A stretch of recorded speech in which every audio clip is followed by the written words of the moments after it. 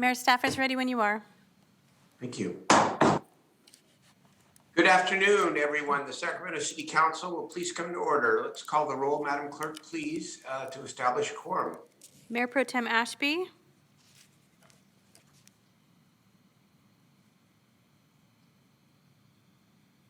Mayor Pro Tem Ashby. Yes, I'm here. Thank you. Councilmember Laloe. Here. Councilmember Harris. Here. Councilmember Valenzuela. Here. Vice Mayor Chenier.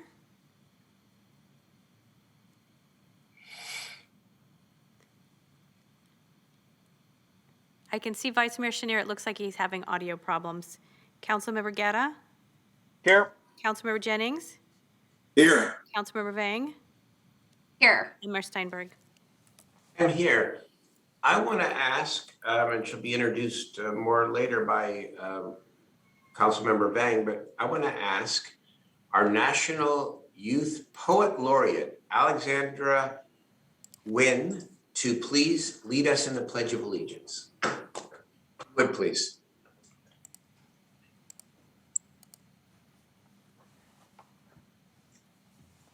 I pledge allegiance To the flag of the United States of America and to the republic for which it stands, one nation, under God, indivisible, with liberty and justice for all.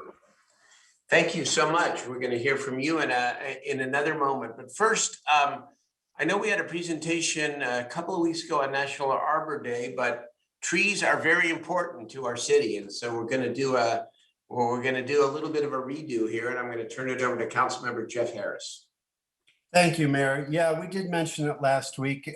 Kind of caught me off guard there because we had set it up for today. So now I have the resolution. Okay. I just want to point out a couple of things. The city of Sacramento actually has a legacy of planting and caring for trees that dates back to its founding in 1849. Arbor Day, of course, is a national holiday and it's celebrated in many other countries. We got the moniker Tree City USA by the National Arbor Day Foundation since its inception of the program in 1976. And I'm just going to skip down now to the last stanza here. Now, therefore, be it resolved by the Mayor and Council of the City of Sacramento that we hereby recognize the achievements of the City of Sacramento and the Sacramento Tree Foundation, and recognize March 7th as California Arbor Day and April 30th, 2021 as National Arbor Day, and encourage all residents to celebrate and recognize the community's efforts to plant, protect, and preserve our trees for future generations. Obviously the Tree Foundation has been a big player in our city, and never more than when Rancho Seco was closed. If you want to know the history of the Tree Foundation, there's a wonderful video that was produced by the Tree Foundation that goes through the history of it. But they have been essential to preserving, enhancing, maintaining our urban forest, which is actually exceptional worldwide. We have here today Kevin Hawker, who's our city arborist. He's actually looking a bit like a lumberjack these days. It's been a little while since I've seen you, Kevin. And I believe we have the new director of the Tree Foundation, Dr. Jessica Sanders. So if you would each like to say a few words. One last thing I would like to say is, a founding member of the Tree Foundation was Ray Trethaway, former council member, and he's recently retired. I believe that the mayor may be speaking about him at some point, but I just want to give a shout out to Ray. He's a wonderful man. He's very passionate about trees. We just named a beautiful grove of oaks for he and his wife, and they've been major contributors to the ecology and beauty of our city. So Kevin, I'll turn it over to you. I'll keep my comments brief. Every day is Arbor Day, so we could celebrate it as many times as we want. We can keep celebrating it tomorrow, keep going. The Sacramento's urban forest is world renowned, as you said. We have over 1 million trees. If we put them all together, if we kind of clumped them all together, it'd be over 20 square miles. Imagine walking 20 square miles without ever seeing sunlight because you were just in the shade of trees. what's even more important is that, those trees didn't just happen by chance. Each one of those was planted, with very few exceptions. Each one of those was planted by a person who was caring for future generations. Some of those trees were planted by our council members themselves. And one of the things about Arbor Day is we're actually looking forward to the future. We're thinking about those benefits that those trees are going to provide in the future. We've got a lot of good things coming up on the horizon. We've got, as we said, we've got a new executive director of the Tree Foundation and a new partnership starting with that. We have new technology on the way, on the horizon, that is going to help us use computers to understand our tree canopy a little bit better. We've got a lot of great things going to look forward to, and I'm really excited about it. I'm just going to pass it off to Dr. Jessica Sanders. Hi, it's a pleasure. Thank you. It's a pleasure to meet all of you.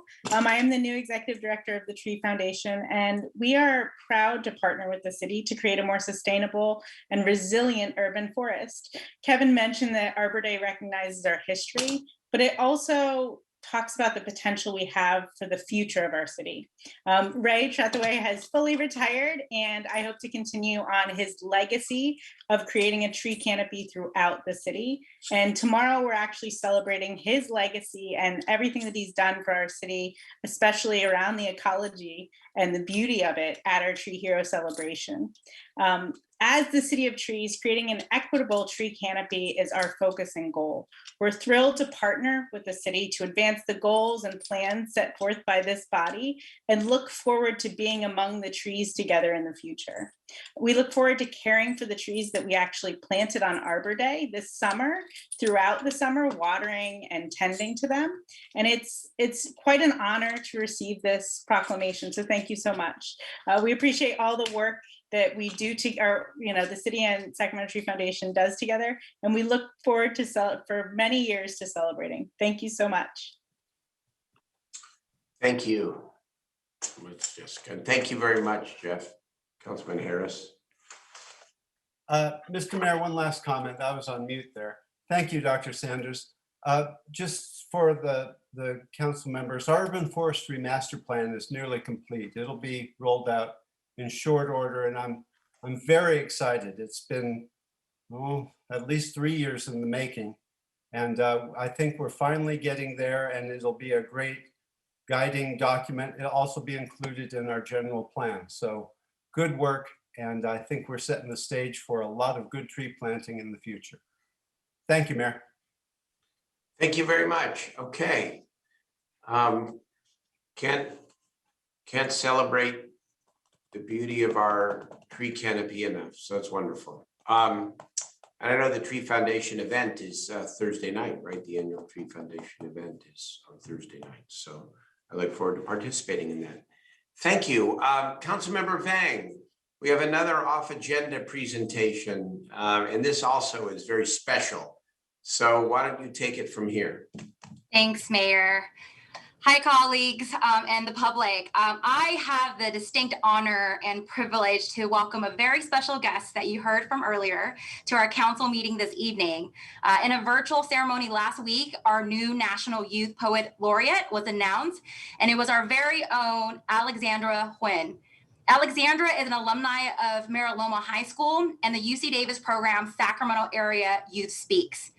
Alexandra absolutely credits Patrice Hill, director of Sacramento Area Youth Speaks, Dr. Camilla Davis, the National Youth Poet Laureate Network Director with Urban World New York City, and the Sacramento community for making all of this possible.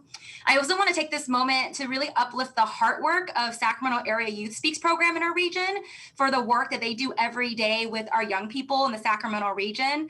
Just some quick facts. The program was founded in 2008 at UC Davis by Dr. Vahar Watson. The current director right now is Patrice Hill. And I really just want to take this moment to also uplift her and say thank you, Patrice. If you're watching this, want to give you a shout out as well. For Alexandra, as a second generation Vietnamese American, she says that poems are spoken every day in Vietnamese culture because Vietnamese is a very poetic language. Alexandra draws inspiration from various people like former national poet, youth poet laureate like Amanda Gorman, and cites Ocean Vuong and Diana Nguyen as among her favorite writers. Alexandra has been writing since she was 7 and believes that poetry is a way to communicate complex issues and humanize them. And I'm incredibly honored because as we close out Asian American and Pacific Islander Heritage Month this week, it is my honor to celebrate her and recognize our new National Poet Laureate, Alexandra, to our council meeting tonight. Alexandra, I just want to say I am just so incredibly proud of you, of your family, of your entire village for making history, and for you speaking truth to power with your art. And so with that, I want to give a moment to you to say a few words with us. And I think you also have a piece that you may want to perform. So I want to definitely hand it over to you. Thank you so much, council member, and for everyone for welcoming me today. I feel incredibly privileged to be able to represent Sacramento on such a national platform and to continue demonstrating that there is no shortage of youth voice, just spaces to amplify them. Poetry for me is a way to acknowledge our reality and imagine a better world. And I wrote a poem while I was in quarantine this past year trying to do just that. So this poem is called Inheritance. These days, I welcome the silence. Feel the earth hold me. Even in the absence of sound, I'm still listening to all the stories still called fiction. I carve them on the pavement so you may know which way is home. Or else, I let the noise be noise and do not use obligation as distraction. I am not appliance, no domestic creature meant to serve. I am a person. I am a person. There is a word for how I feel, and I am not afraid to know its name.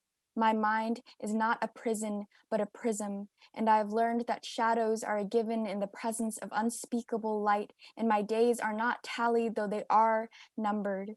So I count my kindnesses and say love more than goodbye. I count my meals instead of the weight I carry. I carry what is useful forward. A few things I've gathered.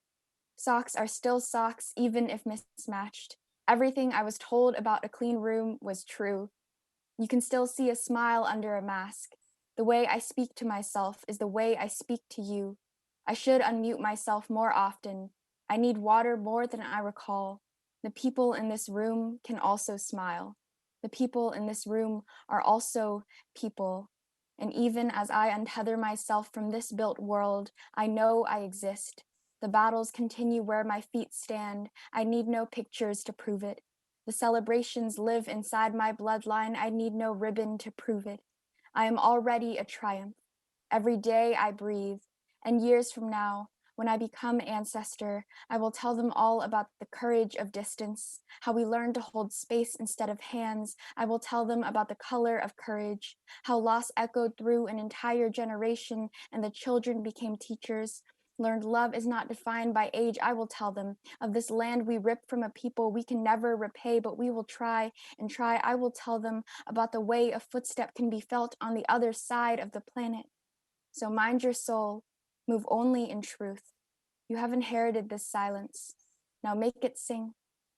Thank you, everyone. Thank you. Wow. Powerful. Really powerful. Do you have that in writing? Is that something you could share on share with us? Yes, I'd be happy to share that. Thank you. Wow. Inspiration. Councilmember Vang, thank you for arranging this tonight. We all start every meeting with a little art, poetry, or inspiration. I think it's actually a good idea. I know we should do that, do a highlight before we start. It's going to be a long council meeting tonight, but I'm just so proud of Alexandra really for setting the tone and always speaking truth to power. I think there's a lot we can learn from our young people and especially her. So Alexandra, again, congratulations on behalf of the city of Sacramento. We're all just so proud of you. Thank you again, Alexandra. We look forward to seeing you nationally. Excellent. Thank you so much. Thank you. All right, members, let us now get to the business of the evening. And we begin with the consent calendar. Is there any? Mr. Mayor. Yes, sir. I need to remove an item from the agenda. It's this something I should do right now? Wait, yes, but there's some feedback or something on the Zoom, so it's a little hard to hear what you're, what number? Is this better now? That's better, yeah. What So number? tone down my voice a little bit. It's okay. I would like to request and remove item number 18. To remove it from the agenda, please. Yes, this is before we get to consent, but I'm glad you raised that in case there's anybody else on here. To Yes. remove this Yes. and go, you want to make a quick comment on that, Councilmember? Yes, thank you. Go, go. Back in February, I had asked the planning development to create to look into the codes and to propose some changes that's related to cannabis location distance requirement from certain use, residential, school, parks, and religious use. This should be before the council for consideration sometime in late July or early August. Thank you very much. Thank you very much. I know you're working. I've never talked in such a low tone, so this is very interesting. Thank you.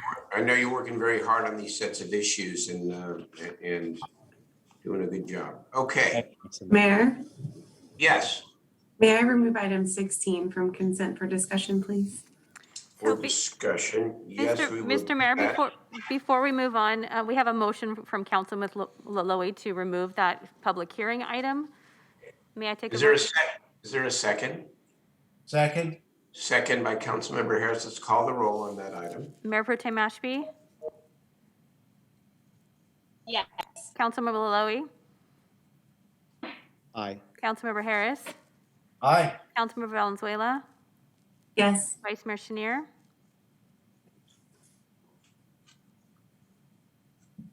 He's having audio problems again, but I do see him. Councilmember Guerra?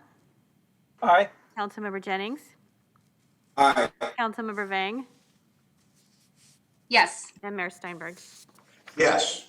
Okay, Councilmember Chenier, I have no doubt would be registered as a yes on this item.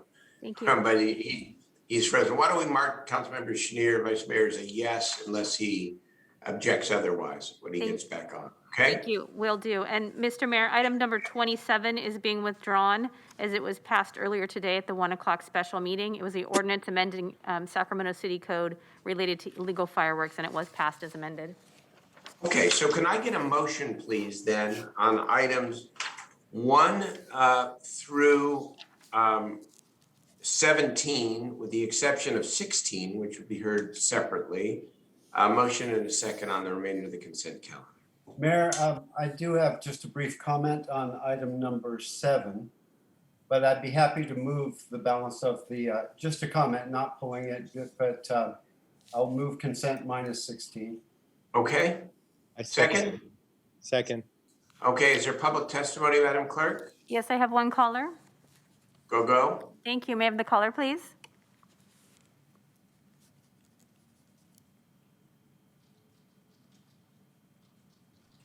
Welcome to the meeting. You have 2 minutes to address the council. Good evening, this is Steinberg, City Mayor and all City Council members. My name is Anatol Gavriluk, and I have a question on item number 1. And my question would be if the applicant already selected general contractor for the project.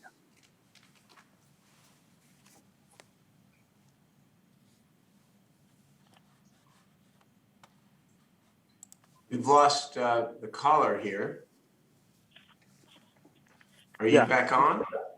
Yeah, I'm still here. Go ahead. We didn't, you cut off after about half a sentence.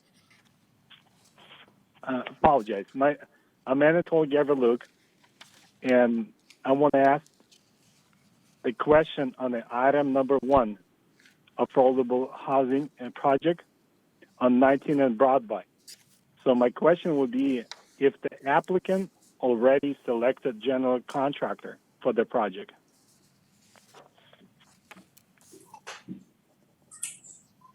You cut off again, sir. So I'll try to interpret. This is a grant application. So I don't know how this would affect the general contractor. It's trying to bring more resources to the project. So I'm not sure what the concern is. Does applicant or owner select if there is a general contractor been selected for this project? No contractors have been selected yet, is the way I understand it. So it's all an open process. Thank you for calling. Thank you, Mayor Derestimer. Okay, thank you.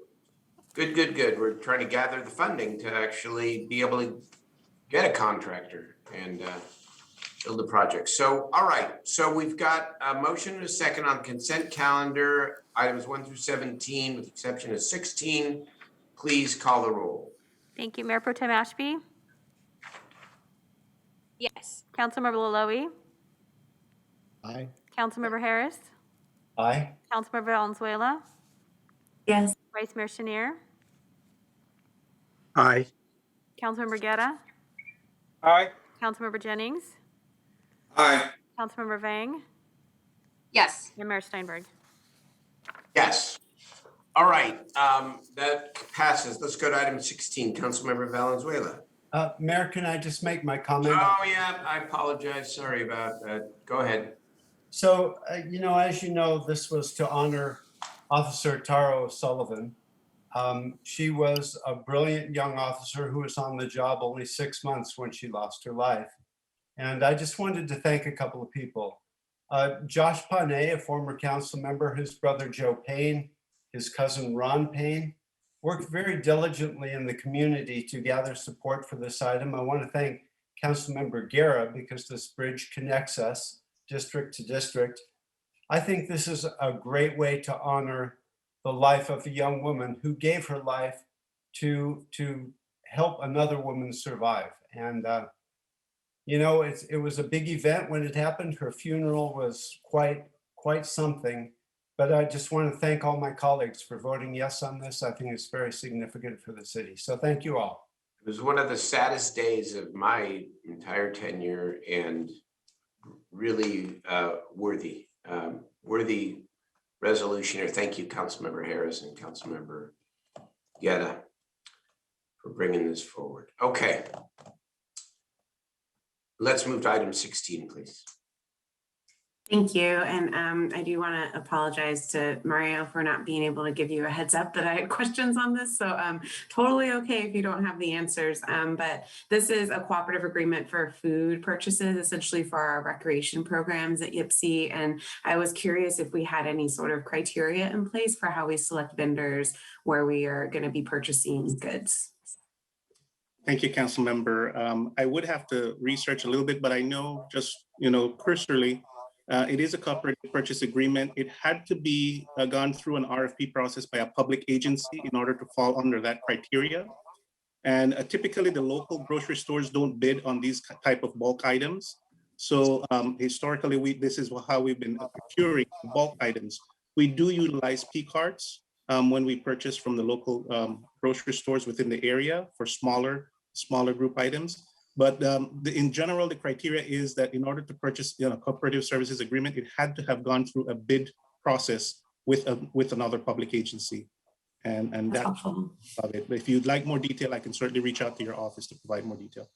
I appreciate that. Thank you, Mario. I think I was also looking at the supplemental purchases that you mentioned that staff make sometimes with their P card. And I get that sometimes we're frustrated by just location and what's available, but I was excited to see on this list, Oto's Market, Rayleigh's, General Produce, folks who are based locally or have offices locally, and places like Safeway and Costco that provide like living wages and benefits. But I was a little surprised to see vendors like Walmart on here. And I think, when you look at holistically, like triple bottom line approach, how we invest our money to try to support either local businesses or good jobs. I'd love to have that conversation come back maybe at some point to think about how city staff maybe pick who they use their P cards for when they're out in the community so that we can ensure greatest impact and benefit to the community. Absolutely, we can do that. Okay. Thank you, Mario. And with that, Thank I'll you. go ahead and move the item. Thank you, Mayor. Thank you. Second from I will second. Councilmember Jennings. Let's call the roll, please. Mayor Pro Tem Ashby? Yes. Councilmember Laloe? Aye. Councilmember Harris? Aye. Councilmember Valenzuela? Yes. Vice Mayor Chenier, Aye. Councilmember Guerra, Aye. Councilmember Jennings, Yes. Councilmember Vang, Yes. and Mayor Steinberg. Yes. Thank you, that passes. All right, let us now go to our public hearings. Again, 18 has been taken off the calendar. We have 19 and 20. I'm going to ask, as we get to the discussion calendar and the budget, is it possible for the police department to combine items 22 and 23 to, when you present the police budget, also to present asset forfeiture? I'm also just trying to make the agenda as efficient as possible here, if that's possible. Okay, let's go to item 19. Good evening, Mayor. Good evening, Vice Mayor, Mayor Pro Tem, Madam Clerk, and members of the City Council. My name is Philip Voulier. I'm a senior engineer with the Department of Public Works.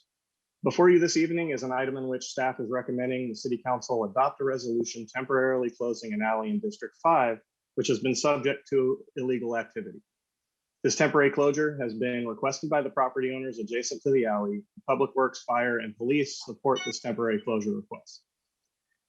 The closure Mayor, will be I'm happy implemented. to open and close the public hearing and move the item. Thank you, Philip. Appreciate it. I think we're good. Thank you, Councilmember. Okay, any public testimony? I have no callers on that item. Okay, then let's call the roll. To confirm, that was a second to the motion by Councilmember Guerra? Correct. Correct, thank you. Mayor Pro Tem Ashby? Yes. Councilmember Laloe? Aye. Councilmember Harris? Aye. Councilmember Valenzuela? Yes. Vice Mayor Chenier? Aye. Councilmember Guerra? Aye. Councilmember Jennings? Aye. Councilmember Vang?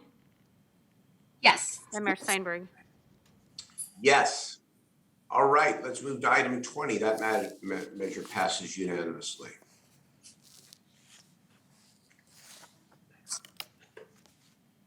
Adriano? Hello. Hi, good afternoon, Mayor Steinberg and members of the Sacramento City Council. I've prepared a PowerPoint presentation this evening. If I can share my screen here. How long is the PowerPoint, if you don't mind me asking? It's just a few slides. I can quickly go over them. Okay.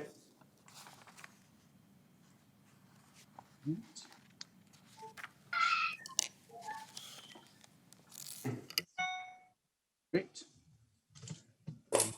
Well, good afternoon. I'm the project planner for the Delta Shores development, villages MDR 5 and MDR 8, file number P20024. The Delta Shores residential development is a request by Signature Homes to develop 223 single-family homes and facilitate future residential development within the Delta Shores PUD.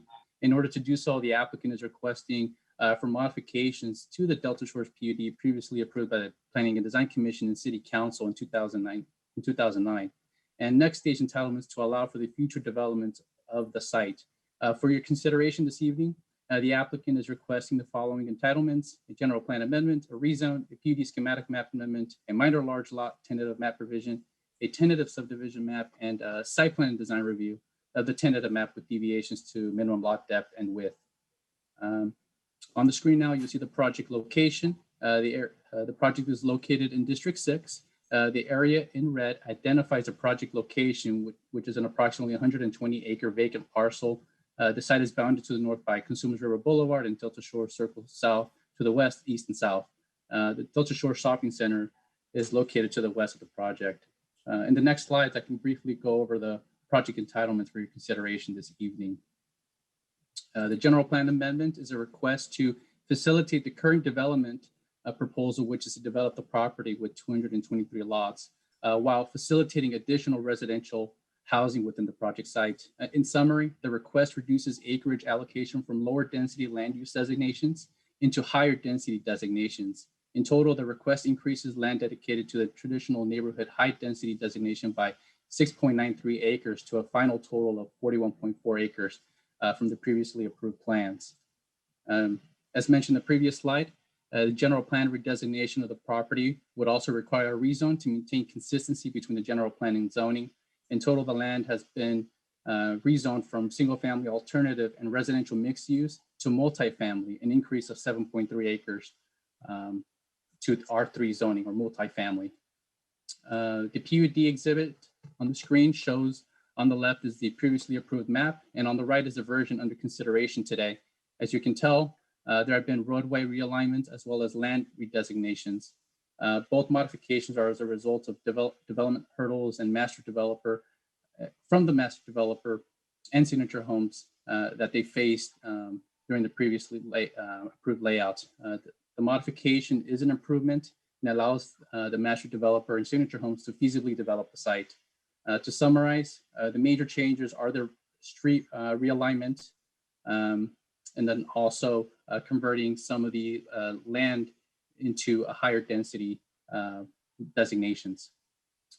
This is the minor large lot tentative map. I'll skip through this one. And here's the tentative subdivision map, Village MDR5. It will develop 87 lots on approximately 10.23 acres. The parcel layout is efficient in both infrastructure and circulation standpoint. There are short walking blocks and efficient lotting patterns to maximize density.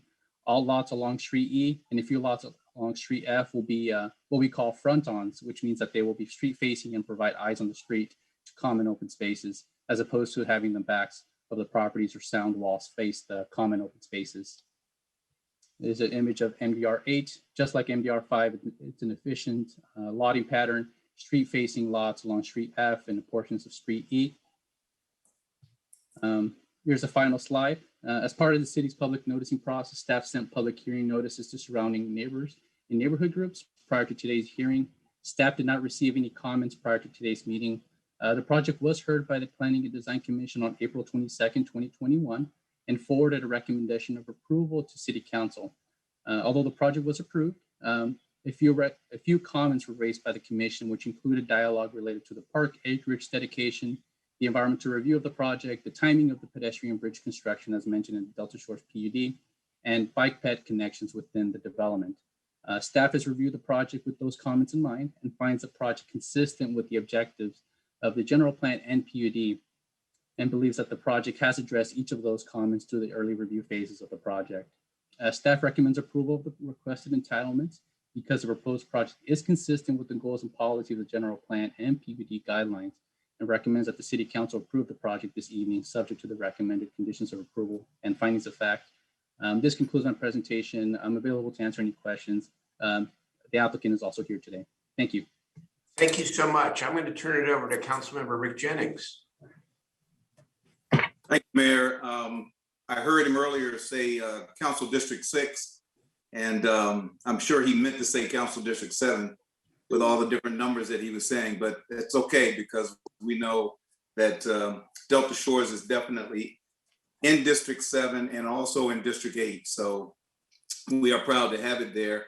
I think as most of you know, the Delta Shores retail has been there and has been an incredible asset to the city of Sacramento for a period of time. And what's been missing are the homes, the 5,200 homes that are going to go with that retail development. This is the first opportunity that we have to start building homes. And so consistent with the general plan. It has gone through the planning commission. It has gone through my office, and we are strongly encouraging the council to help us move forward with getting this started so that we can continue to develop homes in that area. So I can't say much more than Angel has already said, but we have had intensive conversations with the developer. We think this is the right thing at the right place at the right time for this community to get these homes up and going.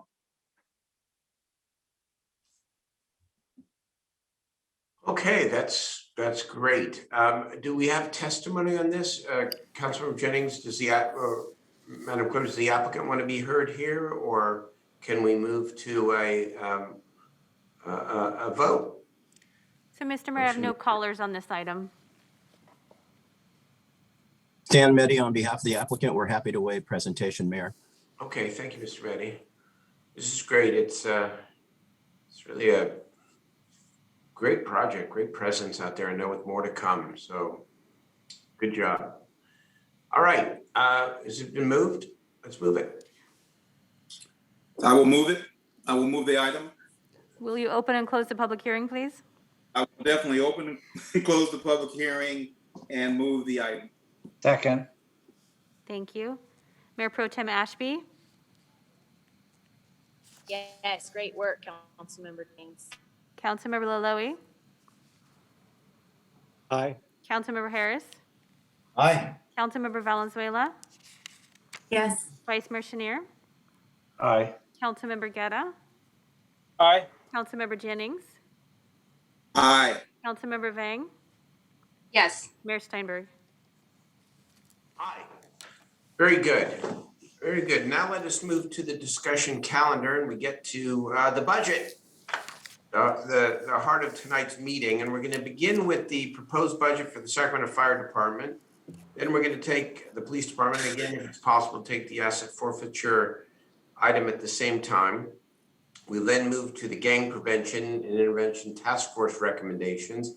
And then we'll do the Measure U Community Advisory Committee recommendations. Mr. Mayor, Yeah, I'm sorry, if I could request, could we hear item 23 separately? I had a separate set of questions for that. sure. Thank you. Okay.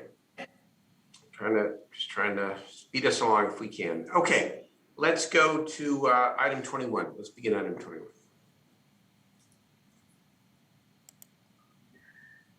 Chief Loesch. Yes, I am here. Thank you. Good evening, Mayor and Council. Obviously, I'm Fire Chief Gary Loesch, and I want to thank you for the opportunity to present the department's FY 21-22 budget this evening. First of all, I'd like to thank my entire staff for all their hard work and the late nights. I also want to provide my thanks regarding the diligent work in collaboration with the City Manager's Office, the City Finance staff on budget development, and their year-long assistance with our department. And with that, I will get started. Short. We have approximately 15 slides, Mr. Mayor, for our presentation. Okay. Go to the next one. So I'm going to start off with the budget summary. As you can see, Thank you, Brittany. I think somebody's not on mute here, please. okay, I'm going to start off with the budget summary, which is the FY 21 amended and the FY 22 proposed. As you can see on the first line, employee services will increase an increase of 2.8 million and it's related to labor and benefit increases. Services supply increases of 2.7 is related to the fire plan review and the GEMT quality assurance fee paid to the department healthcare services. You also see labor offset increases due to increased labor costs and grant funding and Measure U employee services. So our net is 4.8, which is approximately a 3.5% increase over FY 21. We drop down to our positions. And as you can see, our sworn positions in FY 21 was 644. We're going to be dropping down to 642, which is a change of 2 positions, which in a future slide, I'll explain why that transpired. So going over some of our department efficiencies, in the operations EMS section, we partnered with the County of Sacramento Public Health to establish and deploy in-service mobile integrated health units and COVID response units. They're the units that we used while we were doing testing for COVID and also our vaccines. We increased our EMS quality insurance training to provide the best quality patient services to our residents.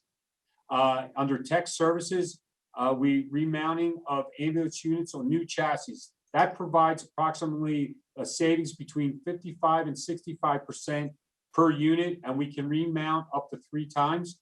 And we started a care and maintenance exchange program for our personal protective equipment, which is our turnouts. And what that is that's to help our members for cancer prevention, basically with our carcinogens that we pick up on our gear. So our proposed FY 21-22 general fund position changes. is the creation of a captain and engineer detail pool to address daily staffing needs. So the request is that we delete 8 current vacant FTE firefighter positions and add 3 FTE captain positions and 3 FTE engineer positions. We have 3 shifts on the department, so it's 1 captain and 1 engineer on each shift that will be put into a detail pool, and they'll help us in our overtime as we'll be able to move them around and replace a captain or an engineer that's either on, say, sick leave, vacation, or injured, or deployed. Then I want to go down a little bit on the current Measure U funding. As you can see, the under community response, public information officer, which was office is 1 FTE, and that is my media and communication specialist. We also, under public safety operations, have an administrative services, which is one of my roll call administrative techs. Under department investigations, we have a PSU admin analyst. And then under fire suppression, we have 91 FTEs, and that is 5 companies and our restoration from recession, plus the addition of Battalion 4 and our SAFER grant retention, which is 27 of those FTEs. Under fire training, we have a battalion chief that's been added up to the fire academy, along with the in-service academy captains and an in-service engineer, and 11.5 FTEs, which is when we bring in a recruit class every January of 25 recruits. And then finally, logistics, we have 1 FTE and 2 pickup drivers that work as in our stores administration, and the pickup drivers do deliveries throughout the department in all the fire stations. And then finally, in department overtime, there's $1 million. I want to touch a little bit on our department grants. Our USAR, which is our Urban Search and Rescue. We are one of 28 teams nationally here in Sacramento, which is a higher level of training that all our members go through. We get a grant of approximately $1.2 million in funding to provide that training, maintain equipment supplies for any deployment locally or nationally. And that is for any man-made or natural disaster, so we can go anywhere in the country. Our second grant that we have is what we call our SHISGAP, which is our State Homeland Security Grant Program. That provides funding to help maintain our rescue, hazmat, and swiftwater companies to stay up to date on equipment and supplies. One of the issues with the SHISGAP grant going forward, we used to get a couple $100,000 a year in these programs. This year, we only got $19,500 as their other prioritizations are happening county-wide in funding. And then we have the Assistant to Firefighter Grant Program, which you'll hear referred to as an AFG. This year, we received funding to help prepare and protect and respond to the COVID-19 pandemic. And then our final grant that we're going to speak about tonight is the Urban Area Security Initiative, which is called UASI. And that is, we have 1 FTE, which is a captain who's a training coordinator for a countywide. However, the grant pays for this position, not the department. And countywide initiatives and training and supply, the grant is actually run by SAC PD. And this year, every member in our suppression forces personally got 2 tourniquets to carry at all times. Capital Improvement Plan. So our fire personnel safety equipment, that includes funding for SCBAs, turnouts, and our thermal imaging cameras. The fleet emergency for vehicles, fire suppression apparatus is the yearly allotment maintained by City Fleet, and that's $3 million, as you can see. And then our EMS medical equipment and ambulances, which includes our gurneys, tablets, monitors, power loaders, stair chairs, and ambulances. So department objectives. We'll continue to assess and prioritize department staff to support an increasing workload, evaluate security at all our stations, review and identify any utilities and technology cost savings, review the centralized logistics functions to maximize service delivery, and evaluate, establish, and implement diversity outreach and recruitment programs to increase the diversity in our applicant pool.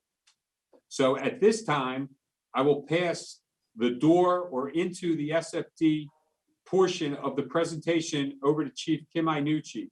She is my subject matter expert and one of the architects of the Diversity Outreach and Recruitment Program. Thank you, Chief. Thank you, council members and mayor. I'm going to go through some of the proposal for augmented budget to fully develop and formalize our diversity outreach and recruitment program to increase our diversity and equity in our applicant pool. The programs that we're putting together provide opportunities to people of color and youth within our communities seeking a career in the fire service. Our goal is to recruit from the community to better reflect our community and also break down barriers that many youth within our community have to getting great careers in the fire service. Our objectives are to establish outreach and recruitment programs, which include youth education and academy programs, and also to enhance our recruitment efforts and to establish or reconfigure our current pipeline hiring programs. We will be developing measurable outcomes that are in alignment with the city's established race and gender equity action plan. The points that we're hitting at least 6 points in the 14-point RG, items 2, 3, 4, 5, 10, and 14 immediately are immediately hit in our program. Next slide. First is administrative services, and that's where we're providing the program administration and coordination for the entire diversity outreach and recruitment division. It provides policy and procedures, program milestones, performance measures, making sure that we're assessing program effectiveness and strategizing for successful outcomes. The 2021 budget request is for 1 assistant chief position, 1 program supervisor, 1 admin tech, and program support. Currently, the assistant chief position is managing other department programs, and we have oftentimes many missed opportunities without a fully funded and staffed outreach program. The outreach component, this section focuses on recruiting in our community and providing youth programming.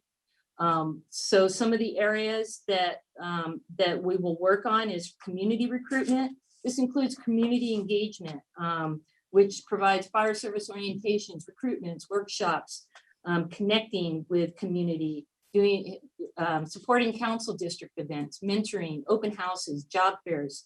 We're missing a lot of these programs because these events because we're not able to focus, and we're missing a lot of soft recruitment opportunities, as well as fully engaging and creating relationships within our community so we can better understand their needs and they can better understand the work that we do. Youth programming, that includes Fire Youth Academy, Girls Camp, high school career technical education programs. This is our long range recruitment efforts. It is very important that we have consistency and that we have dedicated FTEs that can focus on these programs. Many times our youth reach out to me personally looking for guidance as they're getting ready to navigate their next steps. They're trying to figure out how to sign up for programs at the community college. They may not have parents or older siblings that can help them navigate that, and we're that support mechanism that helps them through that. All of our youth programs are developed using the YDI framework that is the YPSI standard for how they create youth programs that are quality youth programs, and it includes program quality assessment to make sure we're delivering programs that not only teach them about our careers, but give them quality and useful training that they can take into their adulthood. This budget request includes 1 fire captain FTE and 2 firefighter FTEs for program and program support.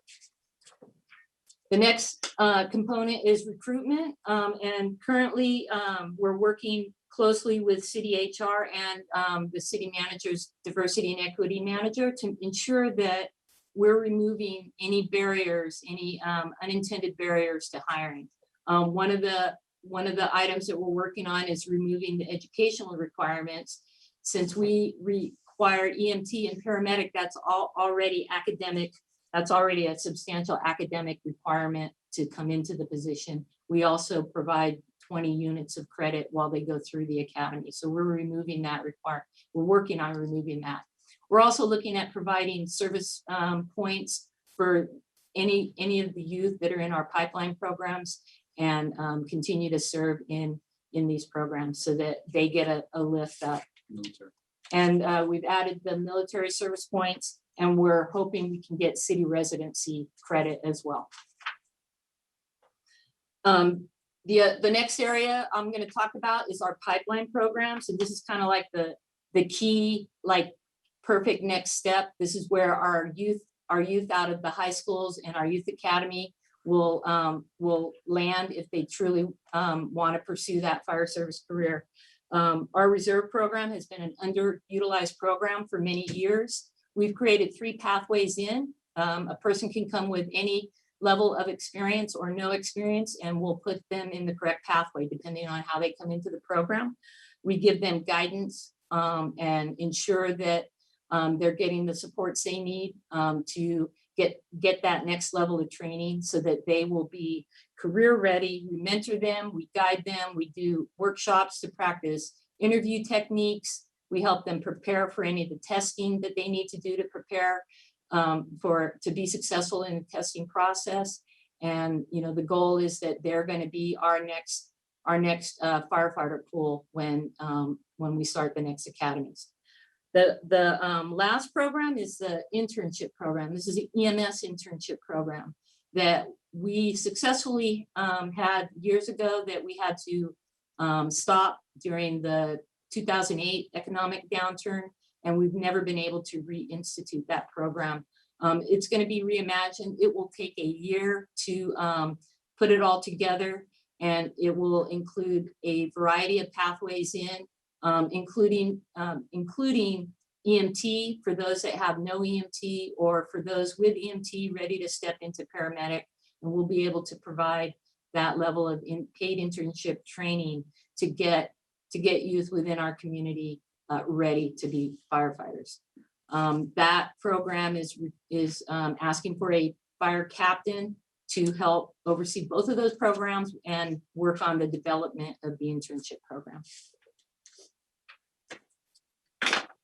Lastly is our, one of the biggest areas is we get all these youth interested and our community members interested in working for us, but we also want to work on retention and making sure we have an environment that's not only diverse and equitable, but inclusive. So we have two programs in place: the Advisory Committee for Equity, Diversity, and Inclusive Transformation. That is a very diverse group of individuals, all volunteers. More than 32 members chose to be a part of this program, and we will be focusing into 4 areas and they will be providing feedback to the chief for areas that we can for recommendations on areas for improvement within our department to make sure we're creating a diverse and inclusive workplace. They'll work on messaging and metrics, attraction and recruitment, inclusion and retention, and developing community partnerships. We feel that that's a real key component to truly making sure we're meeting the needs of our community. In addition to that is the Fire Corps Equity Team. That is a program, that is a membership of 12 individuals who report to the Office of Diversity and Inclusion. And we are doing our program, our department-wide self-assessment. Those metrics will be used to determine what areas we're deficient or low in, and to support the areas that we're doing well in, and identify what we want to focus on for the year, and then repeat the assessment to see how we're doing. And with that, I'm done. Oh, I'm sorry. The So this is an overview of the costing for the program, the planned program growth in from fiscal year 21, 22, and then 22, 23, and 23, 24. We're slowly ramping up, sorry. And so for the first year, what you just saw are the 7 FTEs and the program costs for 21, 22, which is the 2.2 million. All right. Thank you. Does that complete the presentation, Chief? Yes. Assistant Chief, thank you. Yes, thank you. Councilmember Guerra, I know that you are up in the queue. We do not have any public testimony on this item, in contrast to the next item. That's fine. So let me turn it over to members of the council for feedback. Councilmember Guerra. Thank you, Thank you, Mayor. I'll keep my comments short here. First, thank you, Fire Chief, for looking at addressing the overtime issues and trying to figure out what we can do to restructure so we are addressing overtime and any other methods to help retain some of those costs down. I think is important. First, let me also thank your team and the firefighters of Fire Station 6, who responded a couple weeks ago to 3 house fires on 11th Avenue in Tahoe Park. Appreciate all the efforts there in the community connection and the responsiveness to the families who were faced with those fires for those 3 homes there. I wanted to focus primarily today on the point of addressing diversity, and it's been now 5 years since the department, since I brought this issue up, since my first year on the council, about my concerns with the lack of diversity of the department. And since the first audit, the department's actually regressed on the issue of addressing diversity.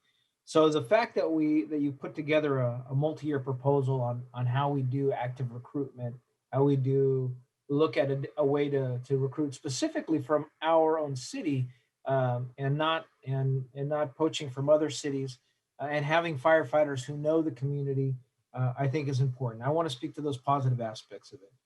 I think the program also would be best served if we are intentional in the conversation about recruiting from under-resourced neighborhoods.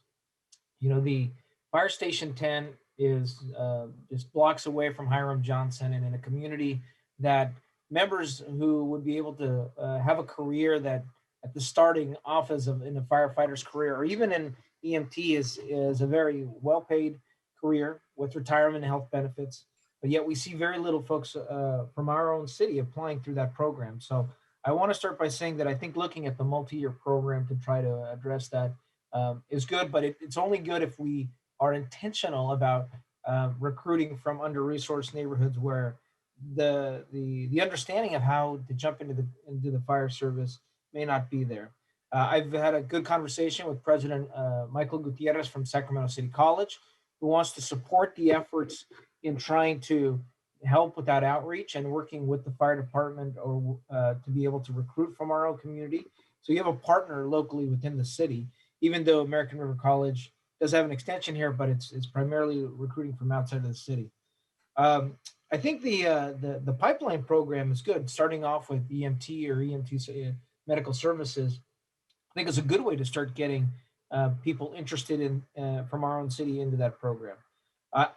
Where am I concerned here is I think the proposal comes off a little top heavy on the administration side, and so I wonder. And again, I wonder what it would be the best way to begin executing this program. And also, I'd like to see that if we were to use this as a workforce training program for those young adults who have not been able to find employment, and it's been a difficult job market, could this be a good way for us to be able to recruit folks who've lost their job or who haven't been able to get jobs during the pandemic, and into careers that have the strong longevity with good wages? So I'd like to make sure that if we move down this path, that we're intentional in focusing on how we recruit from some of our under-resourced communities to diversify our department, and to give people a chance who've never had this opportunity before. So I'll stop there. The last comment. Thank you, Assistant Chief Iannucci, for bringing up the point of the environment and making sure that we have an environment in the department that retains our employees. It would be a shame for us to spend this effort recruiting and getting folks in our department only for them to leave to another department where we spent a lot of time to train them, recruit them, get into a career, and then go to another city. So with that, thank you, Mr. Mayor, and I'll stop there and hear other comments. Very good. Thank you, Councilmember Guerra. I got Mayor Pro Tem and then Vice Mayor, and then I have a comment. Go ahead. My hand is up too, Mayor. I'm sorry, Councilmember Harris. Yes, go ahead. Mayor Pro Tem. Want me to go, ahead. Mayor? Yeah. Okay. I can be very brief. I really just have two things.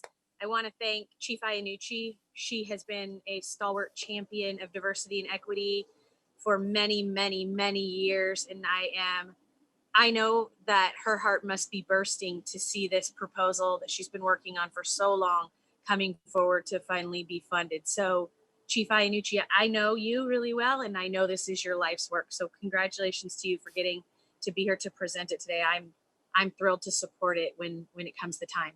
And then just one last thing, Mayor, this is really to the chief and to the city manager. I would really like to know when we take this budget final and we take our final vote, I'd like to see a permanent public information officer added to the fire department. It is ridiculous that the fire department does not have a full-time paid PIO. Almost every other department does. The police department has several. Fire needs one badly because often their public information officer is giving people critical life and death information like leave an area. And so definitely want to see that included in this budget, please. That's it for me, Mayor. Thank you. And great job, Chief. Thank you. Vice Mayor, then Councilmember Harris. Councilmember Harris was up first. Oh, I'm sorry. Go ahead. I can wait. Okay. Thank you, Jay. I appreciate that. Chief, I think there's a great plan. We definitely need diversity in FD. And we've known for a while that the way to get there is to recruit with EMTs and move them through the ranks. I'm a little concerned because it's pretty heavy on FTE, which of course our CalPERS obligations are intense and it adds to our load, but I'm wondering if there's any way to garner savings in the fire department budget to help offset the new employees.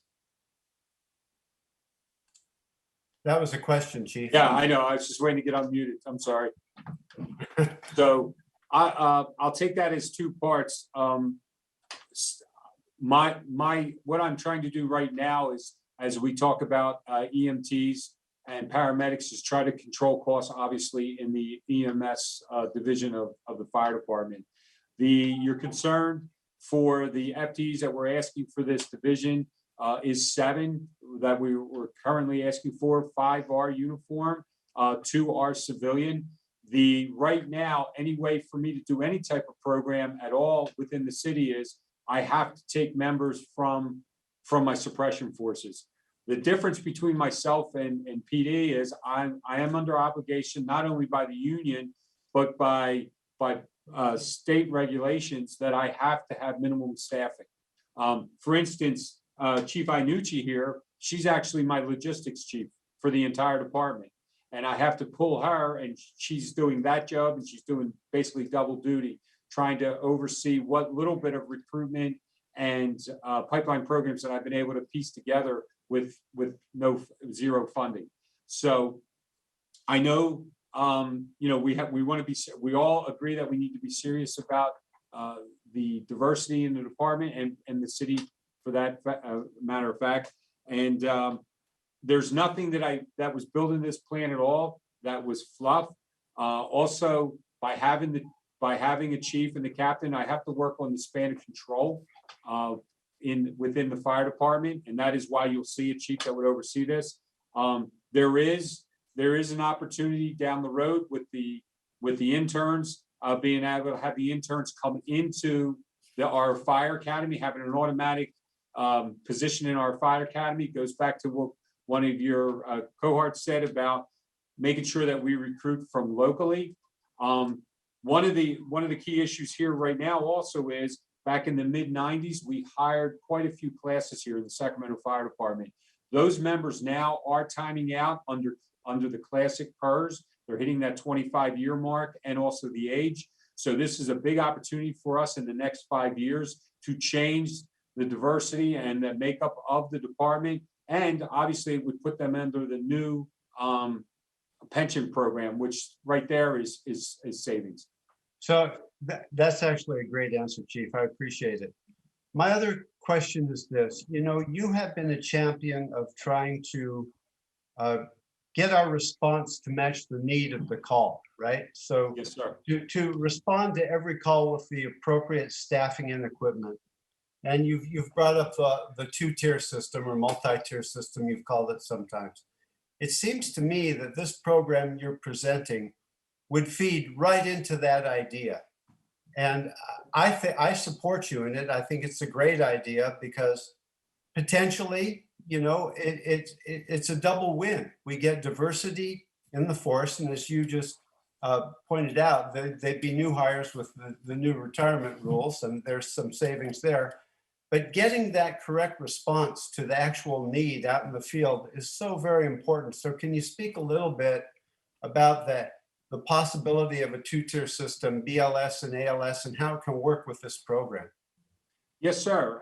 As most of you know, when I was hired here in late 2018, that was one of the things that I brought to the table, that I wanted to build a two-tier system here. And it would go hand in hand with our recruitment and diversity in the department.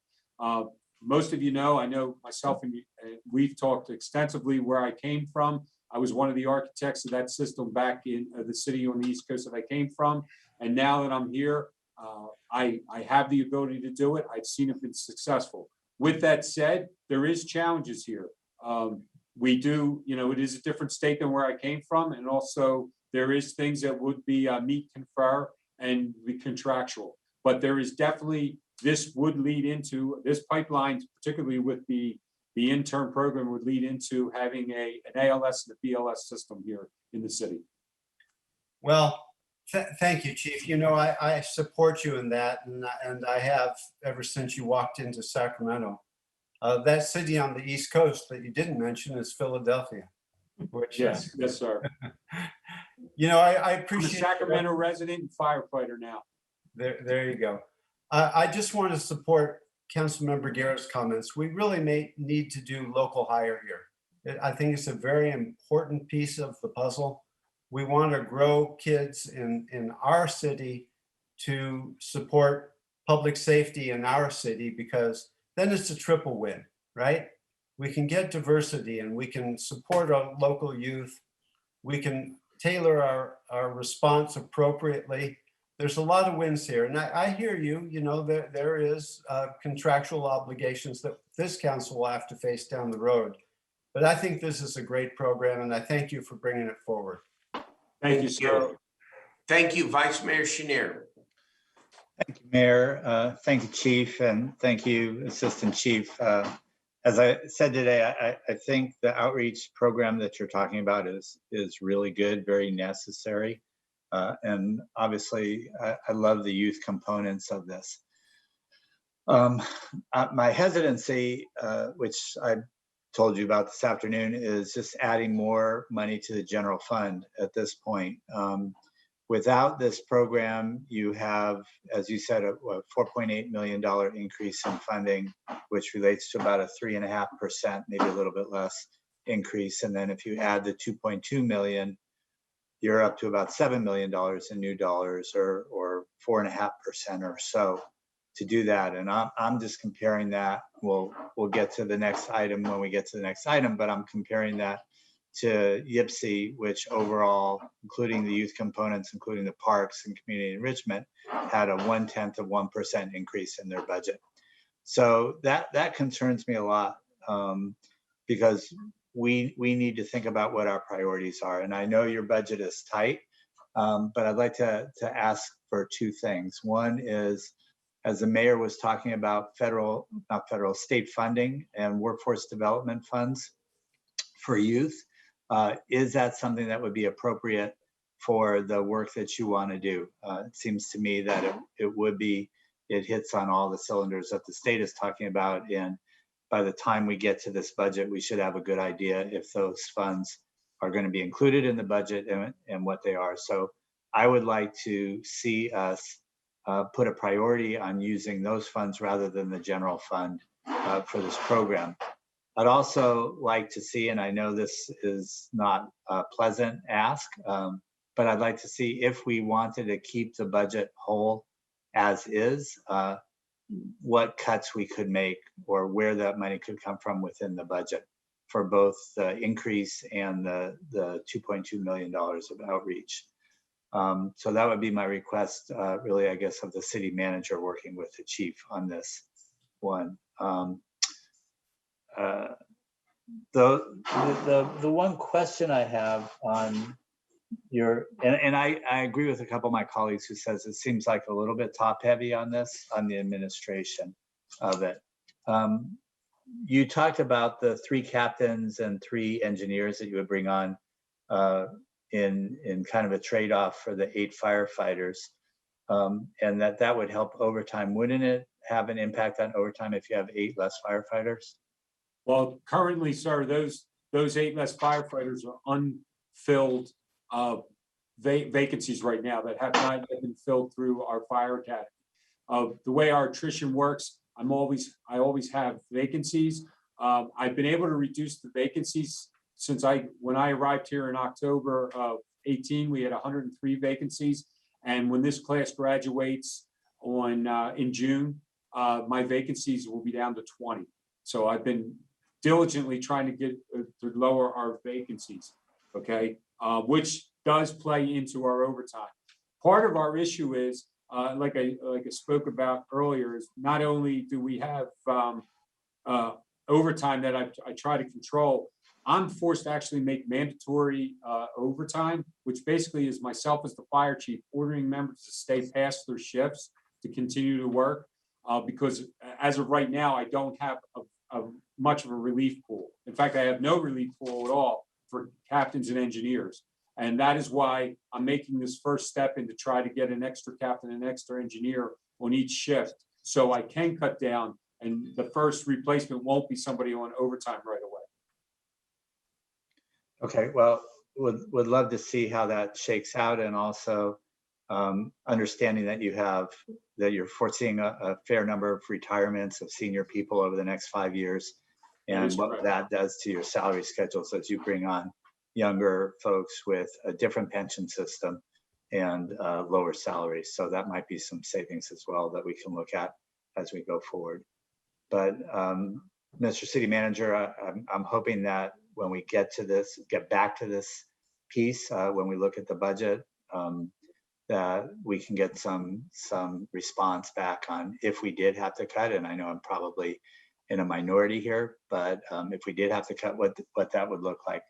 You know, our job is always to do balance and figure out where our priorities are. So that's all I got. Thank you, Chief, and thank you, Kim. I really appreciate the work that you've done. Thank you, sir. Thank you. Councilmember Vang.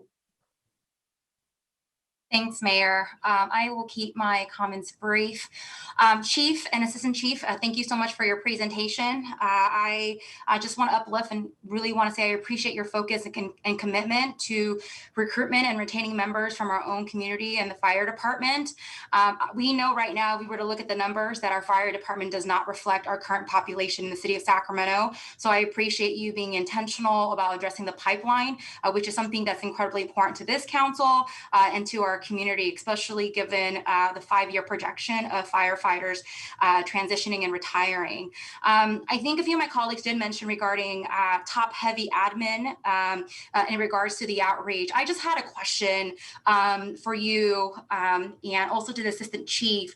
Without the budget, I want to kind of know what work has already been done in the department to currently address and diversify the fire department. Without the budget, what work has the fire department done done.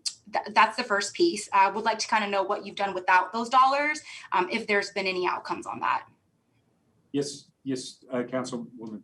One of the things that we've been able to accomplish so far since I've been here is when I got here, we were heavy with hiring paramedics, as we are a city that is an ALS city.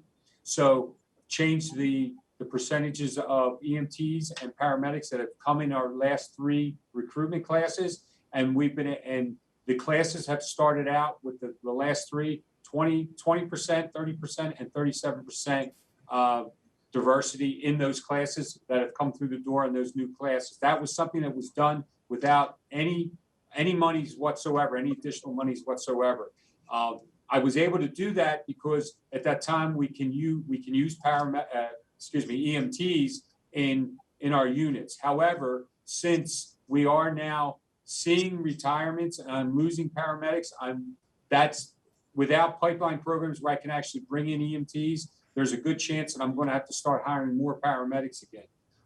We all know, when I spoke to you all earlier this week, we do know that the majority of paramedics that come into the fire service are white males. We all realize that. That is why I've been heavy on EMTs in the recent recruiting and hiring. So it's been a Band-Aid type of thing, and it's slowly moving the needle in the right direction. Obviously, I know I have a long way to go, and that's my responsibility as the fire chief. All I ask is to have the right resources to be held responsible to change the diversity here in the fire department.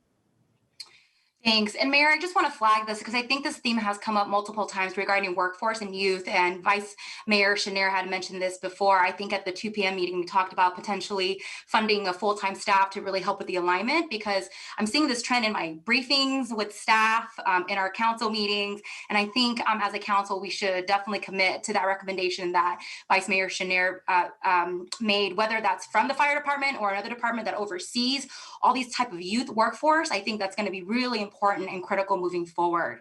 So I wanted just to flag that. The other thing I wanted to mention, and this is also related to the next item as well, but I wanted to bring this up. Last March 2020, there was an audit review conducted by management partners to really help our city align its effort and to develop more of a long-term financial and sustainability. And there were key recommendations given in this report to the council. And one of them I want to highlight and uplift was really around the overtime. Recommendation 8 in particular, making the recommendation. And this question actually is for you, City Manager. The recommendation itself was that we would establish, or the recommendation was to establish a cross-functional team, including public safety, IT, and finance team, to create a dashboard to monitor and provide guidance to all departments regarding methods to manage overtime. And that report was done in March of 2020, and wanted to know, has there been any follow-up to that recommendation? Because I know we have these audits, and I want to make sure that they don't sit on a shelf, and that we're intentional about doing follow-up on these recommendations, especially because there's dollars that's spent on these audits, and I want to make sure that we follow up with the recommendations. Yeah, absolutely. So following the management partners report, we actually had 2 reports come out, and we did a follow-up on all the outstanding recommendations we sent, and I won't send it again to the mayor and council, but the status of all the recommendations, which ones we've implemented, which ones require meet and confer, and the dashboard piece. We did talk a little bit about in the context of performance management dashboards, but I can have our staff pull that and then recirculate it. But that memo has gone out before you took office. With an update on management partners, because your point is well taken. There are a lot of things in there that we've worked on. Some of the bigger ticket items require meet and confer and negotiations with our unions. Similar to the request from Vice Mayor Chenier, I will have to have a conversation, our staff will have to have a conversation with the unions about potentially making cuts to fund this program. So, but I can absolutely circulate that again and reach out to you directly about that one specific recommendation. I don't have it offhand, so I couldn't tell you what that looks like. No worries, Howard Chan, Manager Chan. I'm curious because I keep hearing about the overtime issue, not just with the fire department, but also with police. And so just trying to figure out, what is kind of our city guidance to departments on managing overtime. I think that's really important for me as a city council member to understand how departments are actually managing overtime. And I don't know what that scope, I don't know what that scope is. I don't know how overtime is currently being managed or monitored. And so I think it's just important to keep an eye on that, especially because I see it as a theme in both of these departments. So Well, and I think that overtime and all the rest of these departments for non-public safety are pretty straightforward. Most of the departments just manage their budget. The uniqueness of the police and the fire department is that there are times that we don't have any options other than to have overtime, because use this last summer here as an example in the police department that I know we'll talk about later, but we don't have the option not to send officers when we have protests and to help manage the protests around our city. So I appreciate the fact that we're trying to manage this a little bit better. It speaks to the staffing issue that we will also go into in the police department.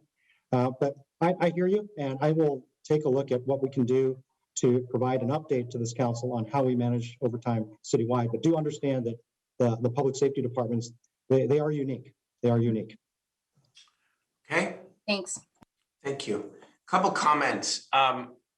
In my opinion, this internship program especially is the absolute right thing to do, not just for our fire department, but for our city's drive towards inclusion if, and here's the big if we assure that we're actually recruiting and hiring people from our communities of Sacramento. I worry a little bit about Prop 209 and the legal inability to maybe be as precise as we want to be to ensure that we're actually diversifying our fire department.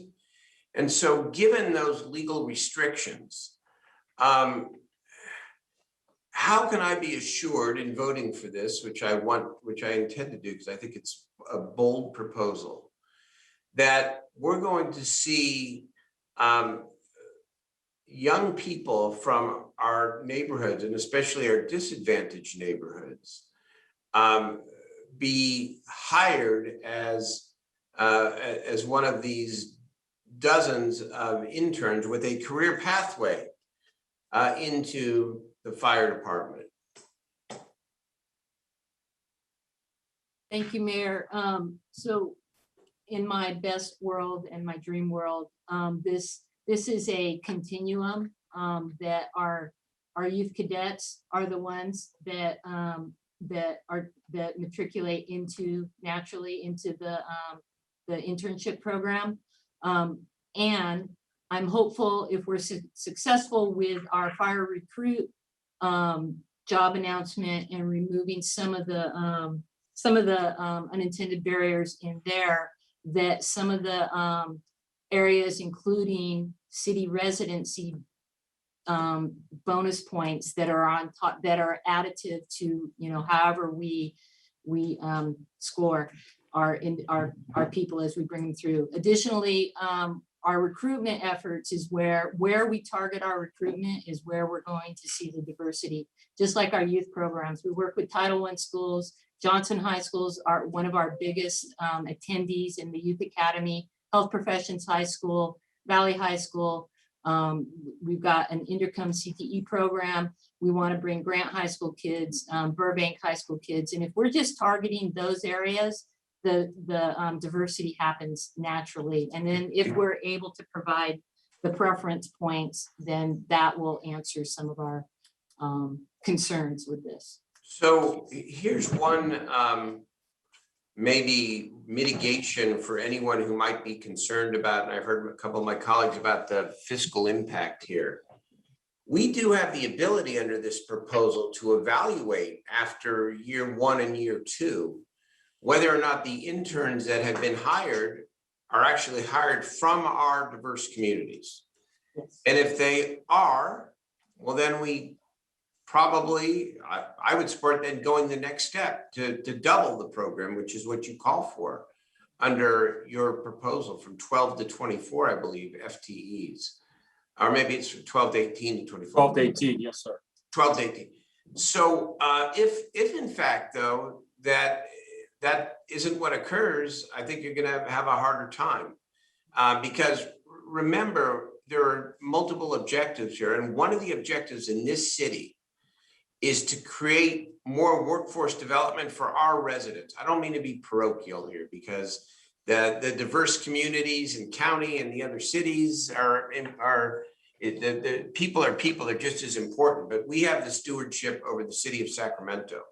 And this drive towards inclusion and workforce development is essential. So that's how I'm going to measure this in the first round. And so go out there and give our kids from our communities, especially our disadvantaged communities, opportunities for this wonderful career pathway to become public servants and firefighters. The other thing, I know we're going to hear this again when we get to the police budget in a moment, and maybe I should save it, but you know, I've done a lot of budgets over the years, as many of my colleagues have too. And in some ways it seems simple to say you're going to take money directly from one thing and send it over to another priority. And I've never really found it to work that way for a variety of reasons.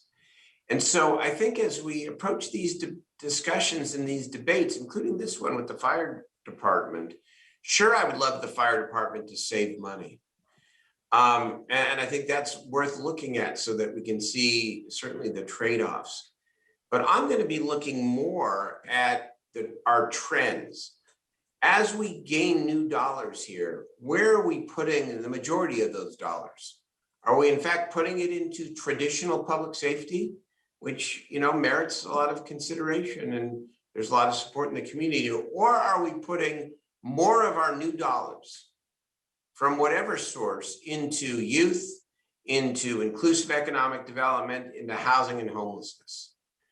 And that's how I have to look at whether or not we are proceeding in the right direction, because there are too many variables that we don't control, including the labor laws, the laws of collective bargaining, the cost of living, the cost of needed equipment, trying to mitigate for, as the city manager said a moment ago, necessary overtime, especially in the public safety area. And so I would like you to come back with the options, but that's not exactly how I'm going to choose to judge this. I want to make sure that we are establishing a trend where more of the new money we gain from whatever source is going directly into the community. And yes, we support public safety at the same time, but more money in the community. You have the advantage here, Chief Loge, of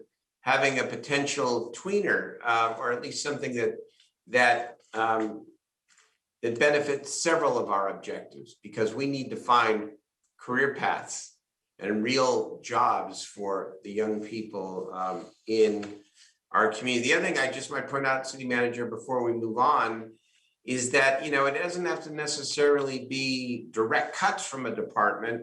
We might dust off that old efficiency study from 2018, 2019, where we went through a series of potential city efficiencies, some more difficult politically and otherwise than others, but some were at least close to low-hanging fruit. And I think we should not ignore that as we analyze how we fund this kind of initiative in a way that gives us as much room as possible going forward.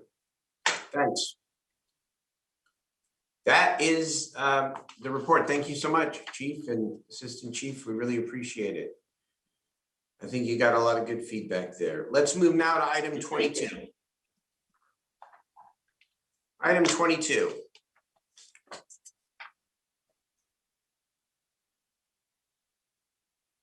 Good morning, Mayor and City Council. I am your Police Chief, Daniel Hahn. I'm here today to present the budget, as you all know, for fiscal year 22, along with the asset forfeiture master plan for the same fiscal year.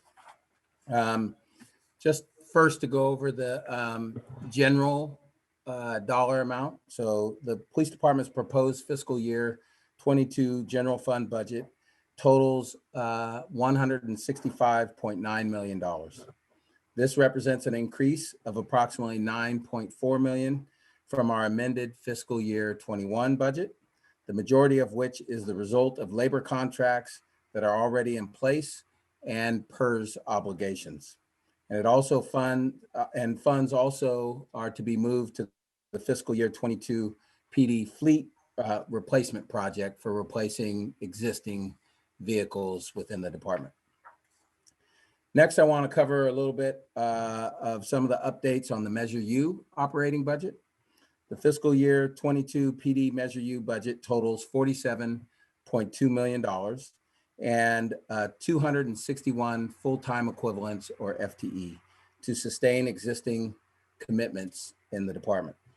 The citywide operations categories that you see on the chart in front of you includes the hiring pipeline, all things SB 1421 and redaction, mental wellness, investigations, patrol, communication center, forensics, and crime analysis.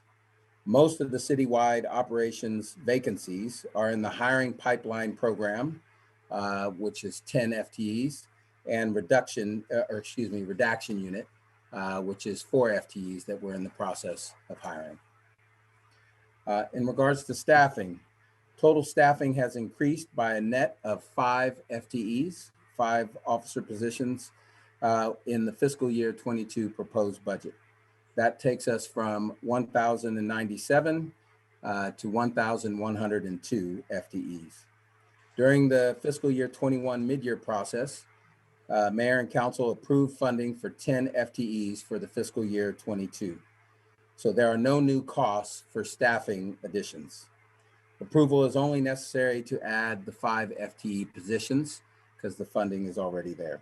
The position additions will be assigned to the following areas: backgrounds, which we've had to change recently due to PERS rules; internal affairs additions; professional standards unit additions; the UAV or UAS, the unmanned aerial support or systems, are all what those 10 positions would go to. I wanted to take a minute on staffing. So since fiscal year 2008, the city's population has increased by about 11%. However, the SACPD's fiscal year 22 proposed sworn staffing since that time has decreased 6%. And professional staffing is even larger than that. Professional staffing has decreased 26%. And when I say professional staffing, those are positions such as records, CSI, forensics, dispatch, things like that. They decreased by that much over that time. As I imagine many of you know, I usually on a weekly basis speak with other chiefs around the country in different associations and different groups I'm in, the last time being just late last week.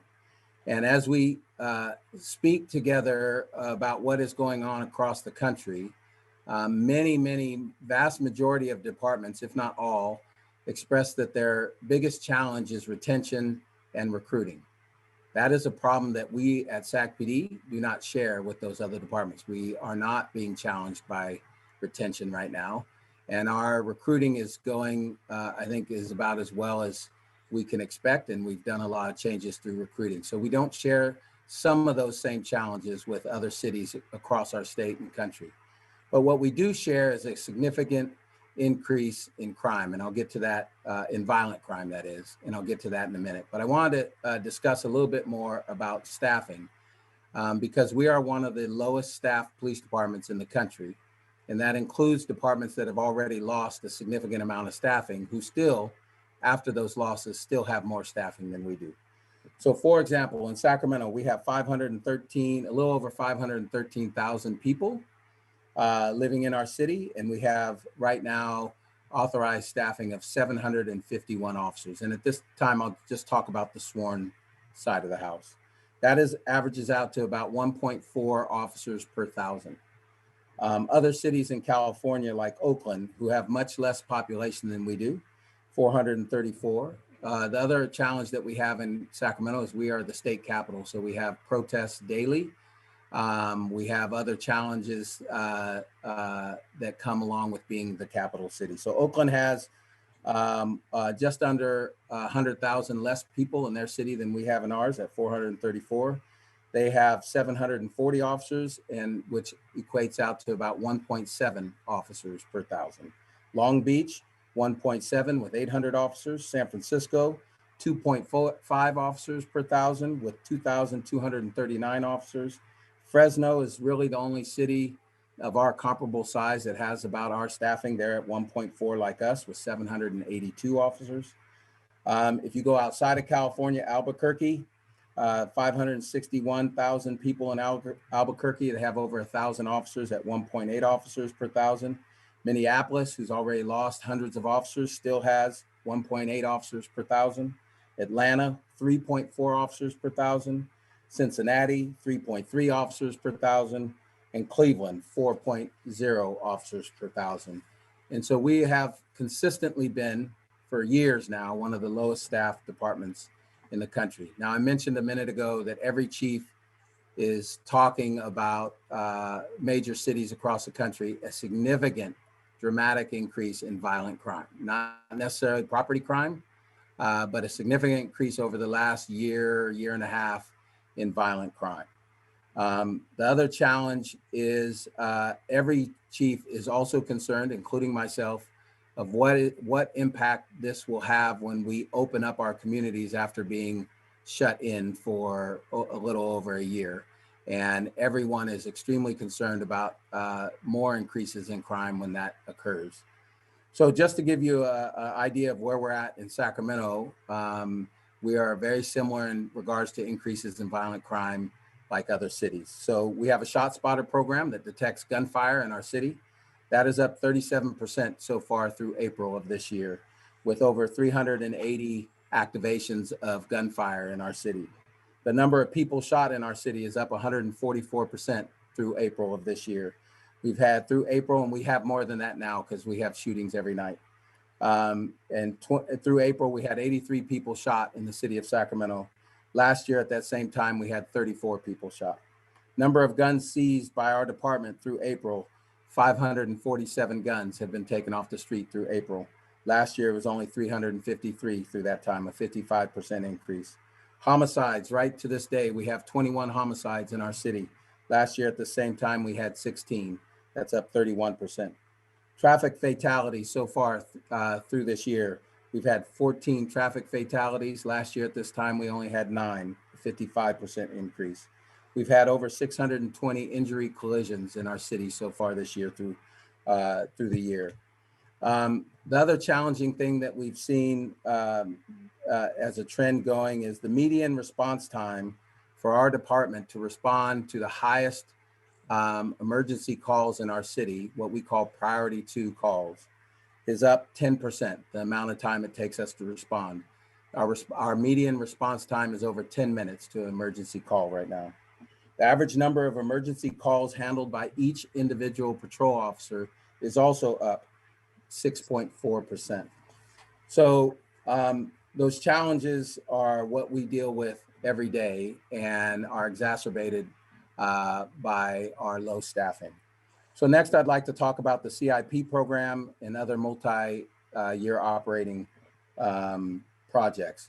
Now, I know this was discussed at the 2 o'clock meeting, so I'm not going to go into a great amount of detail, but the capital improvement program includes things like body cameras, the tasers, IT critical infrastructure, and fleet equipment and technology, along with safety equipment. Other multi-year operating projects are the impact team, police observation devices, and ShotSpotter, of which I mentioned a minute ago. And I know you spoke about that at 2 o'clock, so I won't spend too much time on that. Now I'd like to talk a little bit about our department objectives. I'll start with one of our first objectives is to continue to build a trusting and collaborative relationship with the community. I speak about that frequently. I mentioned that in my swearing in speech. I think most of you were at as my highest priority, along with staffing. It's interesting, both of those are still my highest priorities. Continue to increase diversity that represents our community, expand and enhance implicit bias and cultural awareness efforts, and continue to build morale, and employee wellness by valuing employees and providing the best possible training, resources, and leadership. Next, I'd like to discuss our asset forfeiture program. And at this time, our asset forfeiture master plan for fiscal year 22. The SPD, we must present this plan to council, as you know, every year as to all of you. Per city policy, the police department is required to present the city council an annual plan for the expenditure of state asset forfeiture and federal equitable sharing funding. This year, the department recommends clarifying language consistent with the statutes and regulatory guidance and some of the things that have changed in the federal system. What is asset forfeiture and equitable sharing? Asset forfeiture equitable sharing is the result of court of law determining that assets seized during a criminal investigation are ill-gotten gains of illegal activity. By civil court order, the assets are forfeited and then distributed among innocent property owners, crime victims, prosecutorial agencies like the DA's office and others, and law enforcement agencies. The proposed spending plan for fiscal year 22 totals a little over $597,000, and is consistent with policy, which requires an annual spending plan. As stated in local policy and applicable federal and state regulations, allowable uses for the funding include law enforcement operations and investigations, law enforcement training, education, travel and per diem, law enforcement and public safety facilities, law enforcement equipment, drug, gang, and other prevention awareness programs, and support of community-based organizations. And I just want to talk a little bit about the proposal of who this funding would go to under the gang prevention and community organizations. That percentage total equals to a little over $108,000 that is available to be distributed to community-based organizations that offer anti-gang, anti-drug programming to Sacramento youth. Programs are selected based on the record of success with the community. Of the total, $83,000 is from state asset forfeiture, and the remaining $25,000 comes from the U.S. Department of Justice Equitable Sharing Program. I just wanted to uplift a couple of the organizations that we have in the program, and that would be the Police Foundation. They fund the high school programs at Grant, Johnson, McClatchy, and Kennedy, and the Police Activity League that has multiple programs. City of Refuge, Cops and Kids, Neighborhood Wellness Foundation, Brother to Brother, and Improve Your Tomorrow. And Mayor and Council, that ends our department presentation. I'd be happy to answer any questions at this time. Members, thank you very much, Chief Hahn. Members, we have 34 members of the public who want to comment. I suggest we hear from the public first, and then we'll turn it over to the council for questions and comments for the chief and the department and the city manager.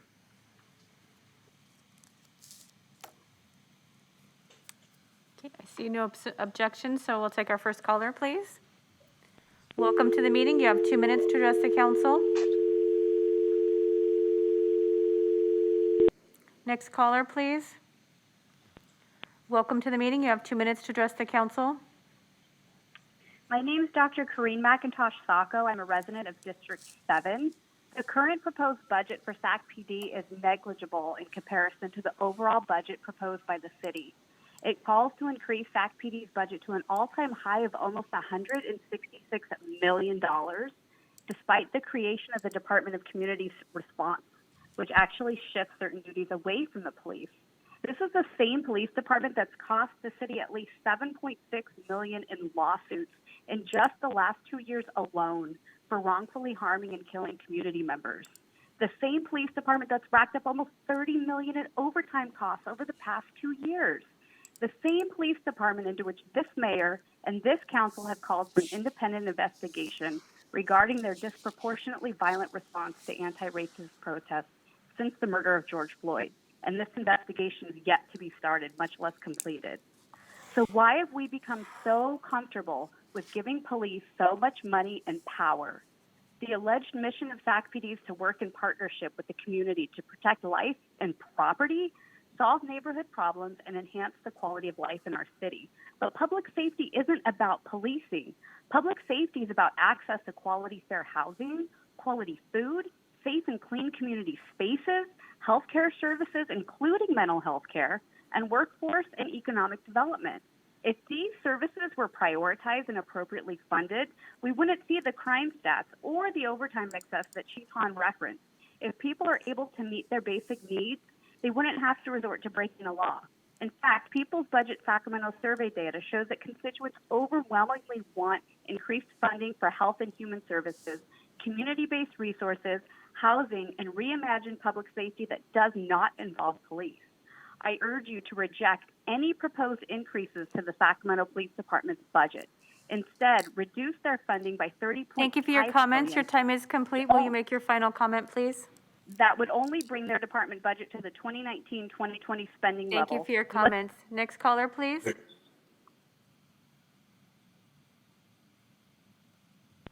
Welcome to the meeting. You have 2 minutes to address the council.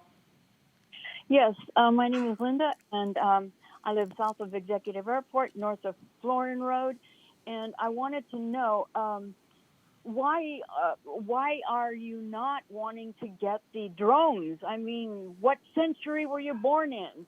Drones are going to help keep lives. I mean, if lives don't matter, then don't buy them. But also, I have witnessed when in and out of shifts for the police department, and the last time it was about 14 or more officers in the circle talking, and all of them were blonde, and I didn't see their eyes, but blonde and white. And where are the minority police officers that we can relate to? And how many of your officers have made neighborhood calls? Hi, I'm Officer John or whatever. If you ever need anything, you know, here's my card, here's my number, here's this. No. The only time you see them is if something happens, and then 20 or 30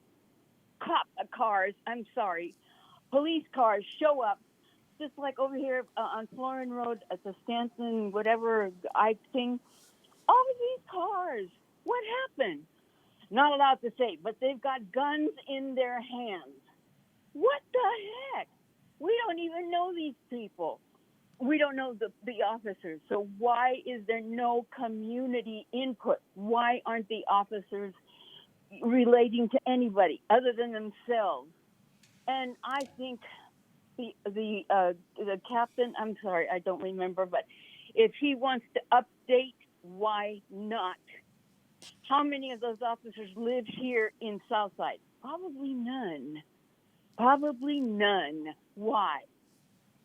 I think they should be given an. Thank you for your comments. Your time is complete. Will you make your final comment, please? Yes, I think maybe I should get on the wagon again, protest like I did. Thank you for your comments. Next caller, please.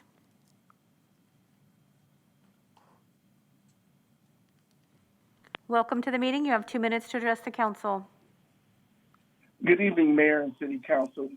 My name is Mervyn Brookins, and I am the founder of Brother to Brother. I just want to offer my perspective on the conversation about funding the police. As a community-based organization, Brother to Brother is on the front lines working with youth to interrupt gang and youth violence, and we oftentimes work with law enforcement in this effort. And to put it simply, I have the utmost respect for the job that law enforcement does. Are there issues or concerns within law enforcement that need to be addressed? Of course. Chief Hahn has repeatedly acknowledged the systemic racism and culture that has plagued police departments since their inception. And to his credit, he has taken numerous steps to change that culture. For example, the Attorney General's independent audit made 65 recommendations to improve SACPD. Chief Hahn implemented 62. Additionally, many community-based recommendations, such as community and officer engagement, mandatory body cameras, new video release policy, new cutting-edge training, and others have been implemented. Now, I don't want to sound like a promotion for SACPD, but the bottom line is truth is truth. If we ask for change and we get it, We have to be able to acknowledge it despite our personal agendas. It undermines the very safety we seek when we continue to sow seeds of distrust when the door of opportunity is open. So I respectfully ask, let's have real conversations about police reform. I know that the fund the police mantra may be popular and sound progressive, but it's not practical. So I'll end with this. I no more want to live in a society without police than I do wherein I fear police. With that said, I support Chief Hahn and his vision for the future of Sacramento policing, and I support his budget. Thank you for your time. Thank you for your comments. Next caller, please.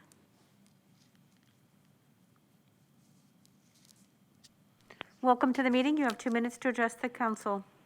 Good evening, David Ingram in District 4. I support the proposed police budget. While I fully believe in investing in our community via non-police resources, there is simply no successful precedent for diverting funding from law enforcement in any state where theft and narcotics crimes have been nearly decriminalized and elected officials prematurely release prisoners at every turn. Watch the documentary Seattle is Dying if you want a preview of where this will likely lead us. But my motive for speaking tonight isn't a documentary, but rather my personal experiences right here in Midtown over the last couple of months. Drug dealers basically moved into tents directly across the street from me and my neighbors and started selling drugs, prostituting, stealing bikes, chopping bikes, grinding bikes in plain view of myself and my neighbors day and night. Our entire block observed individuals shooting heroin into their arms from our windows, while families with small children unknowingly walked by on their way to the YMCA. We've had rocks thrown through our windows, human defecation in our yards, urination, people shooting heroin in their cars, tossing their needles in the streets, trespassing, pillaging our flowers, our rose bushes, our plants, our pots, grinding stolen bikes all night, men bringing young girls and women into tents, yelling, arguing, honking horns at 3 a.m., and so much more. This led me to walk the streets of Sacramento, where I saw people dressed in all black.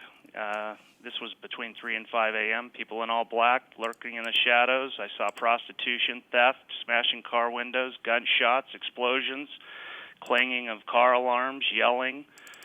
There's definitely a massive unspoken criminal element in Sacramento that most people don't want to talk about. Yet the more I talk, the more I hear about people all over Sacramento experiencing the same or similar issues.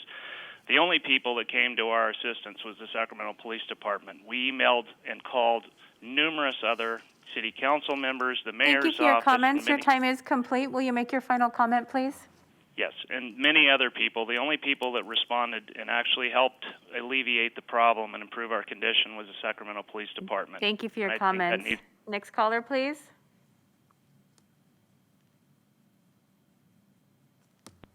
Welcome to the meeting. You have 2 minutes to address the council. Thank you. Good evening, Mayor and council members. My name is Ed Perez. I'm a long-term resident of Sacramento and currently the president of the Hamptons community. We represent nearly 1,300 households in North Natomas. And tonight I urge you to ensure the safety and well-being of our city residents by adopting the proposed budget for the police department before you tonight. It's been said that budgets reflect one's priorities, and as a council, you have a chance today to show that protecting our safety is a top priority. As a city resident, I'm also very proud that our police department is one of the most progressive departments in the country. I've seen this firsthand when I had the opportunity to attend the Community Engagement Academy and learn about the department's many efforts to connect with the communities that it's charged with serving. And I'm equally proud of our city's efforts at a holistic approach to public safety by establishing the new Office of Community Response, the Office of Violence Prevention, and the Office of Homeless Coordination. And I'm really glad to see Bridget, Dean, and Nicole Clavo. I'm familiar with their work, so I'm very proud to see them on board. And finally, thanks to Sacramento voters, Measure U dollars are now being used to address the needs of traditionally unserved communities. And I think as the mayor mentioned earlier, as a city, we've proven that it's not a choice between one or the other, and that we can actually serve all of our residents equitably. So again, I urge your support for the police budget before you tonight. Good night, and thank you for your time. Thank you for your comments. Next caller, please.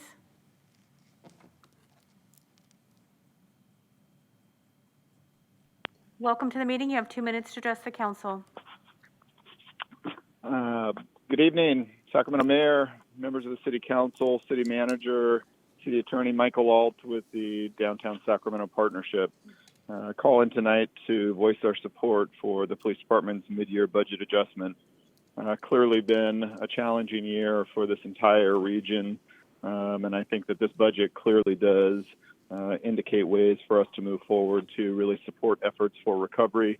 I do want to acknowledge the leadership of Chief Hahn, his senior team, and their officers. They have been instrumental in supporting this community and supporting the business community. We would not have gotten through this year without their partnership and support. We obviously are going to need significant investment as we look to reopen this economy in this city.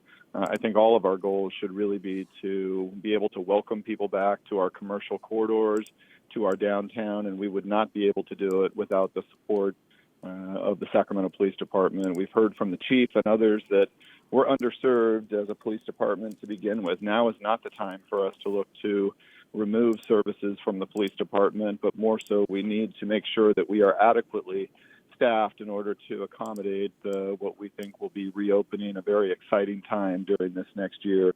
These adjustments in the budget will not only support public safety, but accountability and help our city be more responsive to its community needs. We appreciate the attention to this adjustment and really do ask that the city support the police department. They're a critical partner in everything that we're doing, and we absolutely would hope you will support the item tonight. Thank you. Thank you for your comments. Next caller, please. Welcome to the meeting. You have 2 minutes to address the council. Hello, this is Pastor Anthony Sadler, and my city council member is Vice Mayor Jay Chenier. I would like to thank the Mayor Steinberg, City Manager Chan, and the council members in advance for your consideration. The following are my observations and thoughts related to the proposed police budget.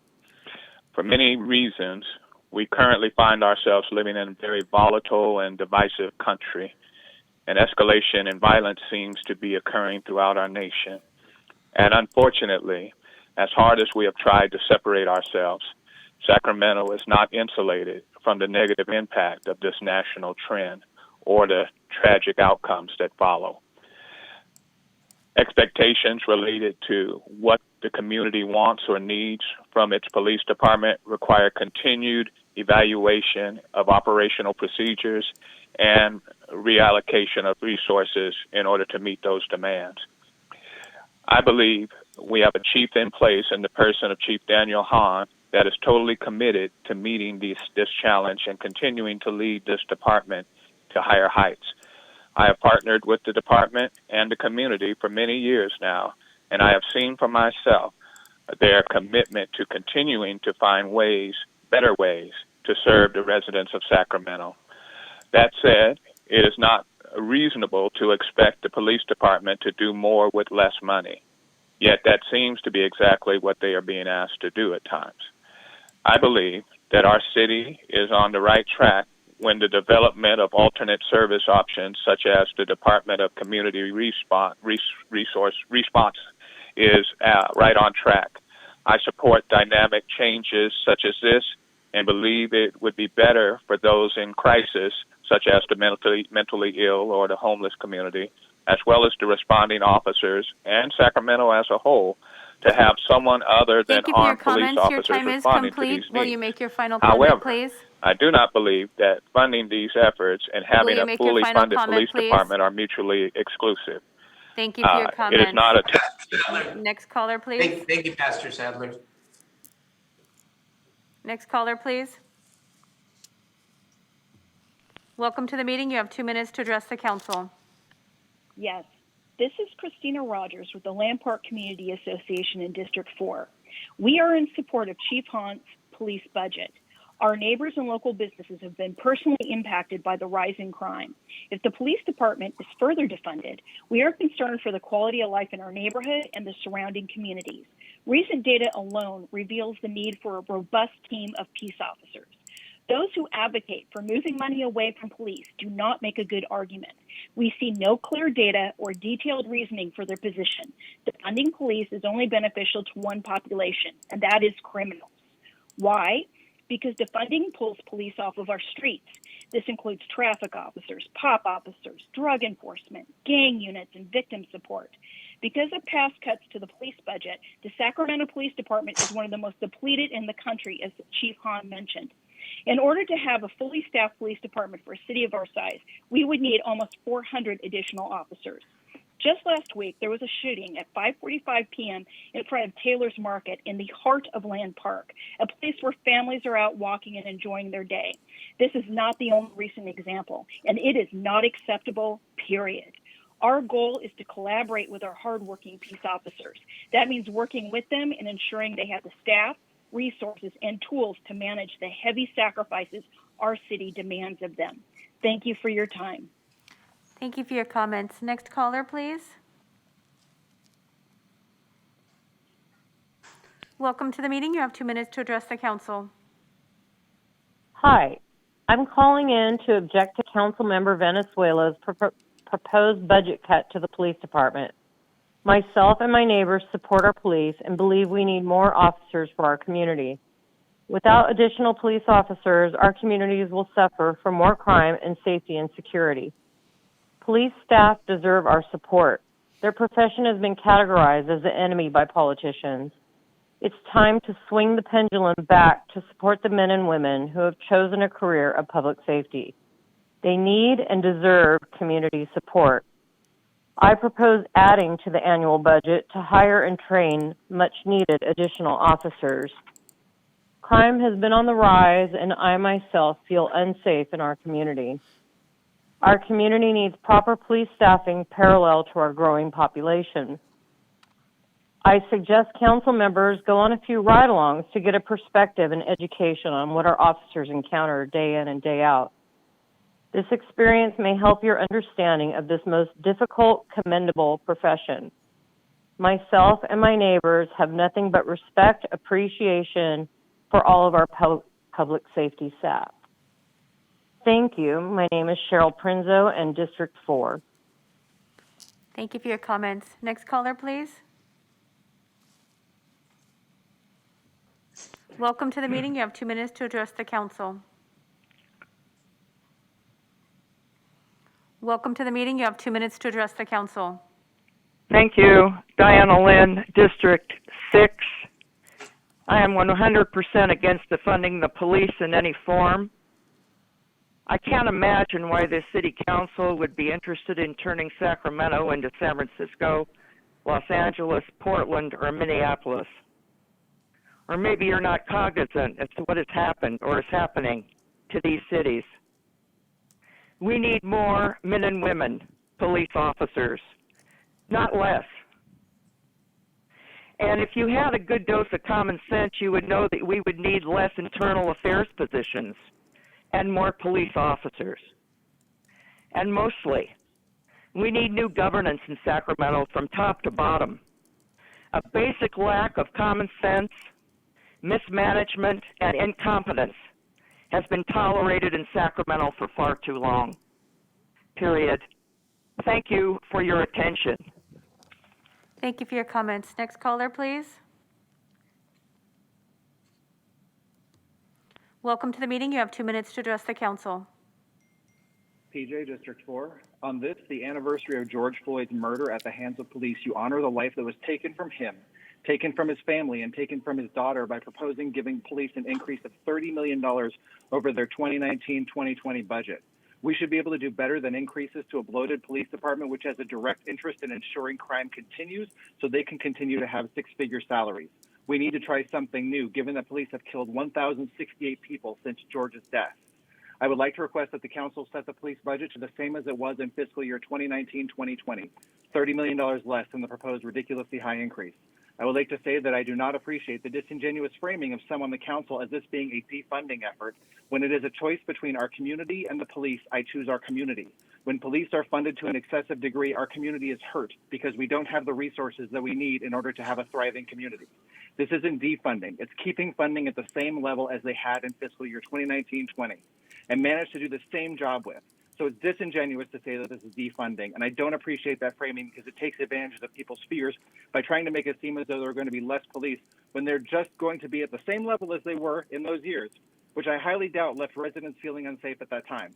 We need community investment. Until communities are invested in, then we will not see reduction in crime. It's an either-or scenario. Either you invest in communities and you see a commensurate reduction in crime because you're lessening poverty and a lack of resources endemic to some communities, or you invest in police and punish the poor and punish those without the resources to enable them to live without resorting to stealing. Did you know that some of the most commonly stolen items are related to low income? Things like diapers and medicine. These are people who can't afford these items because their communities have been historically divested from. They don't have the jobs at the quality necessary to ensure that they can make enough to be able to afford these items. So we either punish them by hiring more police or we help them by funding programs that can assist them. Those are the two options. Whichever one you take necessarily removes funding from the other. So either you care about uplifting our communities or you care about police union dollars coming into your coffers.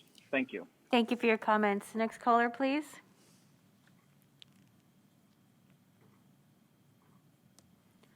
Welcome to the meeting. You have 2 minutes to address the council. Good evening, Mayor and council members. This is Jamison Parker, Director of the Advocacy and Capital Improvements for the Midtown Association. We're calling in to voice our support for the proposed fiscal year 21-22 Police Department budget before you this evening. The Midtown Association, as you are aware, is a property business improvement district representing over 1,200 parcels in the urban core. Our mission is to make Midtown the center for culture, creativity, and vibrancy. One of the biggest factors to creating a welcoming environment neighborhood is ensuring that people feel safe. During the pandemic, we've seen how challenging the virus has been for business, residents, and visitors. We've seen a rise in quality of life issues that have required significant investments for the city and organizations like ours. At the Midtown Association, we've experienced a 25% increase in safety-related calls over the last year. Increasing funding to be responsive to the community needs and improve public safety is an important step to recovering. We understand that the city has to balance many competing priorities when it comes to developing the budget. We also see the significant strides the city has made in developing a comprehensive approach to dealing with the public environment. In particular, we applaud the efforts to stand up the Department of Community Response and the work that they're doing. The proposed police department budget is an important piece to providing a holistic approach to supporting the community during reopening, especially when we continue to welcome more and more visitors to the urban core. Funds in the proposed budget bring resources that fund accountability efforts, ensure the impact team can be fully staffed 7 days a week, bring foot patrol and community policing to neighborhoods, and providing a dynamic response to demonstrations in the urban core. The pandemic has impacted our city in dramatic ways, and we appreciate the attention staff has given to budget adjustments, which ensures that creating a safe and welcoming environment remains a priority for the city. We ask that you include the proposed police department budget in the full city budget to be adopted later this month. Thank you. Thank you for your comments. Next caller, please.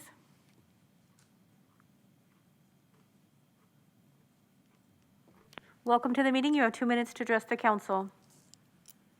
Yes, hi. I'm calling in on behalf of District 4, or from District 4, and I just want to comment that a lot of these callers that seem to be good friends with Chief Hahn or have been already funded by the city really don't know what the fuck they're talking about when it comes to what SACPD does in this city.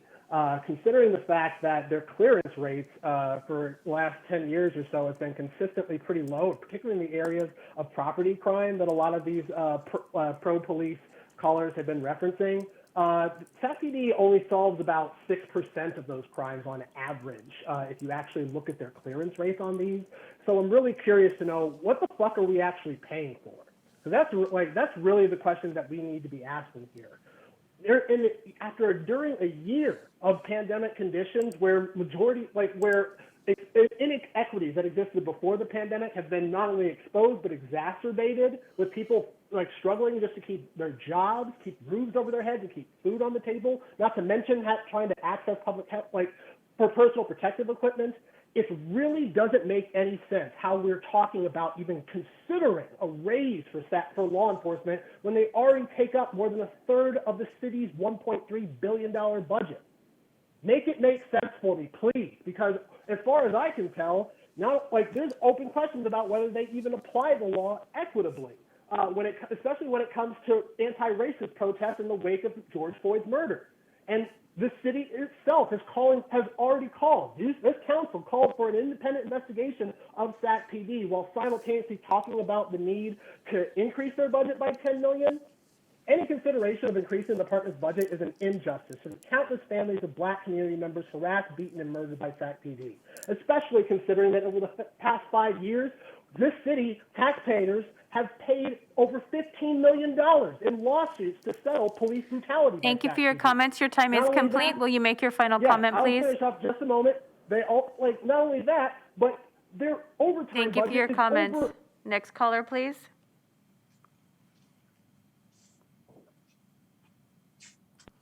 Welcome to the meeting. You have 2 minutes to address the council. Good evening. My name is Stevie Cook, and I'm a resident of District 6. And I'm commenting today to tell you that I do not want one more penny spent on expanding the police budget. Instead, I respectfully request that you decrease the law enforcement budget by $30.5 million and allocate these monies to the critical support services community members need to actually improve their lives. We need preventative services that center the public good, services like access to housing, alternatives to 911, and mental health care. We need care, not cops, care is what should be the full budgeting priority of the members of this council. It is egregious to consider increasing SAC-PD's allocations when we know that over the last 2 years, cops have cost taxpayers at least $8.2 million in misconduct settlements. That is a full doubling of preventable fines in just 1 year, from $2,291,774 in 2019 to $5,901,485 in 2020. You condone this malfeasance when you increase their budget and should be ashamed of having to shell out taxpayer dollars to CYA for abusive law enforcement officers. You need to make amends by decreasing the budget by $30.5 million and truly start to serve the people, not the system that holds the people in harm's way. Thank you. Thank you for your comments. Next caller, please. Welcome to the meeting. You have 2 minutes to address the council. Welcome to the meeting. You have 2 minutes to address the council.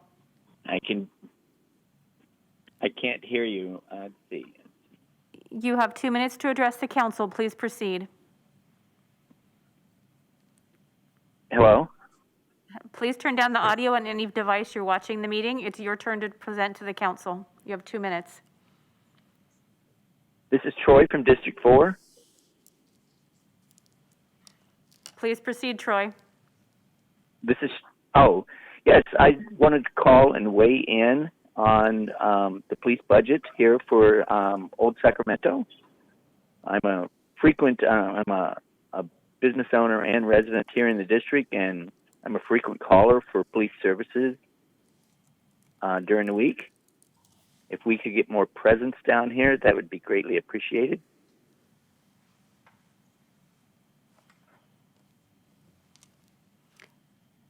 Thank you for your comments. Next caller, please.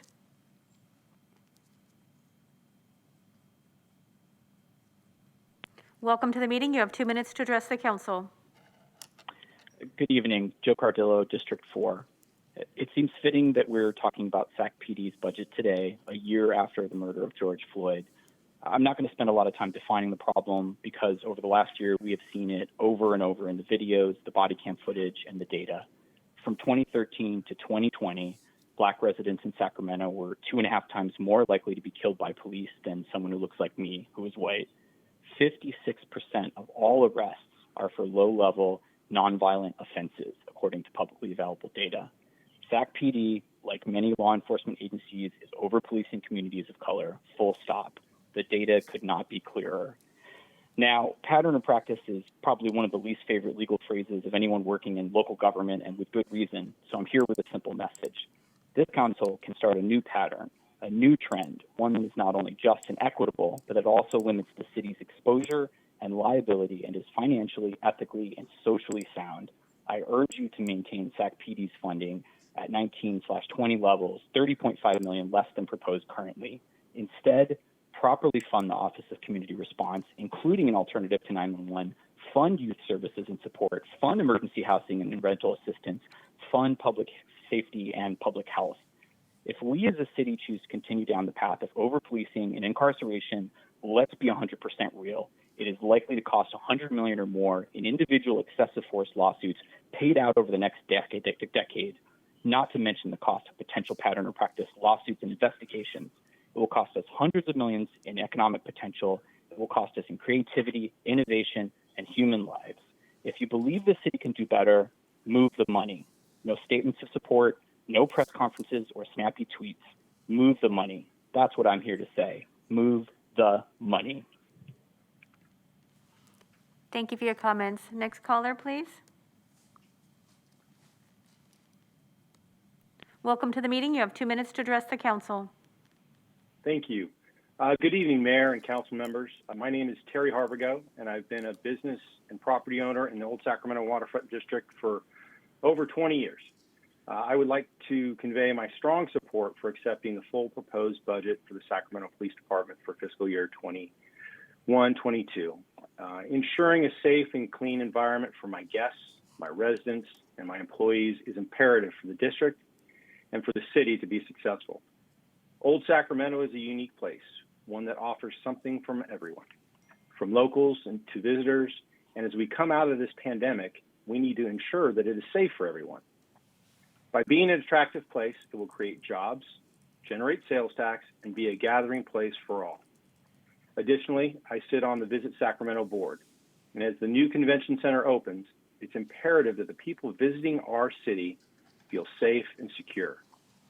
It's these guests, along with our local residents, who will be supporting many of the small businesses in the downtown core who have been through so much over the last year and a half.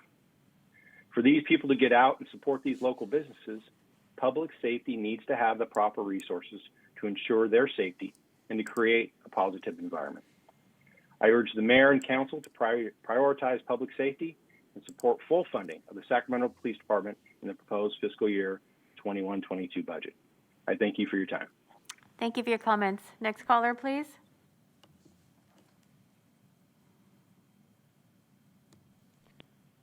Welcome to the meeting. You have 2 minutes to address the council. Hello? Welcome to the meeting. You have 2 minutes to address the council. Yes, this is Troy Carlson, and thank you, Mayor and council members. I'm a business owner of Stage 9 Entertainment Store and G. Willikers Toy Emporium in Old Sacramento. And I have been in the district for over 30 years. And I'd like to convey my strong support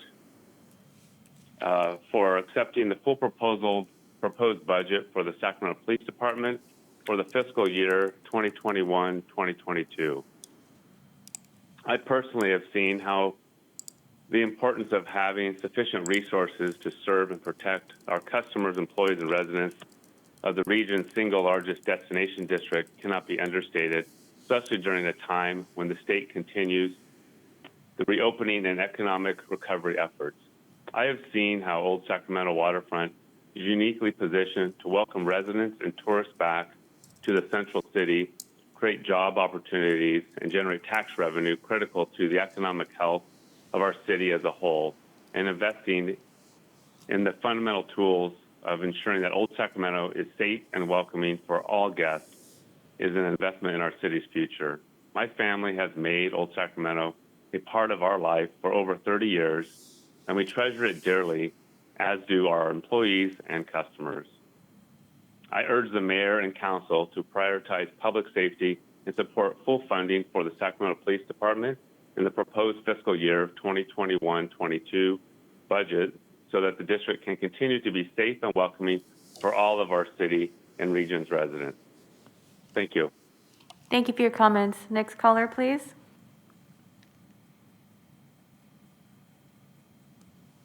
Welcome to the meeting. You have 2 minutes to address the council. Good evening, Mayor Steinberg, City Council members, and City Manager Howard Chan. My name is Jay King. I'm the president of the California Black Chamber of Commerce and an on-air personality at 97.5 KDEE, Sacramento's #1 community radio station. And I reside in 2 districts, District 2 and 7, and I support Chief Hahn and the proposed budget for the Sacramento Police Department. I ask the council to push aside politics and agendas to support who I believe is the best police chief in the country. We don't agree on everything, but he's not afraid to discuss anything with any segment of our population. I've lived in Sacramento since 1964, and never have we had a chief as open, transparent, and community-minded as Chief Hahn. We are watching police reform and the overhauling of the police department happen right before our very eyes. It's not happening at lightning speed because it's real change, not just peripheral. So I ask you, Mayor, and members of the City Council, and the people in communities who really love our city, to let the chief do his work and support this budget. I believe we are seeing a better police force being developed under his guidance, and we cannot afford to take past sins of former chiefs in our department and put them on the back of Daniel Hahn. Let's let him make the changes he's making, and let's support him in these budgets and anything else he wants to do. Thank you for We your are lucky comments. to Your have time him. is complete. Will you make your final comment, please? We are lucky to have him, and thank you for letting me speak. Thank you for your comments. Next caller, please.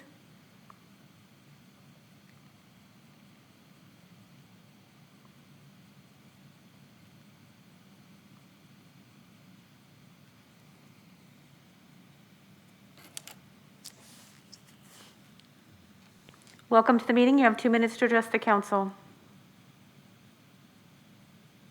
Yes, good evening, Council and Mayor. Let me start, Bishop Chris Baker in District 8. I want to start off and commend City Manager Howard Chan for the great budget that he has put before you.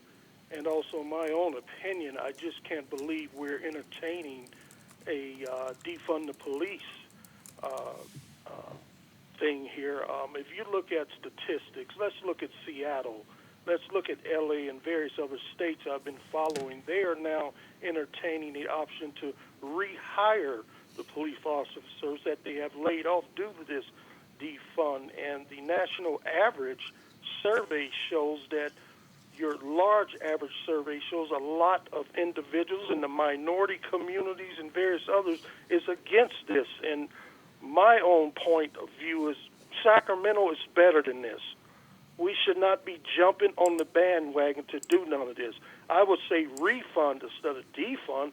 Let's look at other options instead of defunding and work with them. In my own area, there's areas I've walked and talked with businesses, older people here, and they want more patrol in problem areas. So I would say and ask mayor and council to vote against this thing, and let's move forward in a positive direction. Thank you. Those are my comments. Bishop Chris Baker, District 8. Thank you for your comments. Next caller, please. Welcome to the meeting. You have 2 minutes to address the council. Thank you. Hi, my name is Meg White, and I have been a resident as well as a business owner in Sacramento for close to 15 years. I've been physically and sexually assaulted as well as robbed at gunpoint, and I received zero help from law enforcement when I reported it. However, when I peacefully protested about this systemic oppression, I was beaten by law enforcement with their batons and their bikes, which means that law enforcement has taken a harsher, more violent actions against me for exercising my freedom to peacefully protest as a black woman than the white men who have attacked me. On this first anniversary of George Floyd's murder, I'd like to remind the City Council that in the U.S., law enforcement has killed over 1,000 people within that 1 year. In the last 2 years, Sacramento taxpayers have paid out at least $7.6 million in wrongful death suits and harm suits due to law enforcement misconduct.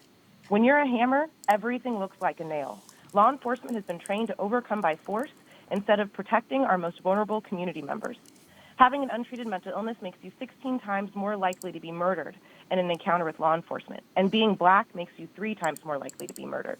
The people's budget did the labor of surveying the community to find out what we want our tax dollars to be used for, and the answer was loud and clear. We want health and human resources funded. This will not only eliminate the need for criminalized acts of survival, it will also help us from using so much money penalizing it. Chief Hahn said himself that crime is up and nationwide law enforcement has trouble recruiting and retaining, which to me means that the policing culture is clearly not working.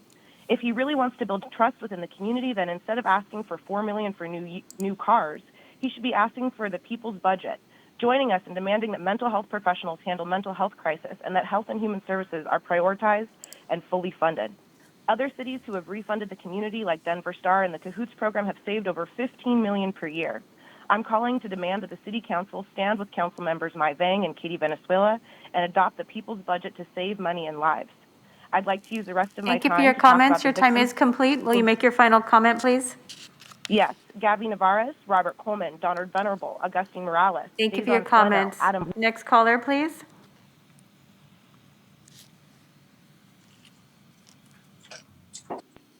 Welcome to the meeting. You have 2 minutes to address the council. Yes, my name is Rochelle Ditmore, and I'm calling from City of Refuge, and I'm actually calling in support of fully funding the police department. We have actually been able to work with Chief Hahn, who's such a good man, specifically in light of victims of human trafficking. And I know that this past year, they expanded on their human trafficking unit, and we have worked with amazing detectives where we've really seen some incredible restorative practices that have been implemented for those who are very vulnerable in our community. And my hope is that they would continue to have the resources that they need. We all understand that there are systems that need change, but I think with resources, we can continue to implement that and see that happen in our city. Thank you for your comments. Next caller, please.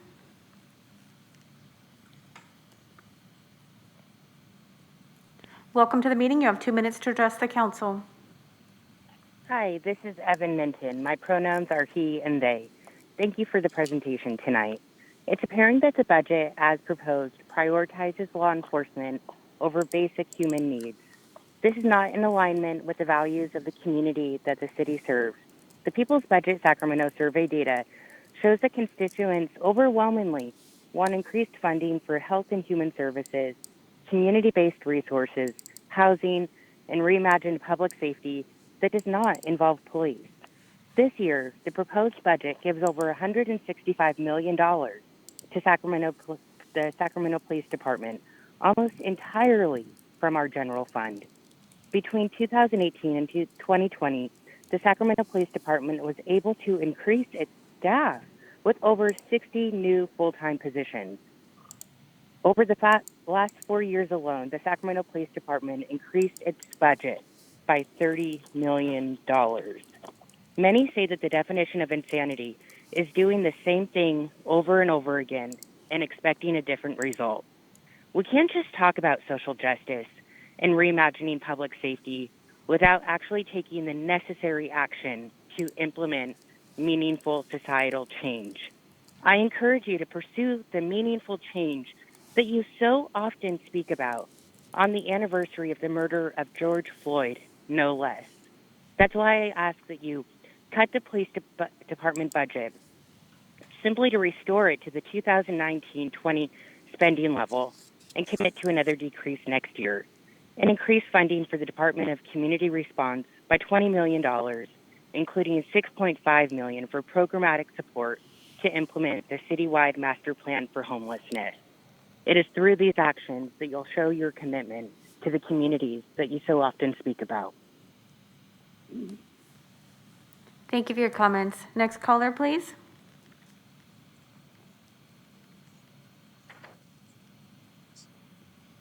Welcome to the meeting. You have 2 minutes to address the council.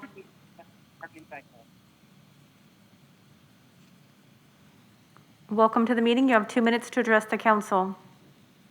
Hi, thank you. Please proceed. Hi, my name is Paris Dye, and I am calling in support of Chief Hahn and the budget increase for the Sacramento Police Department. I work with Impact SAC. I'm the executive director. We are located in District 4 in downtown Sacramento. Sacramento has definitely experienced an increase in violence, and especially with our youth. And the issue can't be resolved without including law enforcement, without being at the table and without having them at the table.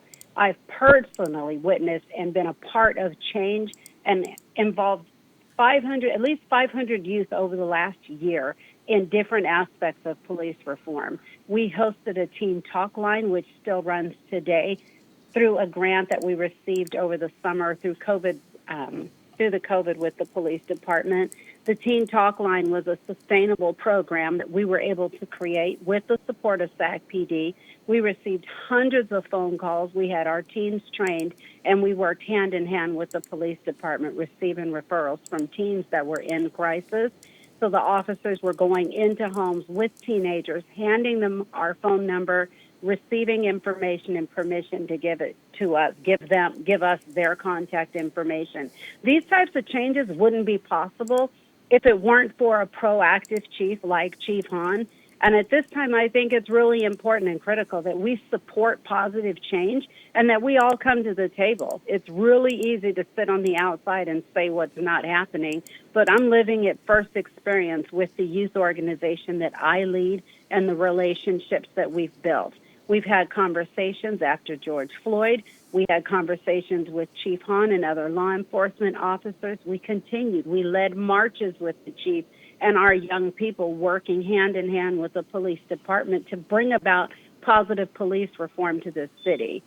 Thank you for your comments. Your time is complete. Will you make your final comment, please? Yep, I support Chief Hahn in this decision, and I hope that you back the police budget increase so that we can continue Thank you for your collaborating. comments. Thank you. Next caller, please. Welcome to the meeting. You have 2 minutes to address the council. Hi, my name's Nikki, and I'm just calling in to encourage y'all to take a closer thought. We don't have to rubber stamp everything the chief is doing just because he reached out to his friends to make sure they would call in to support tonight, just because the business improvement districts that have always been in favor of policing the poor and the black and the disabled out of their districts have been mobilized to call in tonight. We can remember that there are over 80 comments submitted already online in favor of really just going back to a 2019, 2020 budget level. There is so much defunding of community resources that have happened in the last decade, that the idea that this is about defunding the police is absurd. This is about communities having significant investments made into them that have been historically divested from, not just disenfranchised, but divested from, pulled away from, and abused by this very police department for decades. Now, Chief Hahn is here. Chief Hahn is new. There is a long history of violence of the Sacramento Police Department, a long history of a white supremacist legacy that we cannot just forgive and forget, that we have to remember and that we have to hold account for. Too many families are in continuing to grieve. Too many families' lives are ruined by the separation of incarceration of over police communities. This is not about defunding the police. This is about investing in solutions that actually work. Thank you for your comments. Your time is complete. Will you make your final comment, please? Yeah, as someone already mentioned, they don't even have clearance rates for shit, so they're not solving anything. Thank you for your comments. Next caller, please.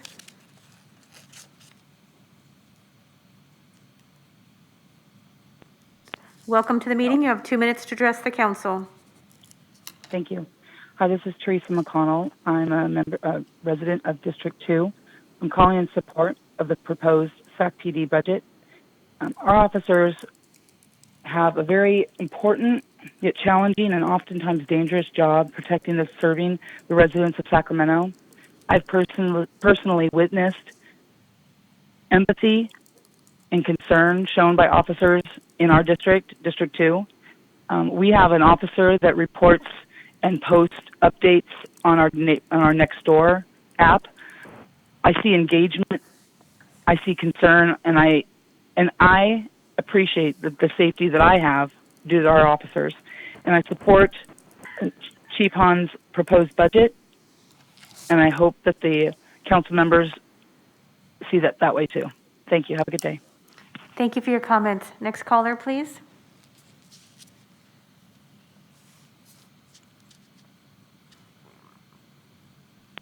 Welcome to the meeting. You have 2 minutes to address the council. Hello, my name is Corey D. Jackson. I live in 95828 South Sac, Iraq, the heart of all of this craziness going on with the violence. And let me tell you, Mayor Steinberg, Andrew Gaspy, Eric Herrera, I don't know the other council members, but we need to be funded. We need these law enforcement funded. I hear a lot of people saying that, hey, there's been 1,000 deaths since George Floyd by law enforcement. And that's very unfortunate, and that needs to be addressed. But how many third-party homicides happen? How many violence? How many rapes happen? How many assaults happen? How many mall shootings happen? This violence is off the Richter. And community, at this time, they are not suited to deal with it. We have seen what's happened since prison reform. We have seen what's happened since you've let everyone out of jail. Just disrespected victims of violence. So what I ask you to do is to fund law enforcement, but also fund community. There is no one or right ways, the right way or left ways. There is no right or wrong answer here. There's only moving forward and trying to build together. And this separateness, if these people, a lot of these people were against Trump and his rhetoric and said his rhetoric had the U.S. Capitol stormed. Well, let me tell you this. If that's the case, then your rhetoric of defund the police, which makes no sense, is the reason why criminals now are emboldened to act a fool. Because they become your weapon. And you have weaponized these criminals by your politics of this crime. And I denounce each one of you for that. So once again, I live in South Sac, Iraq. I know a lot of them woke folk. I already know they live in Elk Grove. They live in Natomas. They live in all the places that aren't Thank you for your comments. Your time is complete. Will you make your final comment, please? So once again, I thank you for your time, and please fund the police. Thank you for your comments. Next caller, please.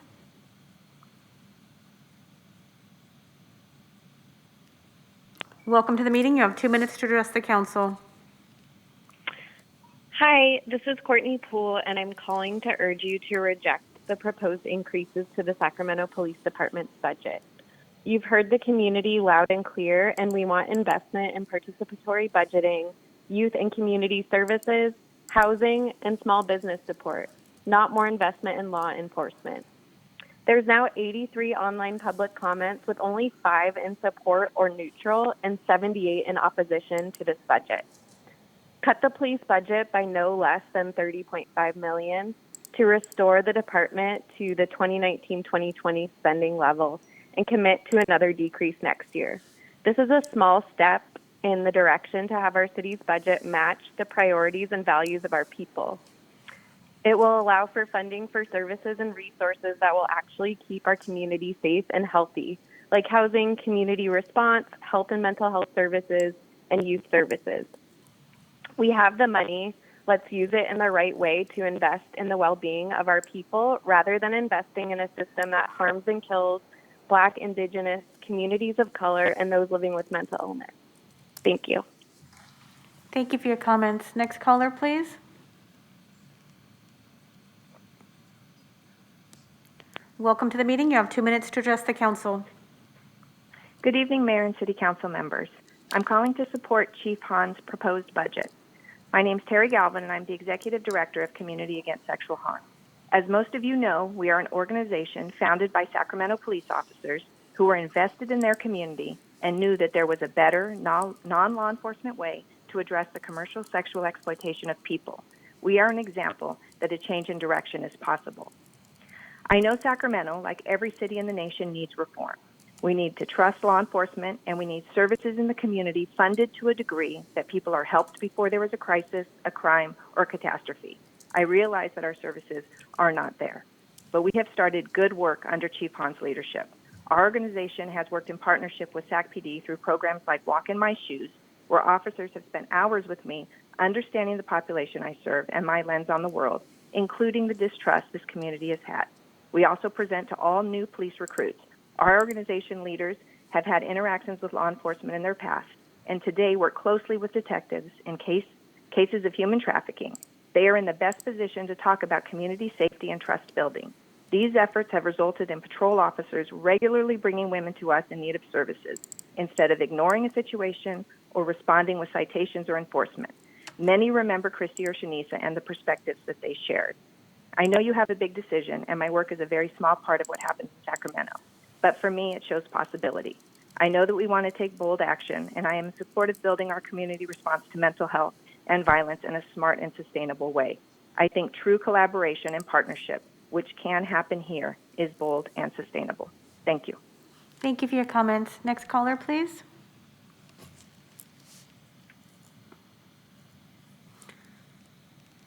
Welcome to the meeting. You have 2 minutes to address the council.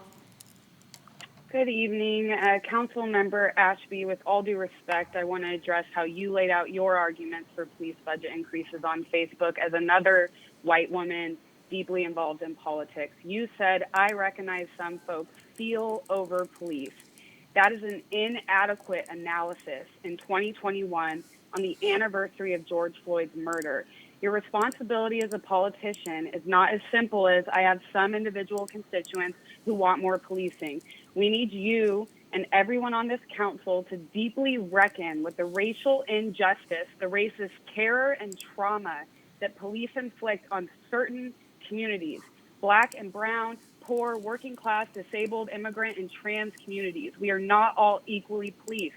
So if a few people get vocal about wanting police funding, perhaps white middle class people like myself who have the privilege of living in neighborhoods that feel like defund has already happened because we don't have police here, we have resources, we need to ask ourselves, who is this council not hearing from? Who is at the margins? Who gets heard when they say they feel unsafe? Safety is housing, robust mental health care, our youth being resourced, and not through an overfunded propaganda program. If we do want to play individualistic numbers games, there are over 80 public comments online with about 6 people supporting more money to police. Y'all keep talking about disadvantaged communities. You are the ones disadvantaging these communities as you continually increase the police budget at the expense of nearly every other service while doing nearly nothing about systemic racism. We're asking you tonight to be on the right side of history by rejecting any police funding increases and decreasing their budget to a reasonable level by $30.5 million so we can begin to repair the harms of white supremacy and over-policing and build actually strong and healthy communities for the majority of Thank you for your comments. Your time is complete. Will you make your final comment, please?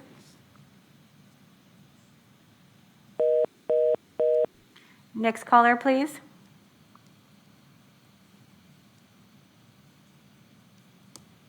Welcome to the meeting. You have 2 minutes to address the council.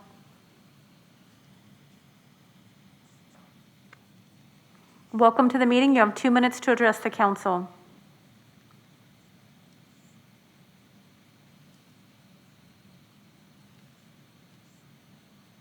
Welcome to the meeting, caller. You have 2 minutes to address the council. Next caller, please.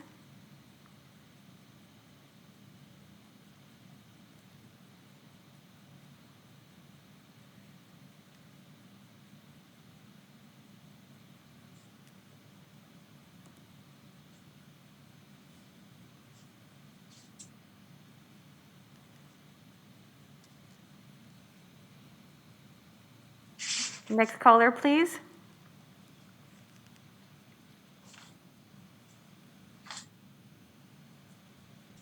Welcome to the meeting. You have 2 minutes to address the council. Hi, my name is Laura Block, and I am a member of District on the Sacramento police budget. Sacramento's funds need to stop going to police overtime and misconduct settlements. This has amounted to nearly $40 million in the past year alone. We need to bring the Sacramento police budget back down to 2019 levels at a minimum, which would be a reduction of at least $30.5 million. As someone earlier stated, this is hardly a defunding of police. This is bringing them back to 2019 levels. I would encourage City Council to pursue larger reductions in the police budget in future years. I urge the city to invest these dollars into services that prevent crime and enrich our community: mental health, housing, public transportation, healthcare, parks and recreation, among others. My top priority is for the city to assist the large unhoused population. Unfortunately, police don't prevent violent crime. They respond once the harm has occurred. Investing in health and human services will have a much larger and more positive impact on community safety than increased police presence. Again, I strongly oppose the proposed increase of funds to the Sacramento police budget. Thank you. Thank you for your comments. Next caller, please.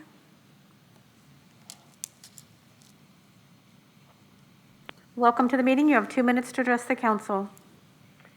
Hello, my name is Jennifer Holden. I am a resident of District 5, and I am not acquainted with Chief Hahn, so he has not asked me to speak on behalf of this budget this evening.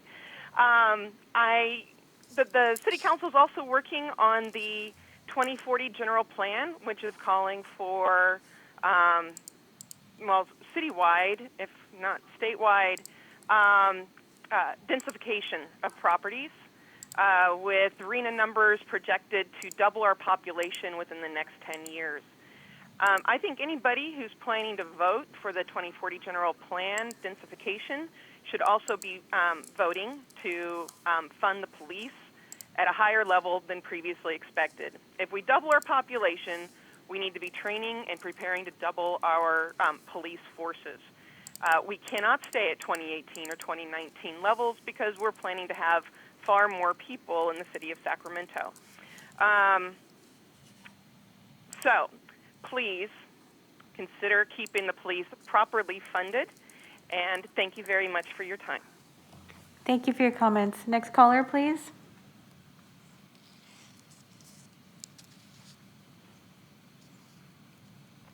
Welcome to the meeting. You have 2 minutes to address the council. Yes, hi. My name is Keon Bliss. I'm calling from District 4, and just want to really, as much as I empathize with people that feel like police keep them safe and, are somehow the prevention of violent crime that is currently happening. I just want to really point out that even by their own metrics, according to state data, they actually don't even solve they barely solve even 40% of all violent crimes. In fact, Sacramento police officers, in responding to 911 calls, the typical officer spends at least 50% of their time responding to non-criminal and traffic-related incidences, with only about 4% of their time devoted to handling violent crime, which includes homicide, robbery, rape, and aggravated assault. And public calls for service to the police to respond to serious violent crimes only account for about 1% of all calls for service. 1.4 to be exact here in Sacramento. Given this mismatch between how much time police spend to responding to violent incidences versus how much they are called to respond to nonviolent incidences, where exactly is the city's cost analysis of how much we as taxpayers spend money on policing? Right now, according to last year's budget, the city devotes over 26% of its unrestricted tax revenue to the police department, the largest amount of any department. Lower percentages of the revenue are allocated to public works, youth, parks, community enrichment. The city allocates about 50% of Measure U funds, which are unrestricted sales tax revenue, to the police. You could pay for so much just by reducing the budget by $30 million, which is this is equivalent to how much they have cost this city in overtime, which is costing overtime pay, which is $30 million, or over 348% increase from their allocated budget for that. In fact, by shifting dollars from the police department, even just a 2%. Thank you for your comments. Your time is complete. Will you make your final comment, please? Yes, I will make my final comment in 10 seconds. You can Thank you for your support many comments. Next caller, please.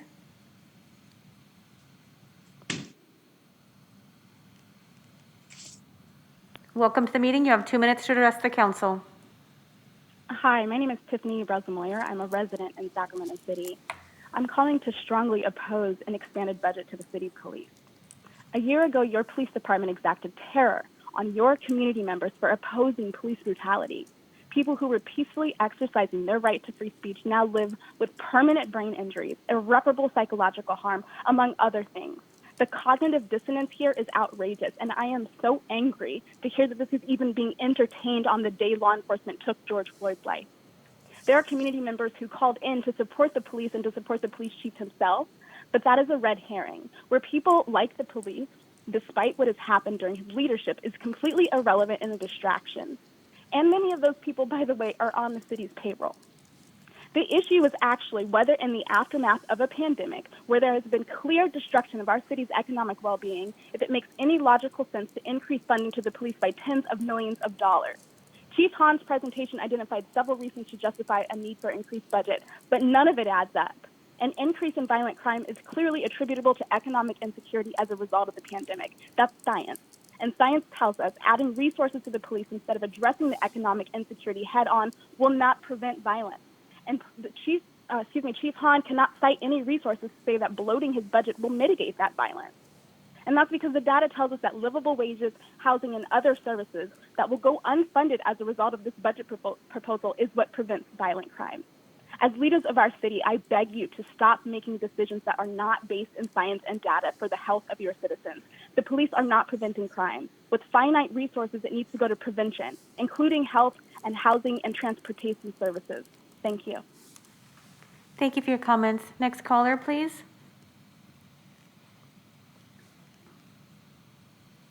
Welcome to the meeting. You have 2 minutes to address the council.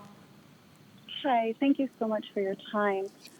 I just wanted to call in. I didn't really have much to say regarding this issue, but what I did want to say is please do not stop crime and please do not keep you safe. The fact that we are having a discussion about increasing the budget for police when we should be discussing removing the money that they receive. Many callers have stated the overtime that they have been paid, in addition to the cost that we pay out when they abuse their authority and hurt or kill people, things of that nature. The things that do reduce crime are investments in youth and community services, mental health services, food security, secure housing. All of those things help to reduce crime and keep people safe and communities safe. The money should be taken from the police.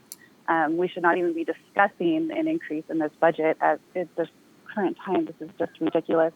The fear that people have of crime happening does not justify an increase in the budget. Again, we should be discussing defunding the police. They do not keep us safe. Communities keep us safe. Police have continued to hurt communities of color.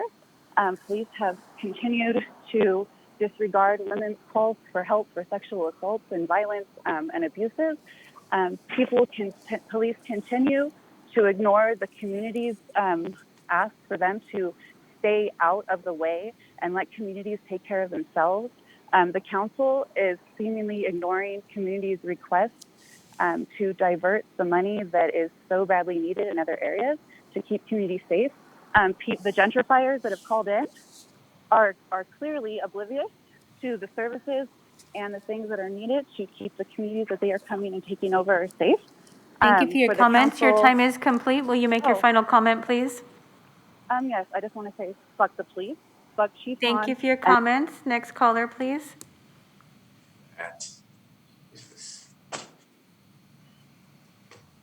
Welcome to the meeting. You have 2 minutes to address the council. Hi, my name is Mike Barrows. I'm calling from District 1. I'm in support of the new budget for the police department. In our area, we need more traffic policing. I can leave my house without going like from here to the grocery store and someone running a stop sign or running a red light and, like I know, like when I go into other areas of Sacramento, I can drive through and I'll see police officers on my drive, but in this area, there's very few. Also, if you call for police service, you might have to wait 6 hours for them to come respond to an issue. So, it might not be a non-urgent issue, but I think, that we really need the funding, especially for District 1 that has grown in the last year or so. That's all the comments I have.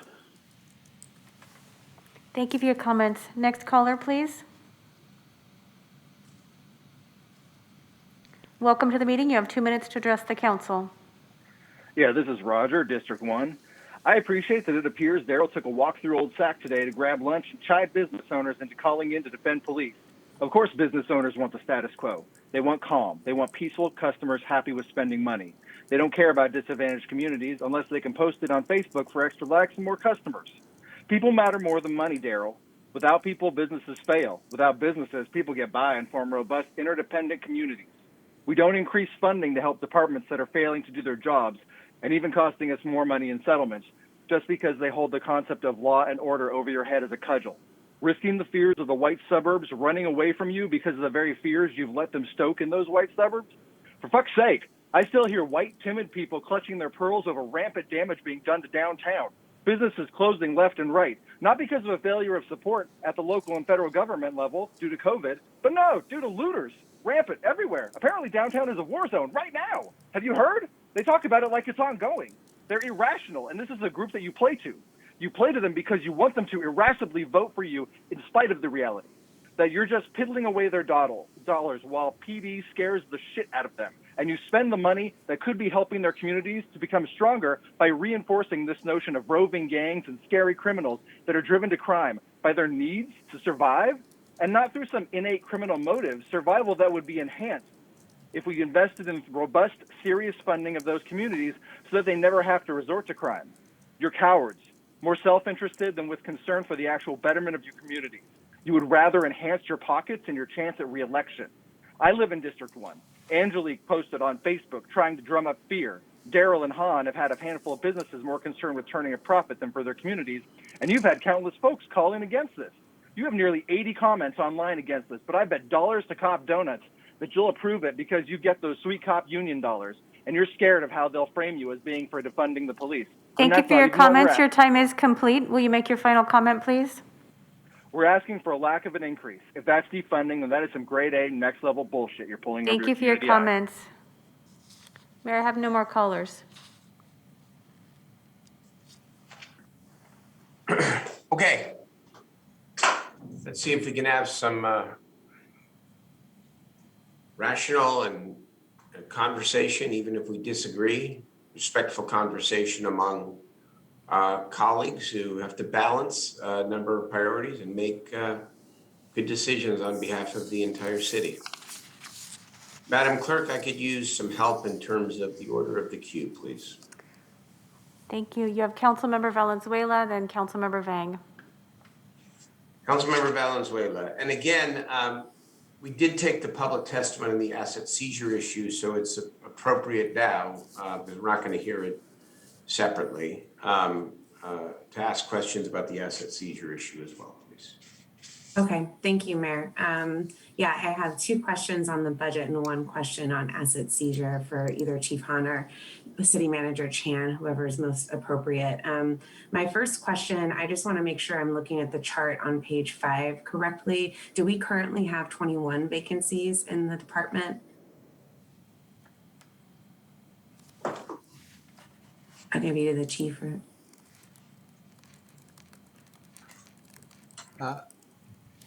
You're asking how many sworn vacancies do we have right now, Councilmember Valenzuela? Yes.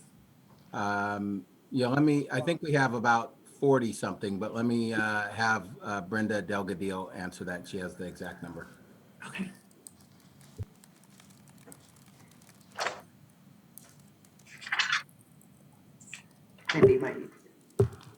Oh, there we go. Hi, Brenda Delgadillo, Police Administrative Manager. So you're referring to page 5, that is solely Measure U. There is about, we have 21 as of this moment. vacancies, but most of those, like the chief said, are in the hiring pipeline. So 10 are either CSO 1 or 2 positions, and 4 are redaction positions. Thank you, Brenda. Below, so when I go below that chart and I look at the breakdown of grant-funded positions that we're making permanent positions in this budget, is it correct that we're making a total of 100 full-time positions that were previously grant-funded permanent positions, totaling about $17.5 million?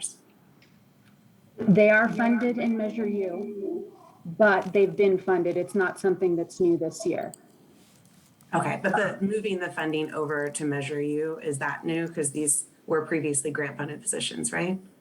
They're grant-funded positions, but most of them have been in Measure U for years. It's not new to this year. Okay, so how much new, so there's no new money coming out of Measure U for those grant-funded positions? For this year, no. Okay. It's just the Measure U, our Measure U allocation for this year is simply continuing existing commitments. The only thing that would be increasing is, and it's not this year, it's the FY17 grant that is still partially grant funded. And so the way those grants work, it's 3 years of funding with a required 4th year retention. And then after that, it's up to the city. But okay. But that's the only thing is the grant decreases and the city funding increases, and we're required a 25% match. And that won't be fully on the city until middle of FY23. Okay, I would love, as a follow-up to this, not tonight, more information on how that breakdown on funding is working.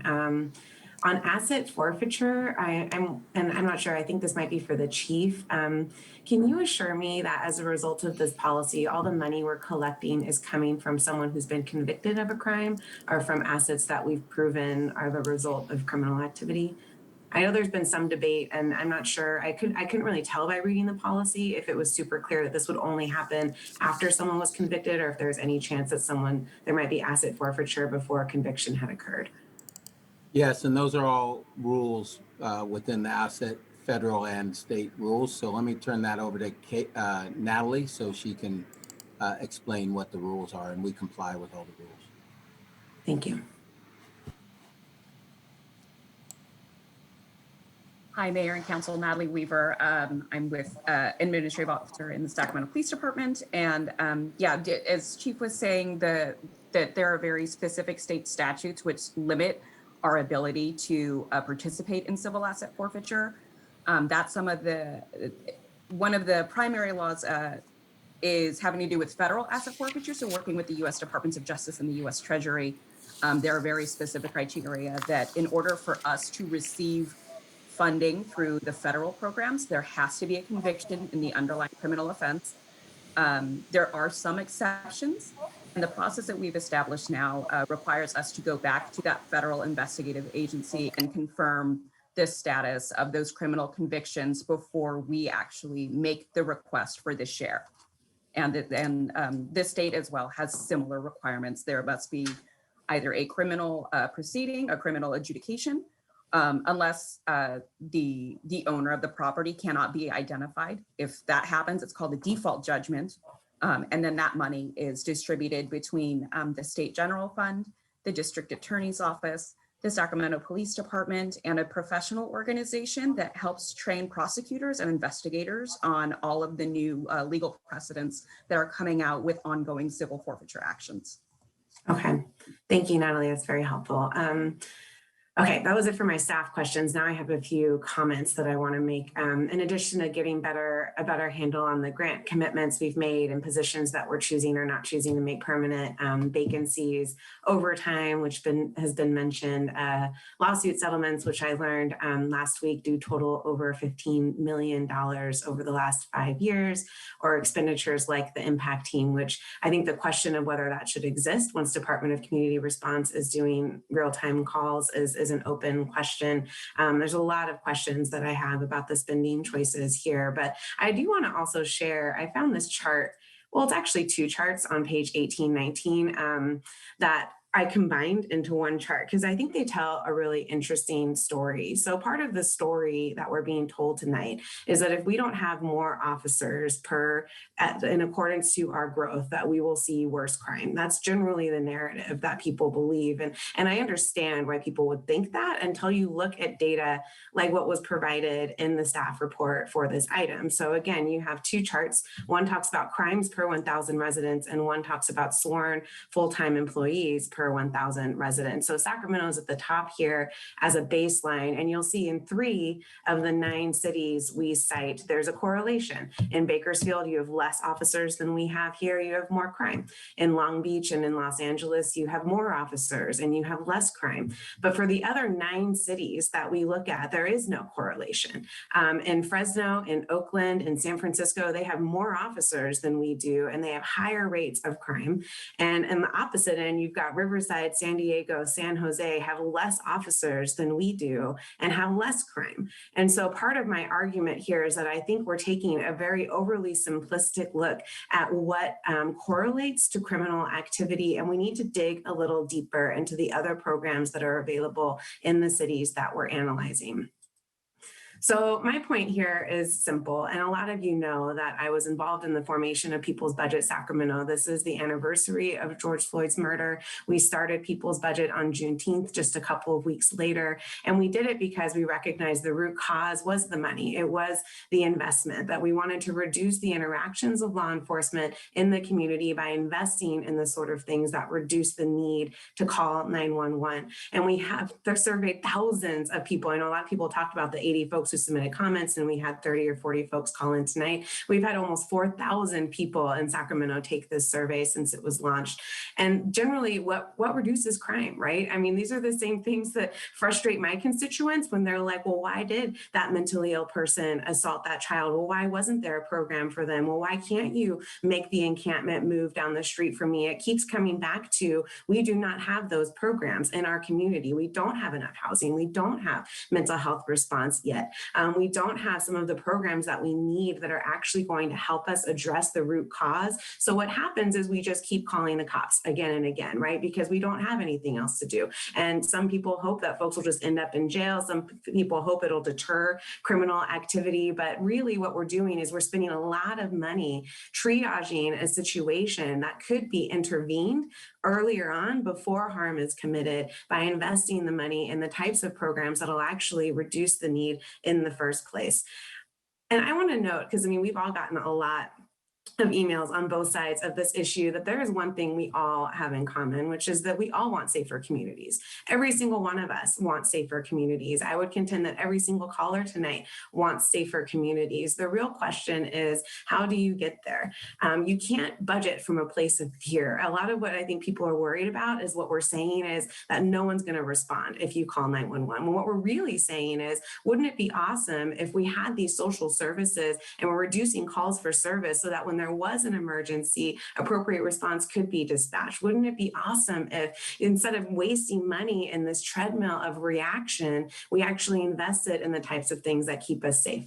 And I want us to just imagine what that looks like, because it's possible. And I get why folks are scared given the data, given the year that we've been through. I 100% get it, but we can't budget from a place of fear. We need to budget from a place that recognizes the root causes of why these calls are happening and invest in the type of safety that we as a city have defined as public safety, youth services, Department of Community Response, the things that are really, truly going to make us safe. So I really want to reiterate this ask, and I want to put this ask in context, because the reason $30.5 million stands out to me is because that is an incredible increase during a pandemic. That is an incredible increase during a pandemic. I'm not talking 2019, 2020 seems really far away. That was last year.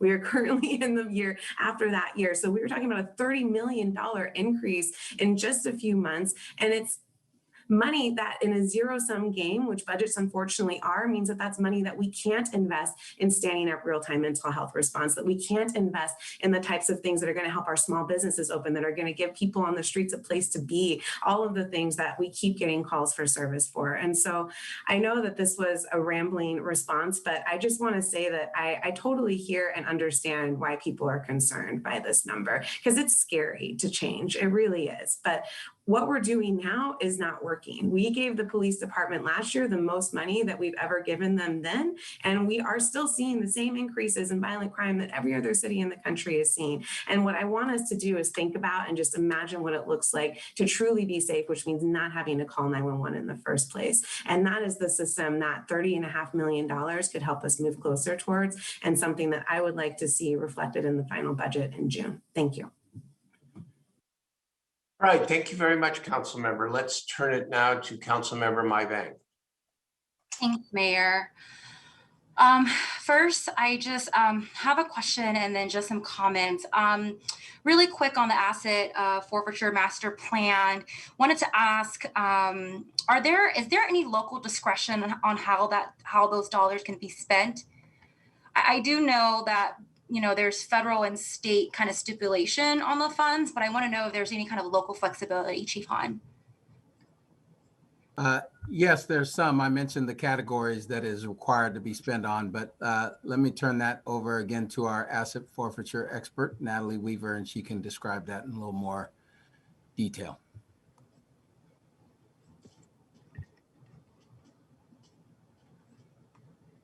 Hi, sorry about that. So both federal and state guidances have very specific language that these funds must be used to support law enforcement agencies, law enforcement activities. There is a little bit of discretion and a mandate with respect to the state funding that says we have to set a portion of that money aside to support youth programs.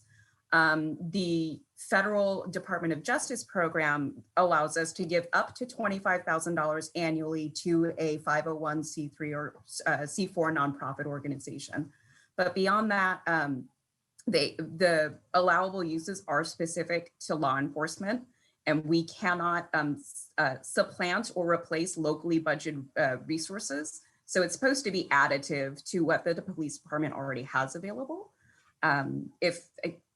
I hope that answers your question. Can I elaborate further, or? No, I think that's good. I'm just trying to figure out, and maybe Chief, you can answer this in terms of just prioritization, since that it does have to be used for law enforcement activities. And I know that can be broad, because what I'm hearing is that it can also be used for prevention and youth support as well. And just wanted to know how you were prioritizing that as Chief in the department on those funds.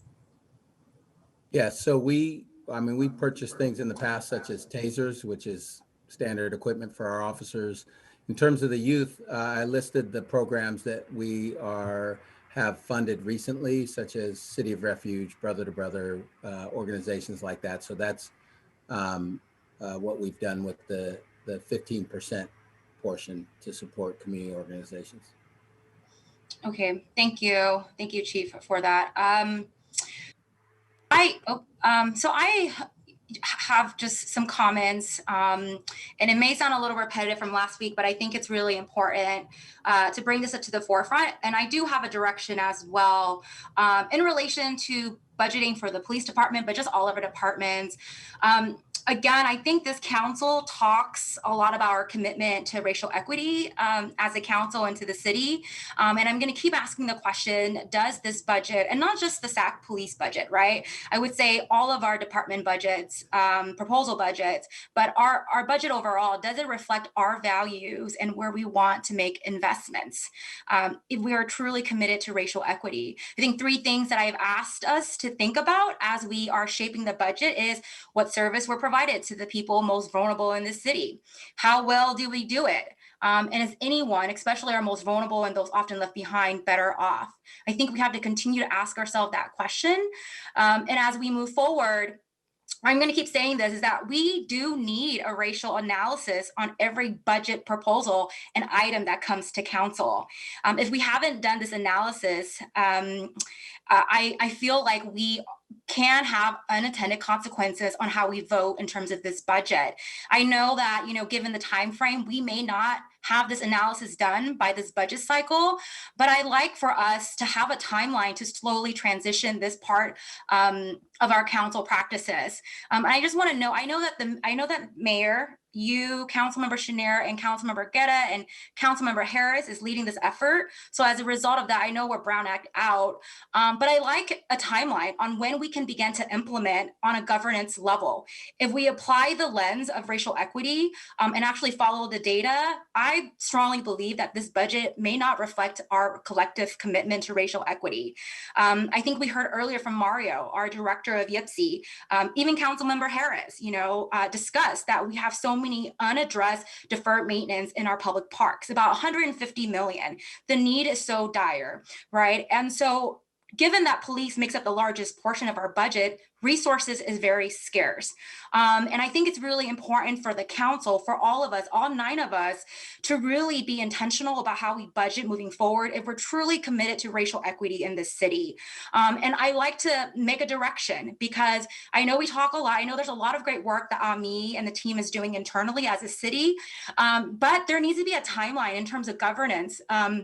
As a council, we have to own that. We talk about it a lot, but what I want to see is that when an agenda item comes to council, whether that's a budget proposal, whether that's an ordinance, I want a racial equity analysis on it, right? Because all of us have blind spots. And it's going to be so important for us to have that in front of us before we make a decision.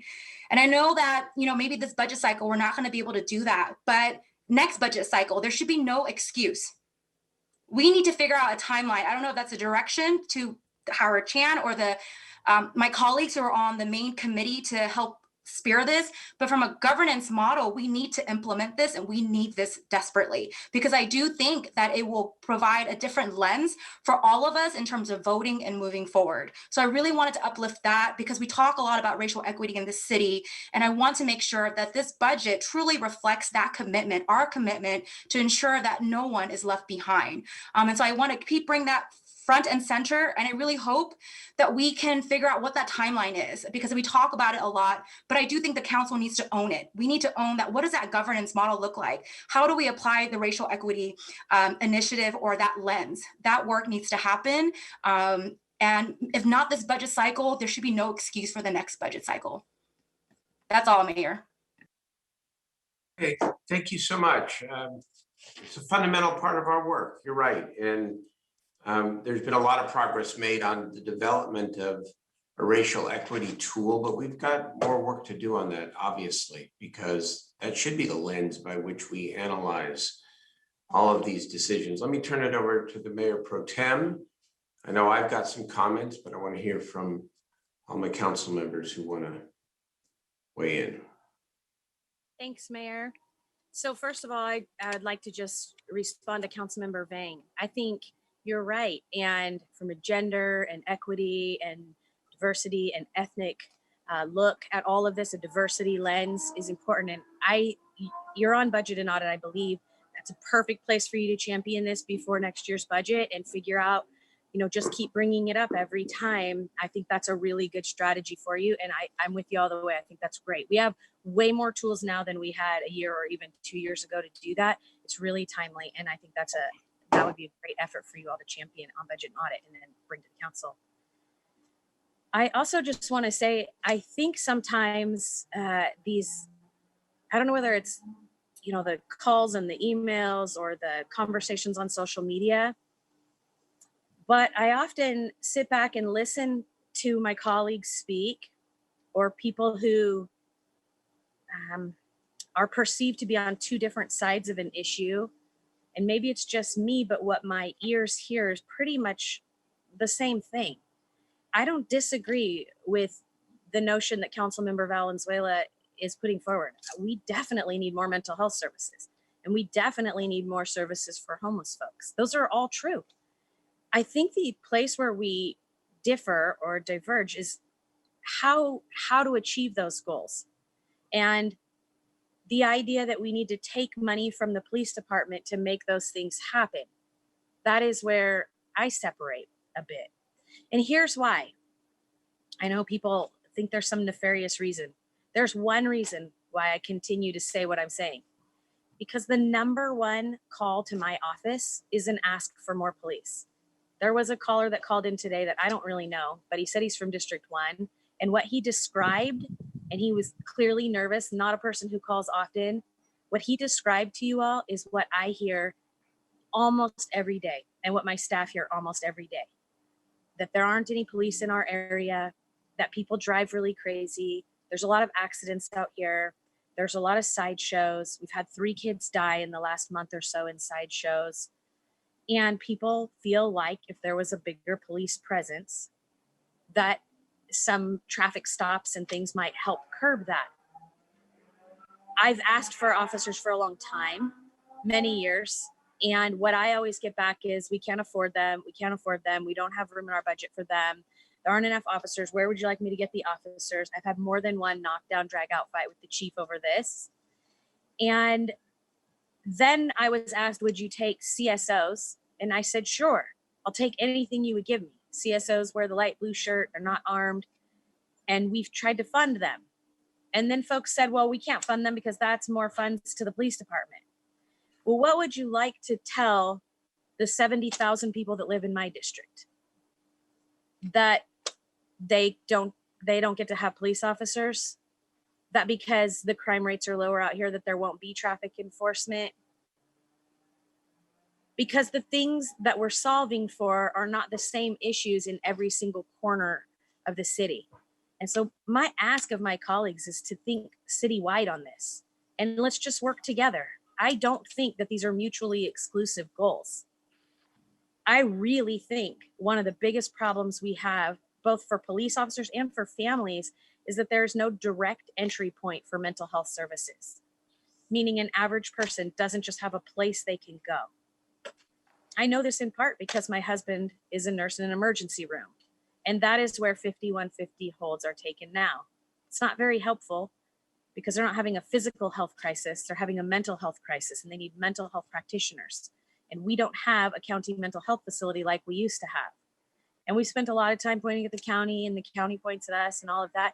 And that still needs to be worked out. And if we're going to step into this realm, which we clearly are, we hired Bridget as an interim last July. She hasn't even been here a year yet.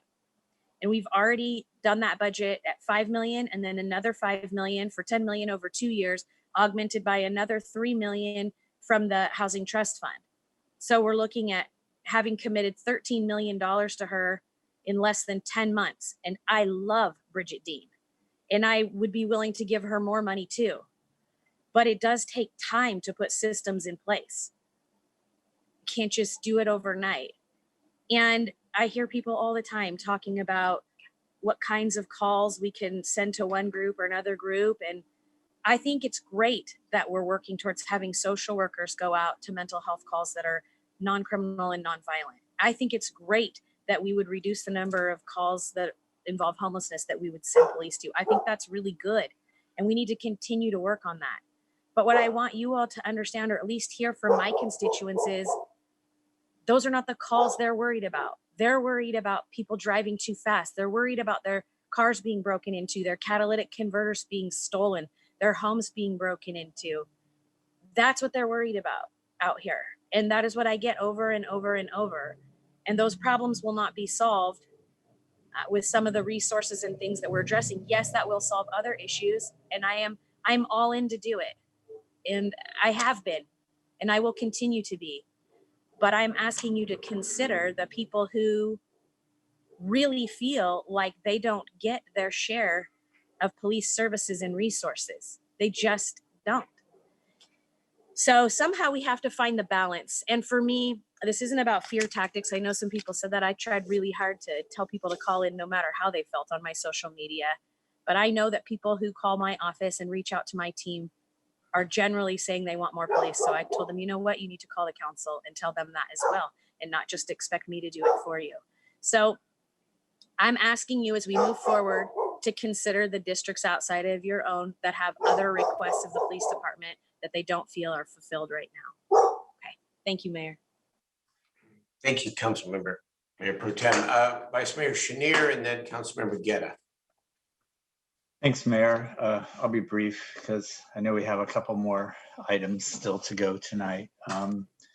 So I want to appreciate all those who have called in, and I think the Pro Tem is right. This is not one side or the other. We're all trying to get to the same place. We just have different ways of getting there. Also want to thank the chief. I think the work he's doing is difficult in a incredibly hard year or 18 months, whatever it's been, to try to bring reforms to a department and change the way we do business. I think layered into that is the fact of what we're asking of the police. And this has been said, but I think it bears repeating, to deal with homelessness, to deal with mental health issues, to deal with all of the reasons that we created Bridget Dean's Department of Community Response. And I don't believe, and I've never believed that a lot of our police signed up for that. But it's something that we've asked them to do. And you know, whether they have adequate training or not, whether we're doing the right things and asking them to do that remains to be seen, but we don't have much of a choice. I think where we're going as a city is the right direction, to get to a place where we have the right people doing the right services. So whether that we have social workers doing homeless intervention, that we have folks who understand mental health or domestic violence doing those types of things. We should look to the day when police may be backup or support when needed, but that they are not the first responders to those types of issues. And it has been a very short period of time that we've embarked on this road. I think we need to give it more opportunity and more resources to play itself out, which would be really important. You know, when we talked about the fire department, my feeling was I didn't want new dollars. I wanted to see where we are if we could keep at last year's levels. I'd like to try to do the same thing with the police department. I think it might be harder because the numbers are different and so much of the increases have come out of PERS and increases that we had authorized years ago as the last year of a contract. So I'm not sure if we can do that.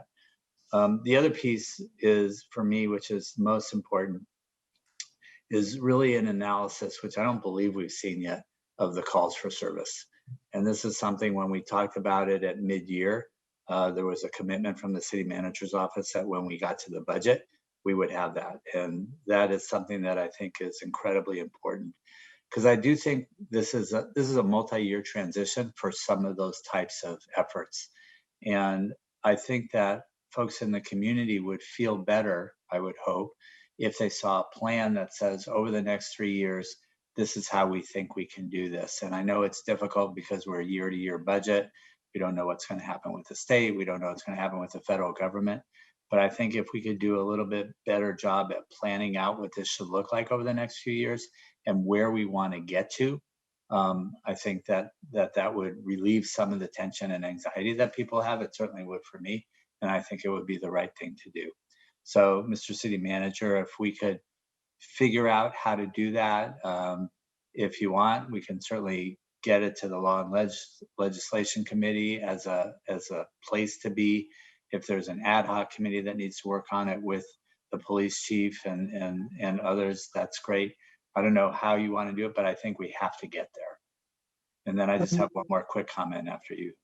Okay, yeah, just very quickly on part of your budget updates, the information updates as part of your packet, you have some of the calls for service within the police department. Obviously, we can go deeper on that and the types of calls, but happy to sit down with you and kind of go through that, make sure it addresses the request that you made early on about calls for service. No, that'd be great, but I think we need to play that out and say, you know, here's a 3-year plan of where we want to get to with this department that we've created. I mean, we have a lot of immediate goals, and Bridget is, you know, herself being 3 or 4 people trying to get to everything. But what do we need to do? What kind of resources do we need? We should be getting to that point where we can make that, where we have enough information to do that planning effort.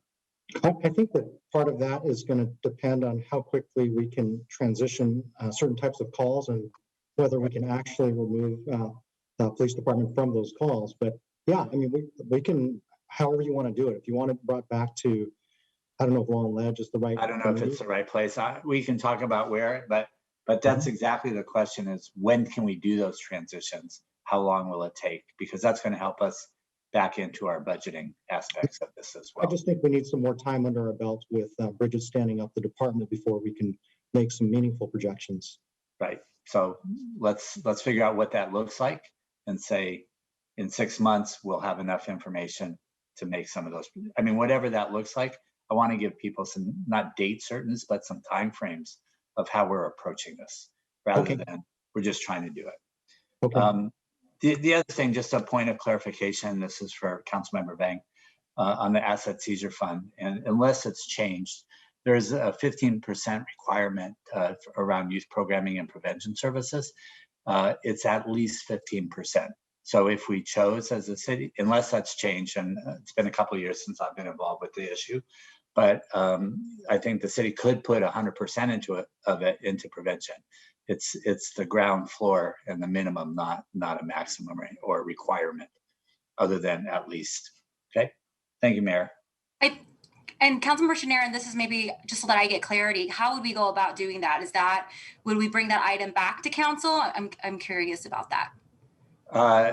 If you want to change how the monies are being spent, yeah, I think the council has to approve it. We spent a few years, and Pro Tem will remember this, of me complaining because we would get the asset seizure budget sometime in the middle of the year or at the end of the year, and there was no relationship to the budget, so there was no interplay between how we're spending those monies versus how we spend our monies generally.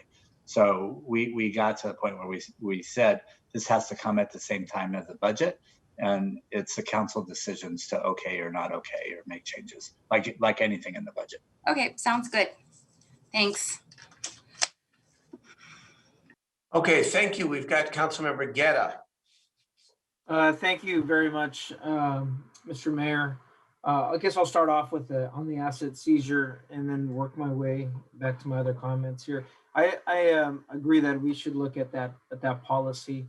I mean, it was probably over a decade ago that I remember with some issues where asset seizure were being investigated and whether they were being, whether departments across California were using them as a way to manage their operations. I've always felt uncomfortable with the asset seizure funds being used for any kind of ongoing operation.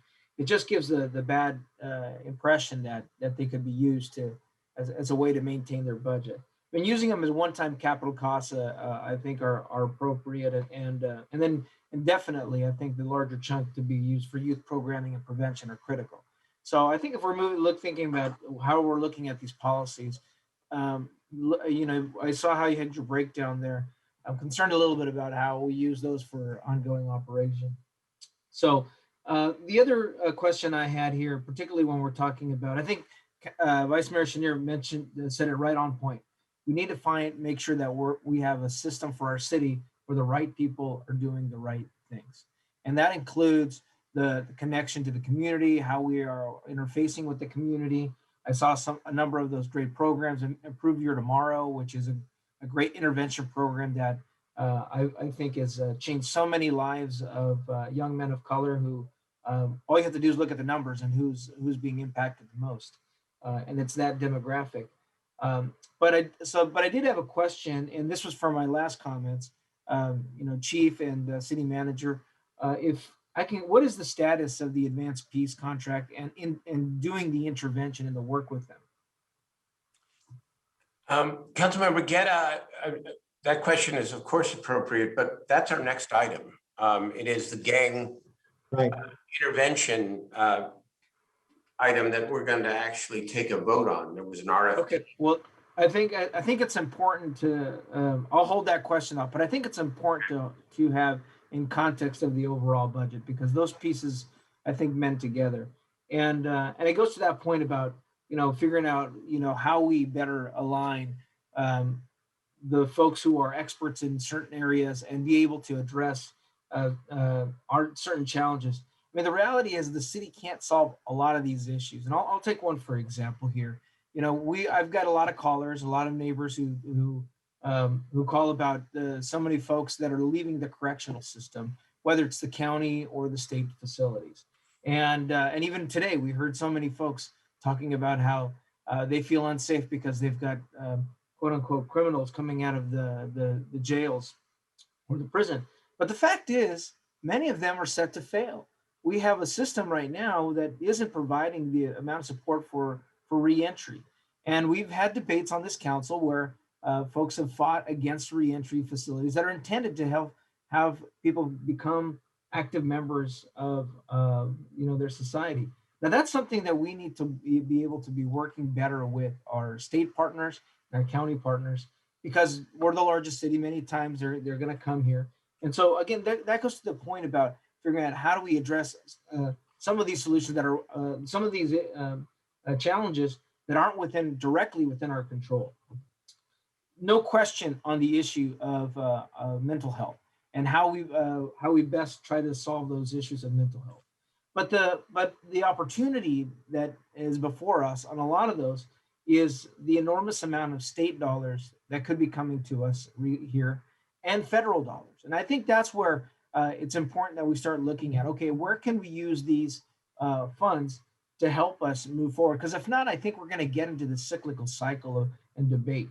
So I want to make sure again that as we move forward and we start discussing these state federal dollars, how are we addressing the questions of getting our youth into employment, getting our youth into areas where they're looking at hope and opportunity, where we're looking at providing resources for those with needs of mental health, and getting the right people doing the right things.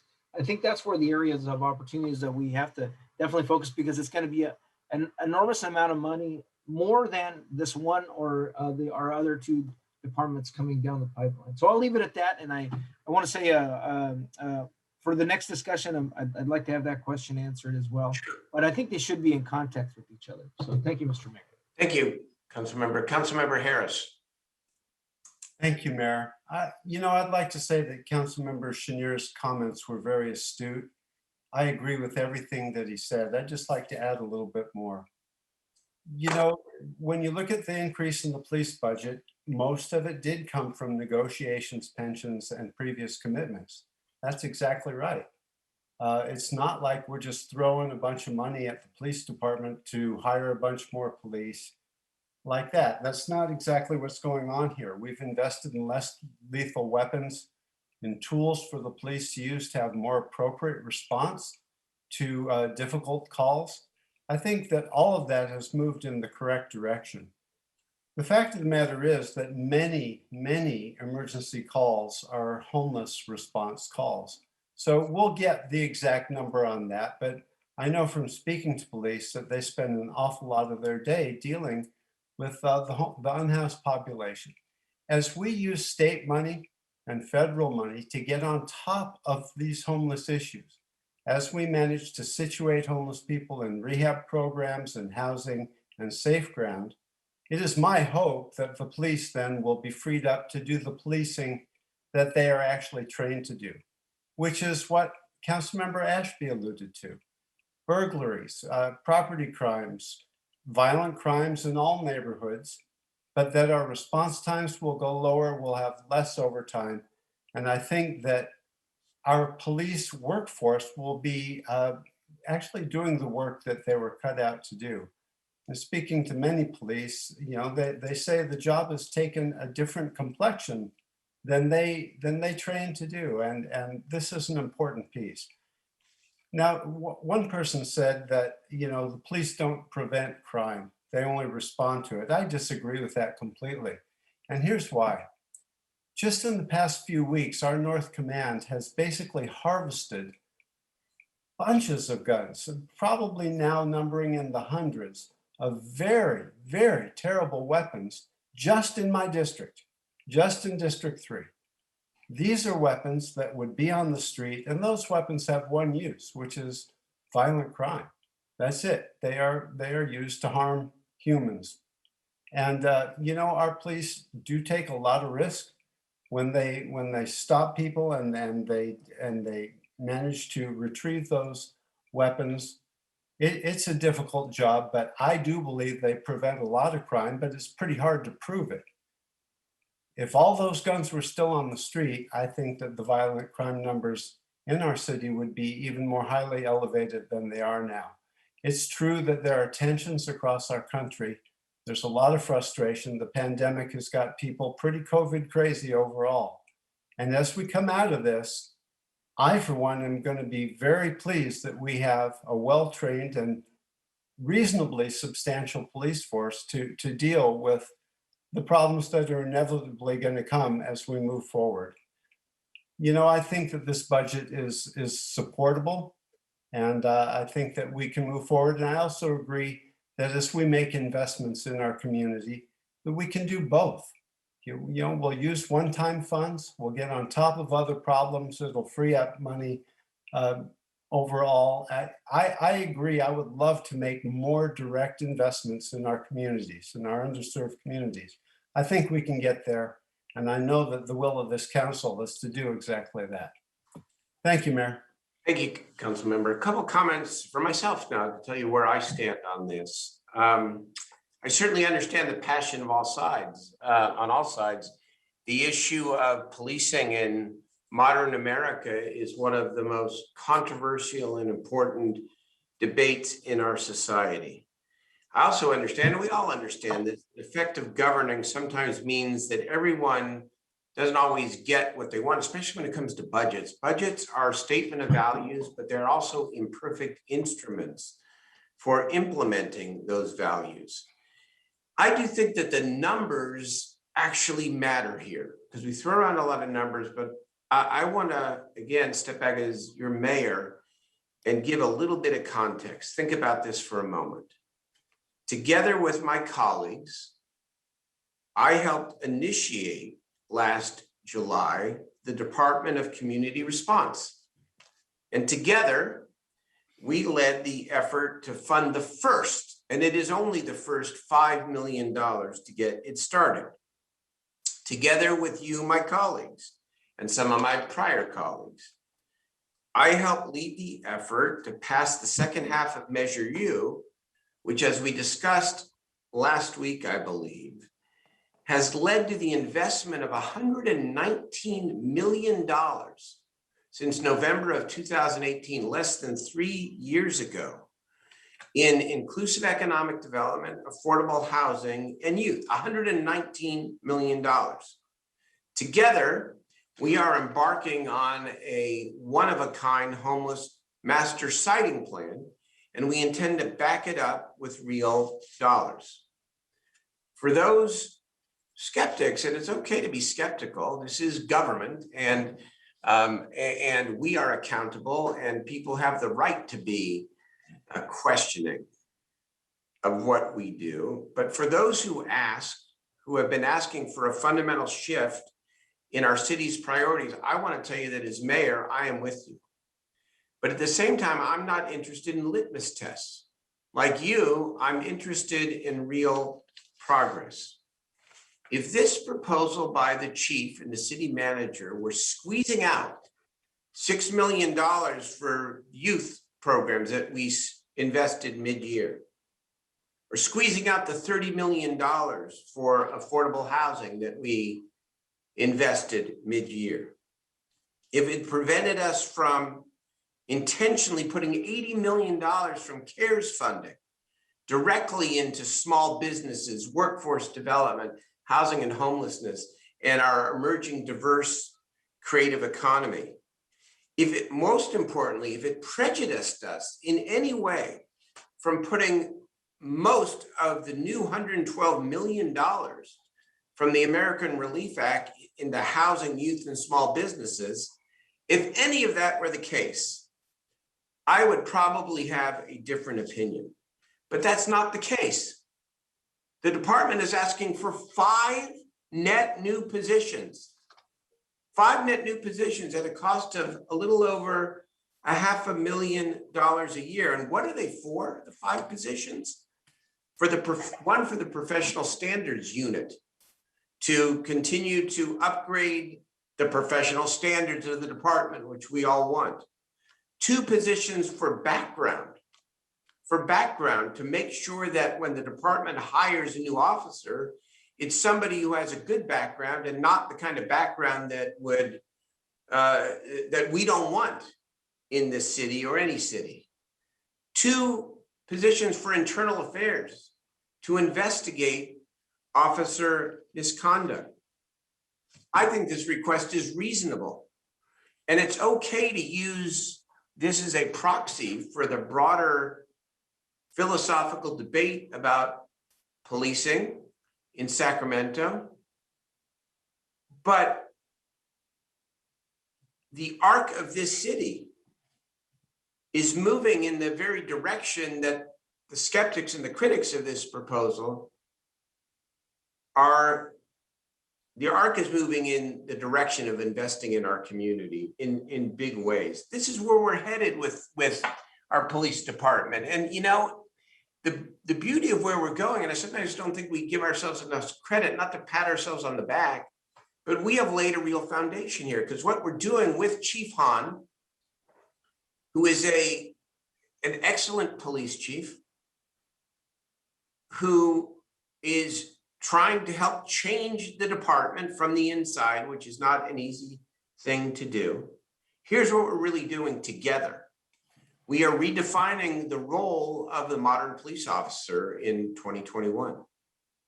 With the Department of Community Response, especially as we increase our investment, and we will, we are saying we want police officers to respond to serious crime. That's what we want.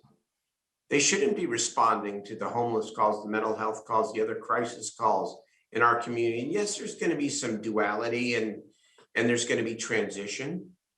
But our job is not only to, of course, debate individual budgets, and your vote is your vote on behalf of your constituents.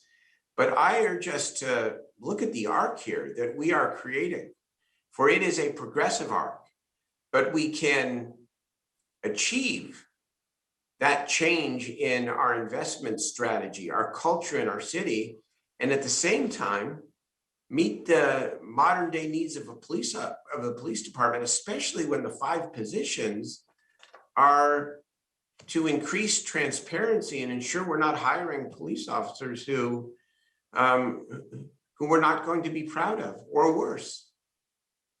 So the big test, I will tell you, is how we choose to spend the first $56 million of American Relief Act funds. I mean, what a different debate this would be if we had poured tens of millions of dollars into the police and fire department. By the way, some in our community would like that. From the second half of Measure U or from the CARES Act funding, we didn't do any of that. We're putting it into the community, and I'm proud of that. I don't know that we can have it all in the way that makes everybody happy. I accept the fact that in this job as mayor, that one side thinks I'm not going far enough and the other side thinks that I don't support them. So be it. We're in politics. That's the way it is. But the numbers matter and the facts matter. And the numbers are 5 new positions. I think it's reasonable for the reasons I just stated. Thank you. Let's move on to the next item. So, Mr. Mayor, item 22 was receive and consider for final budget adoption, but under item 23, I need a motion. Okay, is there a motion on item 23, please?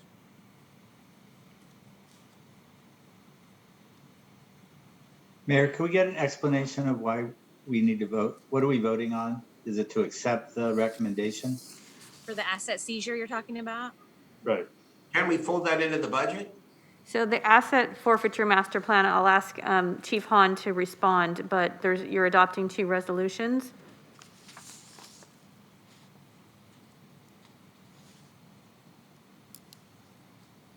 Okay, then let's just take a motion. Can I get clarity with what Councilmember Chenier mentioned, just so I know what we're voting on? Is it for the asset? Yes, that is correct. So the 2 resolutions to be considered, one is to rescind the old policy, and then the second one is to establish a new policy, or I'm sorry, to rescind and establish a new policy. And the second resolution is the plan to authorize the new revenues and the proposed expenditures for the next fiscal year. And is there any reason, I'm sorry, is there any reason Vice that we Mayor? can't put this off and do it at the same time as the budget? I think we're approving our own policy. Remember, Vice Mayor, this is your redefinition of public No, safety. I understand, but well, the second piece of it is the actual plan of the expenditure plan. And I'm just asking, as we look at the entire budget and people just saw this really for the first time tonight who are tuning in, is there a reason, is there any time requirement, or can we just do it when we do the budget on June 15th and do it at the same time?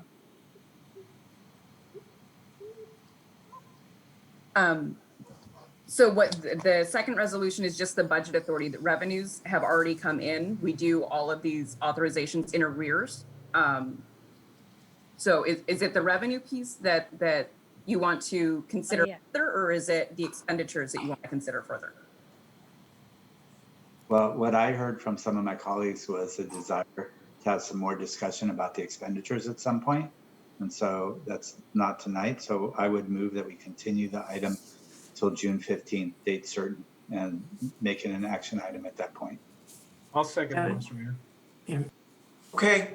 Unless there's some reason that we have to have it done tonight. That's what I'm asking. Tanner, Ms. Holm, is there any problem or anything that, any consequence of continuing this until the vote on the budget, which will be the 15th of June? No, we can work with the department to bring the resolution back with the budget adoption. It is not a big deal. All right, let's do that. I think that's appropriate. Let's call the roll on the continue. Thank you. So I have a motion to continue to June 15th by Chenier and second by Guerra. Mayor Pro Tem Ashby. Yes. Councilmember Laloye. Aye. Councilmember Harris. Aye. Councilmember Valenzuela. Yes. Vice Mayor Chenier. Aye. Councilmember Guerra. Aye. Councilmember Jennings. Aye. Councilmember Vang. Yes. And Mayor Steinberg. Yes. Okay, that'll be folded into the final budget decision. Okay. Thank you. Appreciate that. Of course. Now let's go to Gang Prevention Intervention Task Force Grant Program. We have Dr. Nicole Clavo, who is with us here tonight. Welcome to you. Good evening, Mayor. Good evening, council members. I'm Dr. Nicole Clavo, manager of Office of Violence Prevention. In January, our office released a $1 million RFP focusing on prevention, intervention, and suppression. Soliciting community-based organizations that have proven success in these areas. Our goal is to move away from sole sourcing, prevention, intervention, and suppression, and fund as many local CBOs working in prevention, intervention, and suppression as possible, with an emphasis on intervention and suppression. There were a total of 17 organizations that applied for the grant, totaling $2.97 million. With the process, we had a pretty strenuous, hard task process that we put in place, asking some key questions using a standard rubric. We had panelists with experience in mentorship, working with formerly incarcerated gang-involved individuals, individuals who had experience with law enforcement, individuals who had experience in child protection services that were our panelists that reside in areas such as District 7, District 4, or work in Districts 1, 2, or have experience working through many of the districts in our city. I know Councilman Guerra had a question in regards to the status of the work Advanced Peace is doing with our office. And so currently Advanced Peace is funded through December 2021 with the Adult Peacemaker Fellowship Program. It was mutually agreed upon with the city manager as well as with the CEO that at the end of the beginning of the last final year, the fourth year, that they committed to begin transitioning Advanced Peace program to a local CBO. And that's where we're at in regards to the Adult Peacemaker Fellowship Program. In regards to the Youth Peacemaker Fellowship Program, we are currently in partnership. The Office of Violence Prevention is currently in partnership with Advance Peace, and they are receiving a $1.5 million state CalVIP grant, which will go into 2023.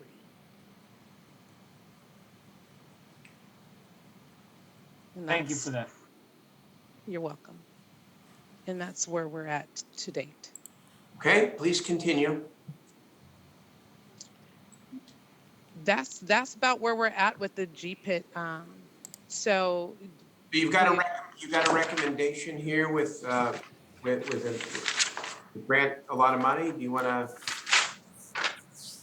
We had 17 organizations. They were ranked according to the rubric, which was set forth in the RFP. The panelists rated and ranked those who applied out of the 17 with the request of funding. We only had 1 million and the request was 2.97 million. So we did not have money to allocate to more than what we did. And so the top 6 organizations that scored is who we are funding, who we are recommending to fund. Okay. Do all of these organizations have connection to our Sacramento communities? Are they all internal to Sacramento? Obviously, we know Brother to Brother and. They are all local organizations. Okay. Okay, thank you. We have got 12 callers. I think we should take the public testimony and then we will turn it over to the council for deliberation. Thank you. May I have my first caller, please?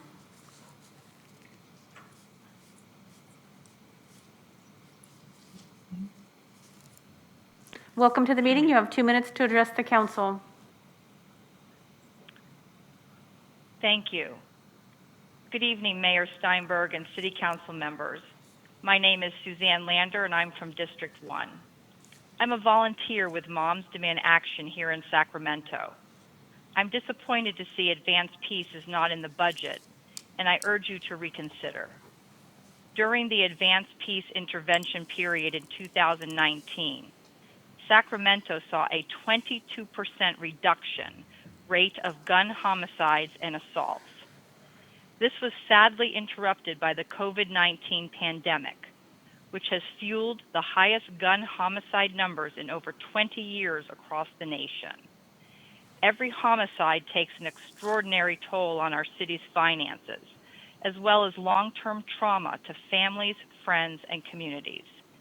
This is a time to act and put every available resource to work for gun violence prevention. I urge you to reconsider putting Advance Peace back in the budget. Thank you. Thank you for your comments. Next caller, please.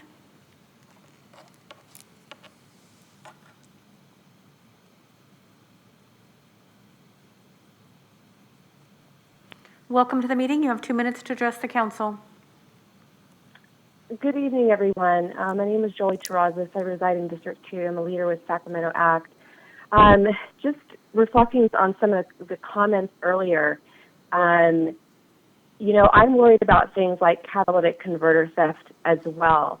I think when we're talking about investments, we really need to look at, as Mayor Steinberg pointed out, the numbers, because the data does matter.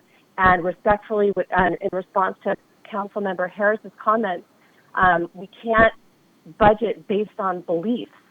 We think that something is going to reduce gun violence. We need to go by the evidence and data that we have. As Representative Alvarez said, we can't budget out of fear.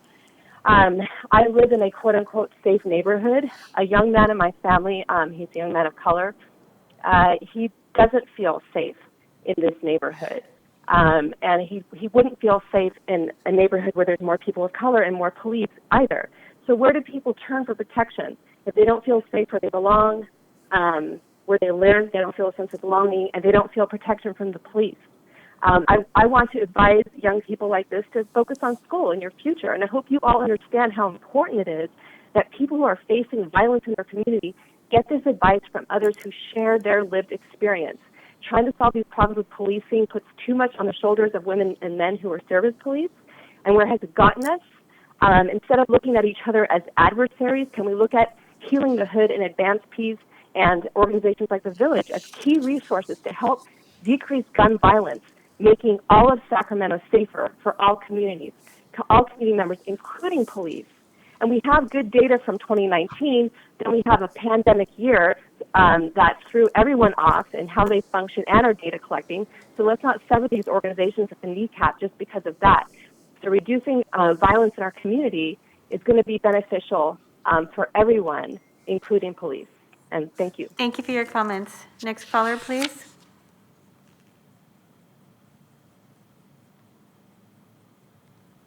Welcome to the meeting. You have 2 minutes to address the council. Yes, my name is Gregory King. Hello. Yes, my name is Gregory King. And I don't call in much, but I'm calling in on this issue because I've been in part with the GPIT since in the Agua year, and it ain't so much that those who was funded, but I think that it should be more agencies funded more than 6. It's just to have 6 agencies to do a citywide project. I think that it should be reconsidered, and other agencies should be funded as well, other than the 6 that's been funded. So it should be more agencies than just 6 because it's a citywide project. Thank you for your comments. Next caller, please.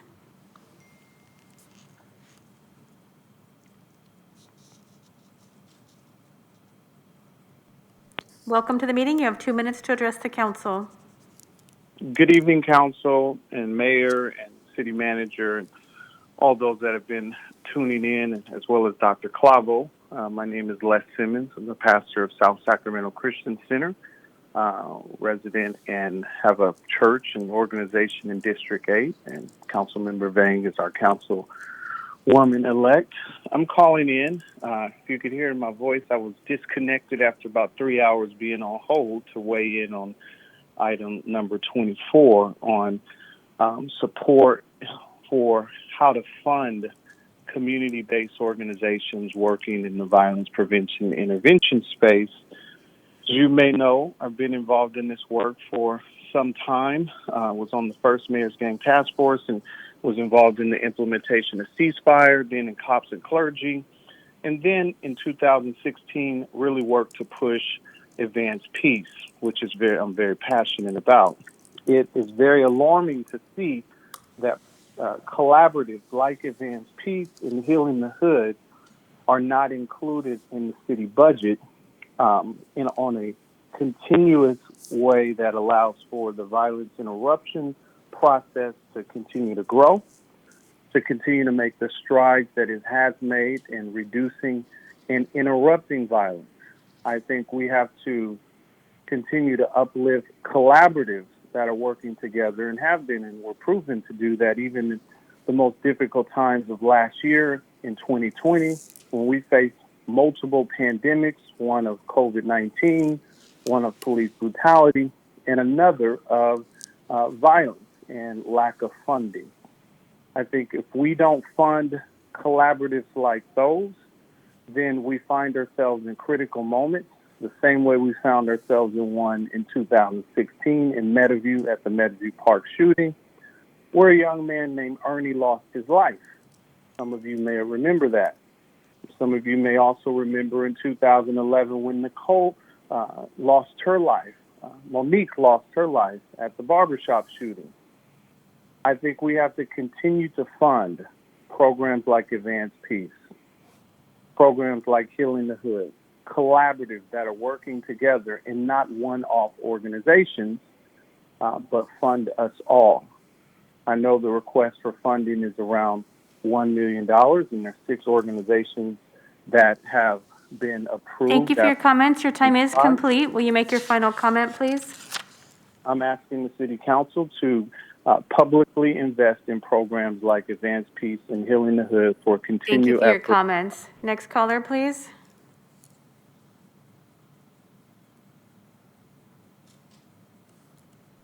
Welcome to the meeting. You have 2 minutes to address the council. Good evening. My name is Nyla Elamine, and I'm a member of the Board of Directors for Sacramento Act. So as an organization, we believe that budgets are moral documents, and we need city commitment to funding collaboratives that are working together to address community violence, like Healing the Hood and Advance Peace.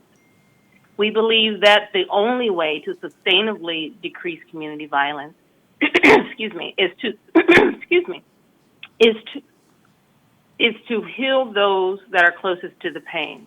So we do support Advance Peace as an organization because they exemplify this model. As you know, during the Advance Peace intervention period in 2019, Sacramento saw a 22% reduction in gun homicides and assaults. But as a result of the COVID-19 pandemic and related stressors, our country as a whole has seen the highest rate of gun homicide numbers in more than 2 decades.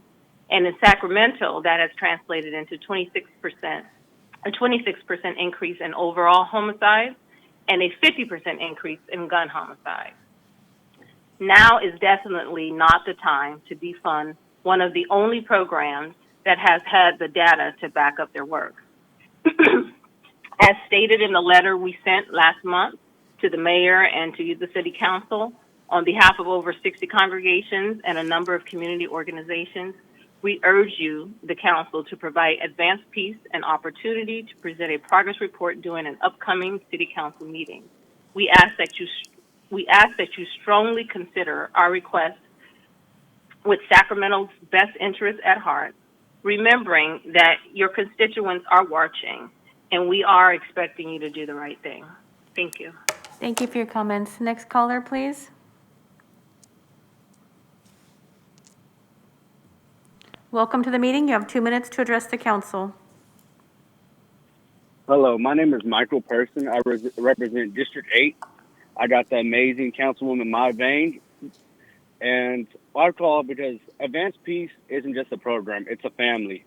And with having Advance Peace, it just didn't help out the community. It helped my brothers in ways that it's in different ways to help them out. He was having a rough time in school, he was having a rough time in life. And the program was there for them when they needed to be. And it's there for the Black and brown community. So if you take away the program and don't fund it, it's really going to hurt the Black and brown community. By having this program made big impacts on this world. On the community right now, we're still having a mistrust of police. There's still out here at times where we don't feel like we can trust the police. And when we have Advance Peace out there being there for us, that's when we feel like we're more comfortable. So please think about this. Please put funding into this program. It really mean a lot. Just think about it. Come on. If this is our community. We feel like we should have this program. It really needs to be funded. And please think about it. And don't forget, we got re-elections coming up. So the ones that ain't there for us, we don't remember this. We're going to vote y'all out, and there's people that deserve to be in y'all positions that have been put in the right positions. All I can say is, please, just think about funding this program and help it keep it where it needs to be. Because it's really helping out the community, and it's really going to be hurting the Black and brown community. Please just think about the Black and brown community. Thank you. Thank you for your comments. Next caller, please. Welcome to the meeting. You have 2 minutes to address the council. Hi, my name's Howard Johnson, and I live in District 8. I'm also a worker on the front lines as a first responder with Mutual Assistance Network and the Black Child Legacy Campaign, as well as Healing the Hood. I've worked with Advance Peace on many instances of crisis response throughout the years, and I haven't seen any of the other agencies that have been named in the budget to be funded show up to any of these things. I've always seen Advance Peace out. One of the things that I can say Advance Peace was very instrumental in working alongside of them on the ground was helping to reduce the 22% reduction of gun homicides and assaults during that time in 2019. But I didn't see any of those other organizations out on the ground working to help make that reduction happen. So to defund Advance Peace, to fund those other programs who aren't present in the community would be a disservice to the community. And I think that the community should be allowed to have a say-so in funding Advance Peace any further. Thank you, guys. Thank you for your comments. Next caller, please.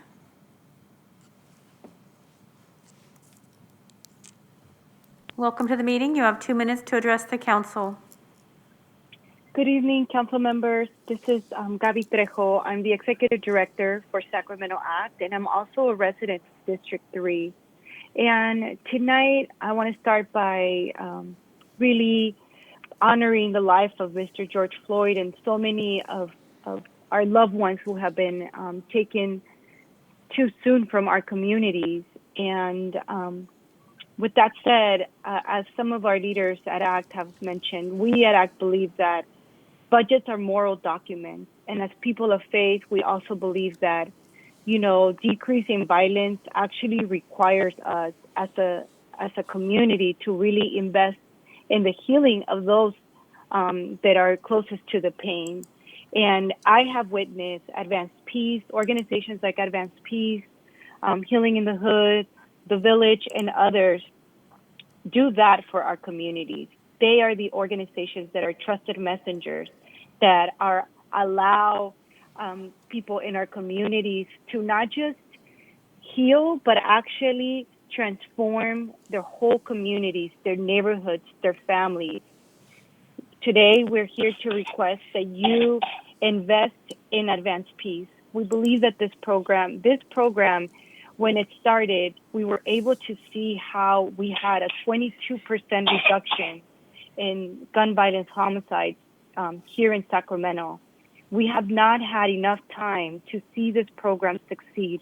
We cannot look at violence prevention as a 3-year program, but more as a long-term investment.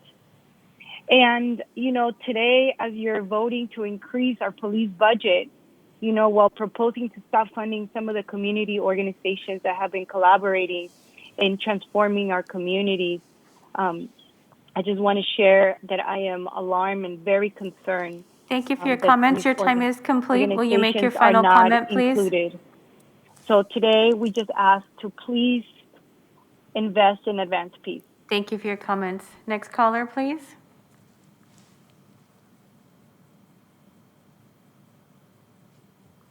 Welcome to the meeting. You have 2 minutes to address the council. Hi, my name is Deborah Cummings. I am the co-founder of Community Mothers of 9583815. I am also the co-lead of Crisis Response Healing the Hood. What I would like to talk about is item 24 on the calendar. And I just want to say thank you. I've waited for a long time to express my concerns. Here's what I need you guys to understand.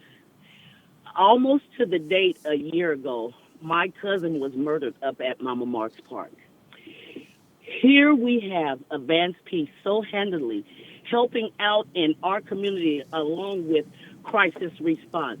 They have showed up and they have been there so handily helping my family navigate through this craziness by losing our 9-year-old family member. The disrespect comes when I have another cousin that made it through this ordeal, the worst time in her life. She's all of 6 and her mother in tow. You guys are telling me, I get social media blasts all the time. It appears to me like you guys are defunding Advanced Peace, the only one in Collaboration Peace that's in Del Paso Heights. We have gotten a raw deal here for 8 years. It is our babies dying. You have to put some respect on our kids' name. It is our community babies, black and brown, that are dying. We community members in our lanes, Crisis Response and Advanced Peace. We have Native people that's in Advanced Peace and in Crisis Response right here in Del Paso Heights. It is a need in 7 areas for Advanced Peace. They are always on the scene, collaborating with Healing the Hood. My cousin, 9-year-old. Thank you for your comments. Your time is complete. Will you make your final comment, please? Michaela Brent deserves respect. Advanced Peace is all we have. Respect. Thank you for your comments. My cousin. Next caller, please.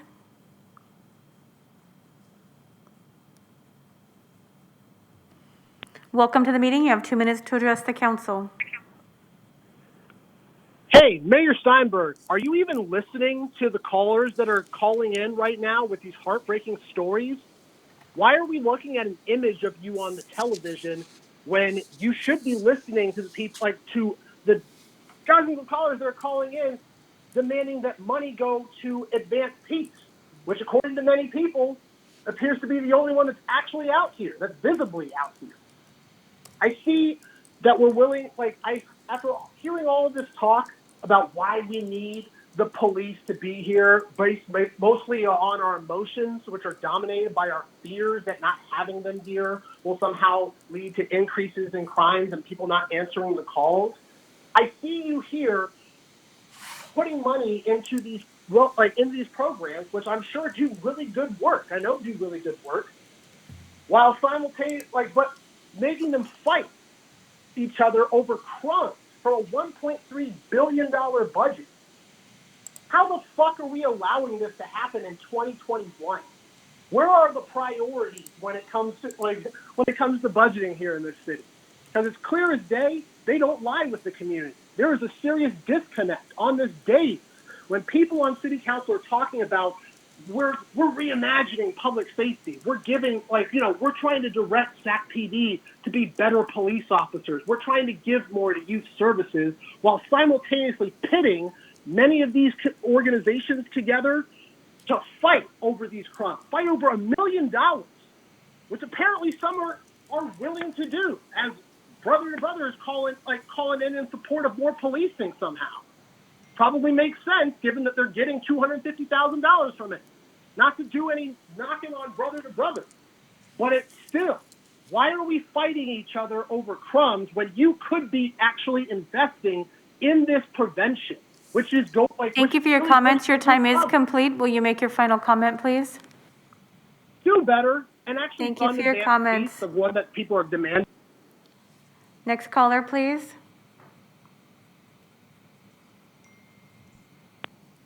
Welcome to the meeting. You have 2 minutes to address the council. Hello, I'm calling from District 5. It is unacceptable that the city is considering ending funding for advanced peace. By hand-choosing which community orgs will receive funding and which will not, Dr. Clavo and her office have not sought the opinion of the community, the very Black and brown people who are most vulnerable to gun violence. I am appalled at the utter illogic of this proposition. Let me make clear to you what is at stake. There is a bloodbath on the horizon for Sacramento. COVID-19 has caused a nationwide uptick in violence. In Sacramento alone, we have witnessed a 26% increase in overall homicides and 50% increase in gun homicides. We have already seen in our children's group chats how summer plans for violence are underway. Why would the city choose this moment to divest from the only community-based intervention program supporting Black and brown young men ages 18 to 24? Further, what sense does it make to fund 6 new orgs that will A, be starting from scratch mere weeks before this anticipated spike in violence, and B, do not have the unique relationship with vulnerable communities that Advanced Peace does, which took years to build? Need I remind you that the only year in which Sacramento saw a 22% reduction rate of gun homicides and assaults was the year Advanced Peace was properly funded and supported and could act pre-COVID. Obviously, with COVID, they have not been able to act as normal. We know young Black males have been and continue to make up the majority of victims of gun homicides in Sacramento. You have said that Black Lives Matter, and this is an opportunity to prove that you mean it. You say you don't have additional funding to invest in programs like Advanced Peace or Healing the Hood, yet the city will be receiving $121 million in ARP funds. Sacramento must follow the federal recommendation that 2% be allocated to violence intervention orgs. This would be roughly $2.4 million. At least give them the chance to present to council before you end their funding. I promise you that if you choose not to continue funding Advanced Peace and other community-based intervention orgs like Healing the Hood and the Village, lives will be lost and their blood will be on the hands of Dr. Clavo, the mayor, and Thank you for your comments. Your time is complete. Will you make your final comment, please?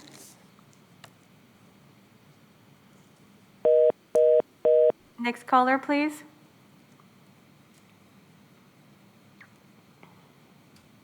Welcome to the meeting. You have 2 minutes to address the council. Good evening, council members and Mayor Steinberg. My name is Joseph Marcus.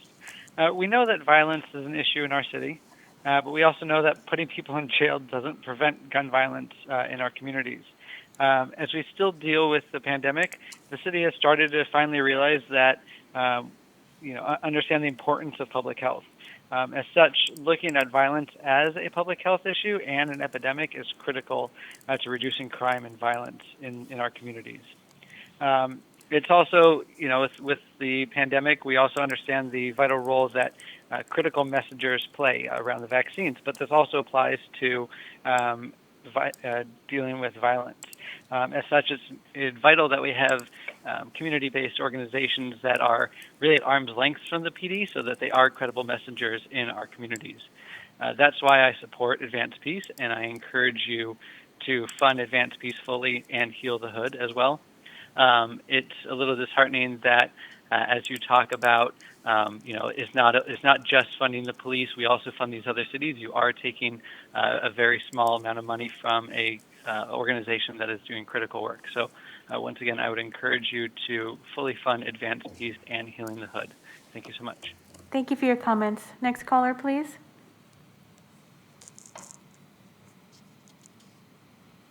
Welcome to the meeting. You have 2 minutes to address the council. Yes, my name is Linwood Gordon, and I'm a part of FACT Act.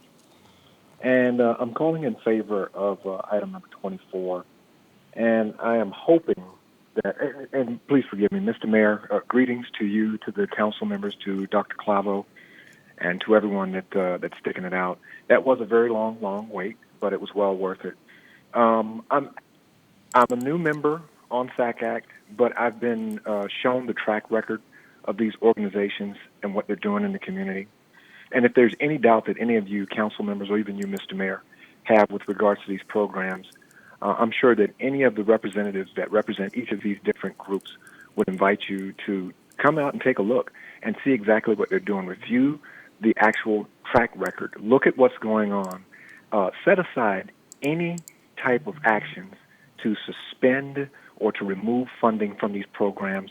And I am sure that if you were to dig deep into some of these budgets, and I'm not saying taken away from anything else, but there's money for this. And I'm just very confident that the council members, along with you, Mr. Mayor, will be able to fund these organizations and look at what we will get in return. We're working in conjunction with not only the community, but with law enforcement, with your office. Give these organizations an opportunity. Let us reconvene after this there were stringent lockdown protocols in place.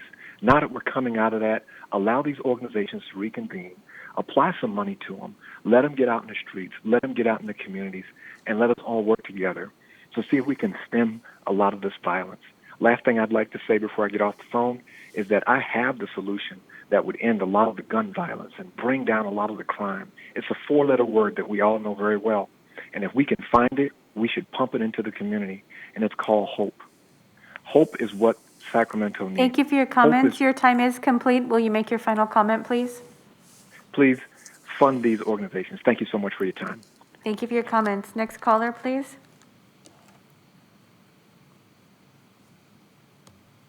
Welcome to the meeting. You have 2 minutes to address the council. Good evening. My name is Lamaya Coleman, and I live in District 4. I'm a leader with Sacramento Act. Budgets are moral documents, and we need the city to commit to providing stable funding of collaboratives that are working together to address community violence, like Healing the Hood and Advanced Peace. I work in education, and seeing the kids come back to school, it's really clear that a lot of kids are suffering mentally, that the relationships and how to have relationships is frayed. We need stability. We need programs that really emphasize relationship, and Advanced Peace does that. We know that Advanced Peace was really effective pre-pandemic, and we need to provide it. We need to continue that. We need to support that, not just funding it through December and then having it have to turn into a CBO when I'm not aware of a funding plan for it once it is a CBO, assuming it becomes a CBO immediately. Advanced Peace in the Hood are entities and collaboratives that have been working for years with proven data to address community violence. By ending funding for these organizations, you're sending a direct message to the vulnerable populations they serve, that the city doesn't care to invest in them or carry out their commitment. I really feel like we need to give Advanced Peace an opportunity to present a progress report during an upcoming city council meeting, and make sure we're investing in that long term, because these problems are not fixed immediately, and they do take time, and they do take stability that we can provide through relationships that are longer term funded, where we provide funding for a longer time. Thank you very much. Thank you for your comments. Next caller, please. And Mayor, this is the last caller on this item. Welcome to the meeting. You have 2 minutes to address the council. Mi nombre es Elvia Vázquez, soy un líder de Sacramento ACT. Creemos que los presupuestos son documentos morales que hablan de las personas que lo formulan y que toman decisiones, y necesitamos el compromiso de la ciudad para financiar colaboraciones que trabajan juntas para abordar la violencia comunitaria como Healing the Hood y Advanced Peace. Yo directamente he sido afectada de personas cercanas a mí por falta de oportunidades en años anteriores, entonces les pedimos por favor que consideren nuestra solicitud teniendo en cuenta los mejores intereses de Sacramento, que actúen justos y que actúen con el corazón y verdaderos, porque sus electores estamos esperando que tomen las decisiones correctas. Gracias. Thank you. Thank you for your comments. Okay, is that the last of the public comments? Thank you, members of the public. I want to ask Dr. Clavo first to respond to some of what's been said. And I'm going to make the first comment here because I'm troubled by some of what I'm hearing and I want to speak to it, but I'm going to turn it over to Dr. Clavo first. Thank you, Mayor.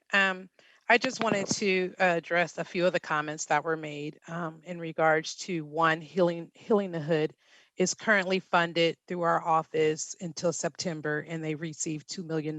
So they have not been defunded. Funding has not been taken from them. And many of the callers who expressed that is also a part of Healing the Hood. The other thing, Advanced Peace, once again, they weren't defunded. They did not apply for this grant. They did not apply to this RFP process. And so they weren't defunded. It was an agreement that was made about them transitioning and that funding being transitioned to local CBOs, as well as they're funded once again for their Youth Peacemaker Fellowship into year 2023, as well as their Adult Peacemaker Fellowship is funded until December of this year. And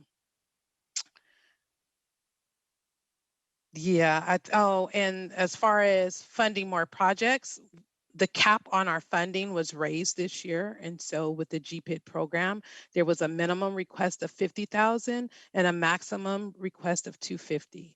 Now, I'm sure you wouldn't be surprised to hear me say that no program asked for $50,000. All of them asked for $100,000 or more. And so being that I only had $1 million budget, I could only fund so many. So out of the 17 applied, the total sum came to $1 million and 6 are being awarded. And thank you for your time. Thank you, Dr. Clavo. I'm going to make a comment and I'll turn it over to members. I think Mayor Pro Tem Ashby was first and then we'll go from there. Man, I see something that really troubles me. Good and great community organizations are fighting with each other. Now, I suppose that's inevitable when there's competition for dollars, but what a difference this hearing would be.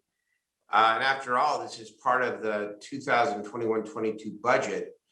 If the folks from the Advanced Peace side and the folks from the brother to brother side had gotten together and all said, please double the money here so that we can do more together. But that's not what's happening. And I'm telling you, as someone who is a fierce supporter of gang intervention, this is hurting the cause. It is hurting the cause. And I would suggest that when the community puts its differences on the doorstep of the elected officials, it doesn't always work out so well. And I was a strong supporter of Advanced Peace. I love the idea and the concept. I don't quite get what the controversy is about. There's a letter here from Devon Rogan from December 4th of 2019 saying that there's an agreement that Advanced Peace is going to begin transitioning out the last quarter of 2021. And now we're hearing a lot about Advanced Peace. I love Advanced Peace, but what is this? What we're trying to do here is we're trying to do both prevention work and intervention work. We hired Dr. Clavo, the city manager did, to help lead this effort and to take these applications and make her best judgment on who is going to best fulfill that role. If it's not enough money, then get together and make that the discussion, because it is not for us to adjudicate. It is not for us to adjudicate. I say this is a strong supporter of Advanced Peace, not for us to adjudicate whether Advanced Peace is being treated fairly or unfairly. I know what's going on, lots of relationship and lots of rivalry, and I get it. Please don't put that on our doorstep. Figure it out and come back to us. We're going to have an American Relief Plan. I talked about it earlier. We're going to have a lot of money. You want to know if I'm willing to put more money into gang intervention? I sure am. I'm also going to trust both the community and our expert staff, because ultimately this has to be a competitive process to advise us and guide us as to where that money should best be spent. This is way too important to have this kind of a hearing where it's obvious that people are unhappy with each other and organizations are unhappy with each other. Please. Mayor Pro Tem Ashby, or I don't know, who was up first? Mindy, please help me. I'm happy to go, Mayor. I can see that you are frustrated, Mayor, and I am too, because this should be an item that we could celebrate. We're spending $1 million, and we have the amazing Dr. Nicole Clavo running an agency that she's a wonderful human being, and she has done a great job here. And we all know these organizations. I mean, Rose Family, that's a wonderful group. Are you kidding me? And Brother to Brother, amazing. There's Impact SAC, Neighborhood Wellness. These are all groups that we all know. And I'm a member of Moms Demand Action too. And I really believe we should be doing this work. But the two groups that I heard people call in for didn't even apply for this funding line. How would you select a group that didn't apply? And there's an existing letter saying that Advanced Peace was going to do this for a while and try to transition it to groups like Brother to Brother. I don't know if you have all gone on calls with Advanced Peace. I have. I did just this month. And while I was with them, they called Brother to Brother and asked them to come out to the call. So in my mind, this is actually making perfect sense what's happening in front of us. And I'm not understanding why people are upset. I know that, whenever we do an RFP, there are groups that are not selected.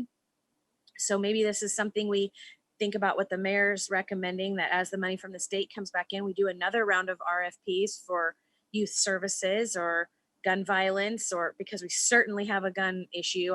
The gun violence is up astronomically right now. It's in every district. So I don't think any of us would fight against more help, but tonight should be a celebration of these really great organizations that are getting funding, and a thank you to Advanced Peace for the great work that they've done, and also for this handoff and transition to the local community-based organizations, just exactly as they agreed to in their letter and in their contract with the city of Sacramento. And then we should all be rallying around Rose Family and Brother to Brother to help them too, which I am looking forward to doing. So, I think this is on for a motion. I'm happy to move the item tonight, and also just, continue the dialogue as more funding becomes available about how we can do additional programs that address gun violence in the city of Sacramento. But Dr. Clavo, I think this is great work. I'm a big fan, and I think this is outstanding. I'm excited to see what Brother to Brother and these groups can do to advance the dialogue even more. Thank you. I think we have Councilmember Jennings and Councilmember Guetta. Councilmember Garrett, I think you were ahead of me, so I'll let you go first, sir. Great, thank you. Look, I think clearly, the issue here is that we have a lot of great organizations that need to be funded. And so the selection of these organizations, I think, is without question that we should be moving forward. But I am troubled that that I've heard from many organizations over the last month about this concern, and it not resolved by the time we get here.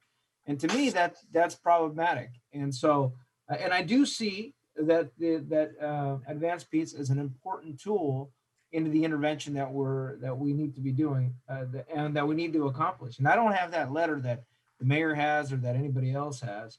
All I know is that I've spoken to enough members in the community to convince me that we need to have a dialogue about this.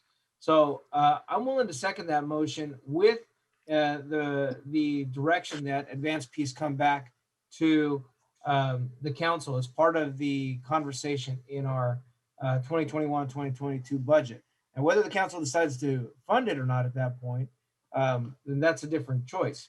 But it sounds like we've got time. What I heard Dr. Clavo say is that advanced peace is funded till December of 2021. So we have time to have this dialogue. But I'll second that motion if with the direction that it come back as part of the budget conversations. Just to be clear, my motion did not include advanced peace coming back. My motion included, I think what you may have heard me say is my motion included coming back and having another round of funding once the mayor's identified some funding that might be appropriate. I heard your motion. Then I'll make a substitute motion that we approve the staff report with the direction to come back with advanced peace as part of the 2021-2022 budget. Councilman Guetta, if I may here, because I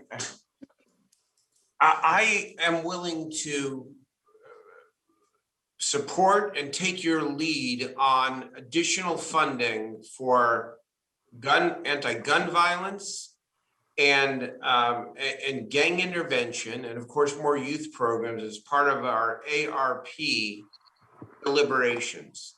We don't have money in the budget, of course. What we've been presented, unless we're going to take money from some other place to add another $1 million or whatever it would be to the 2021 budget.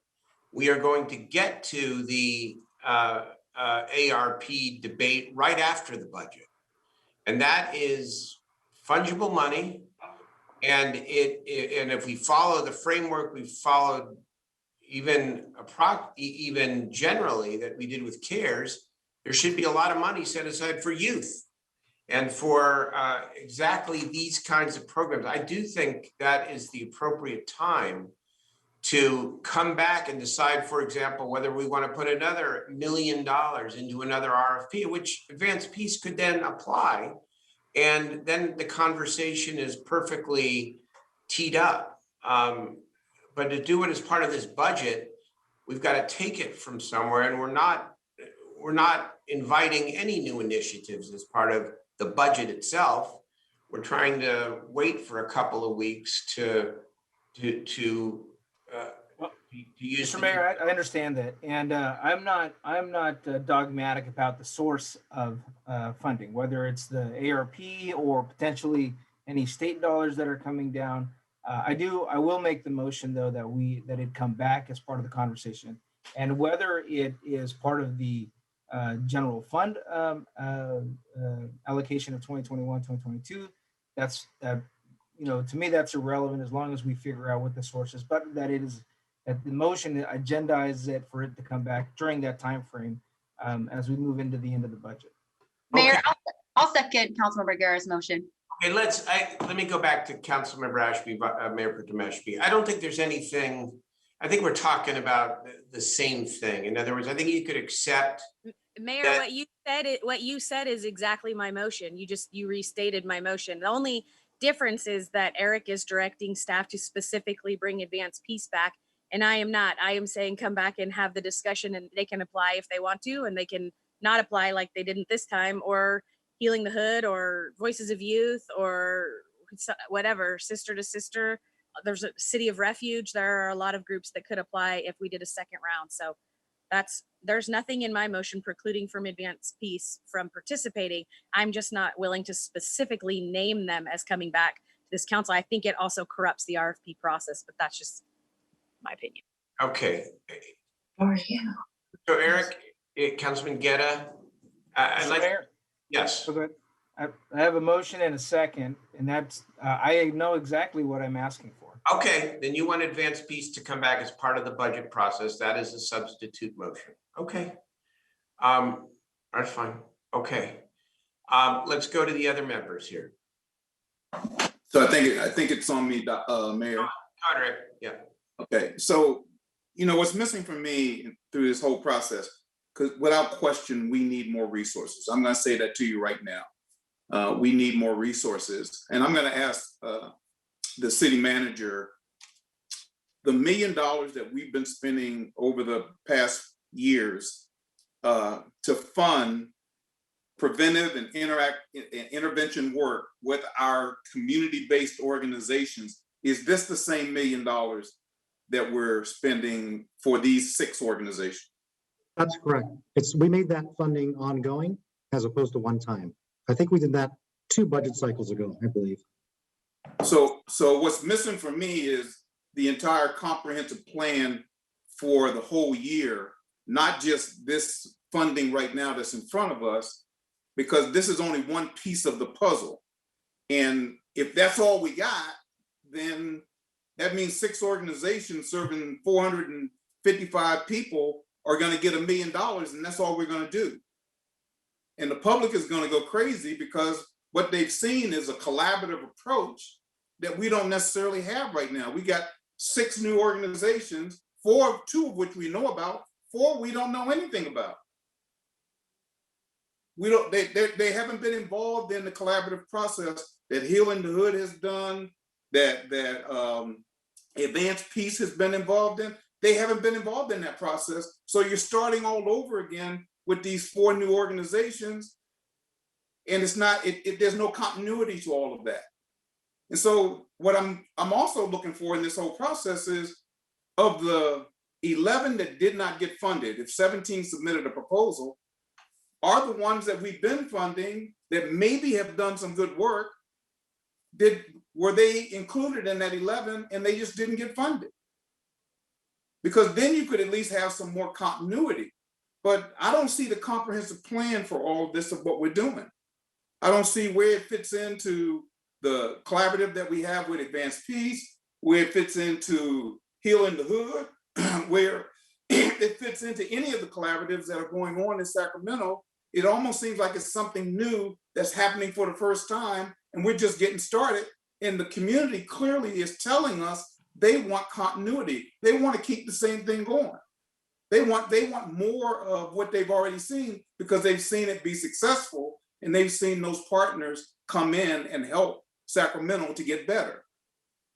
So yes, Mayor, we do need more resources, but we also need a comprehensive plan as to how we're going to address this whole issue of gun violence and the increased amount of violence that we're seeing because of the pandemic. And we heard the police chief says he doesn't even know the next step of what's going to happen when the pandemic is over, as far as increase in violence or not. So we need community-based organizations that are going to be a part of the solutions. We don't just need 6, we need 66. We need more than the 6 that's on this table, especially when some of them are not in the city of Sacramento. Some of these organizations are not in the city of Sacramento. And so I don't know if that disqualifies them or not. I don't want to do any of that. I don't want to take anything away from them. I don't want to put their name in vain. I'm just saying, I don't know how these 6 got to the top. I wasn't involved in that process. I wasn't briefed on that process. And I don't know about the rest of the council members and whether they were briefed or not, but I don't know. And I don't know the comprehensive plan. So all the work I've done in the last 6 years, I feel is gone for naught. So I'll stop there because, I think we should all know more than we know if we're going to be voting on these things that are going to make the city better. And they're going to be a partner with the Sacramento Police Department and public safety and help keep people safe. We should all know more information than we're knowing right now. What do you ask? What would you like to do, Councilmember Jennings? I think this has to be a workshop. I think we got to bring this whole thing together and we talk about what do we want for the whole year or next 5 years and talk about a comprehensive plan that we can all work together towards. But it can't happen just by giving money away, because I can't. And I don't want to discredit these organizations, because I'm sure they do good work. But there are 4 organizations on here I can't tell you anything about, and I've been in the nonprofit world since 1997 as a CEO, and I don't know anything about them. So I just think we got to have a workshop where we can come together as a council and talk about the comprehensive plan for how we're going to address the issues of public safety in the city of Sacramento, especially when we expect our community partners to help us to do this. Mayor, can I jump in just for a second? Yeah. So, a couple things. I agree. I think this approach about having more resources to tackle this issue, wholeheartedly agree with. I think that the work that we're continuing here with this RFP is the work we started 4 years ago with Advanced Peace. Now, I'm not going to rehash what has been said already, other than to say that we've been moving forward in a fashion consistent with what my discussions have been with the organization. Now, if we need a larger plan, I'm all for that. I think that what we want to do is make sure that this work that has started with Advanced Peace doesn't go away, that we continue it with community-based organizations. And that's the conversations we've been having, and that's why we have this RFP. But for the conversations I've had with the Advanced Peace team, we would not have this RFP. And we would just, stick it out to the end of 2021. Second piece here is that, again, it was mentioned earlier, we do have another funding source for Advanced Peace going through 2023. So I don't think that we're just dropping off and not picking up with these new organizations that are being awarded. Some are under the Healing the Hood collaborative, and some have worked directly with Advanced Peace. So Howard, yeah, maybe we need to know a little bit more about the state grant. Is Advanced Peace going to be funded by the city through the state past December of 2021? Yes. So maybe Nicole can talk a little bit about that. It's $1.5 million going through 2023. Nicole, please, what's our role? What is our role? So there is the BSCC. We have the CalVIP grant for 1.5. Can you explain what that acronym is for? Yeah, please, no initials here. What is it that they're getting, and what is our role, please? So they're getting $1.5 million. The Office of Violence Prevention is overseeing the grant. Sierra Health is the grantee, and Safe Passages, who is the fiscal sponsor for Advanced Peace, is overseeing the financial portion until, I believe, 2022. My understanding is it does not cover the adult population. It only covers the younger kids. Is that correct? That is correct. That is the Youth Peacemaker Fellowship Program. So it isn't a replacement for what Advanced Peace has been doing on the adult side, correct? That is correct. Okay. And what is the plan to replace that? That is the awards that we're making tonight to these organizations to pick up where Advanced Peace left off. For the adult part of it? That's correct. And what is the status of Healing the Hood? They were funded $2 million until September of this year. And after that, what happens? They're no longer, some of the organizations are funded in other avenues. In regards to Healing the Hood, that funding in September of 2021. And so, Mayor, I just want to go back one more time. When I talk about a comprehensive plan, we should be, as we're doing our budget and everything like that, we should be talking about beyond September. We should be talking about beyond the time that we're talking about. Well, Councilman Jennings, I believe Healing the Hood also has a CalVIP grant through Sierra Health until 2023 as well for $1.5 million as well. Yeah. So Healing the Hood is funded through through a state grant, through the CalVIP grant into 2023 as well. To do the work that they're doing right now. Correct. And they made whole through that process, correct? I'm sorry. They're made whole through that process? Yes, I would say Same that. fund level that they're getting now? Yes, they're Okay. currently, yes. So I don't see any of that in the report that's in front of me. Well, Healing the Hood is not part of that report. This report was specifically about the grant, the GPIT grant task force. And so Healing the Hood was not a part of that. They did not apply, and those were individual entities up under the Healing the Hood umbrella under Sierra Health. So the report reflects the organizations that were selected and applied for the GPIT grant, which was a total of 17 organizations. So my understanding is the CalVIP grant only serves the juvenile population. You're telling me that's not true? So the CalVIP grant through the Office of Violence Prevention serves the Youth Peacemaker Fellowship for Advanced Peace. The CalVIP grant that I referred to for Healing the Hood is through Sierra Health, and that serves all of the organizations that are associated with the Healing the Hood process.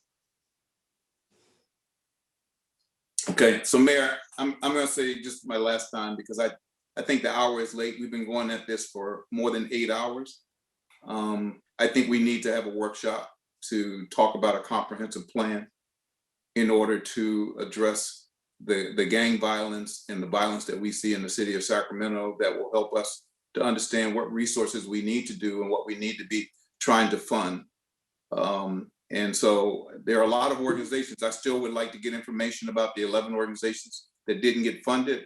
I'm trying to figure out what happened to the collaboratives that we've had in the past that are together or may not be together. I'm not getting the information I need as a council member in order to be able to say that I started this process and now I don't know what's going on.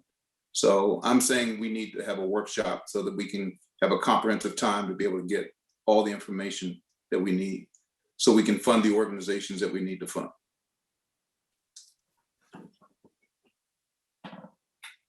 Is that a motion, Councilmember Jennings? I'll make it a motion. I would second that. Let's just deal with the motions on the table if we can already. Councilmember Guerra, can you repeat what your motion here is so that I can better understand it? Yes, my motion was to move the staff report and execute the contracts identified here and to bring back to the city council as part of the budget conversation, the advanced peace contract.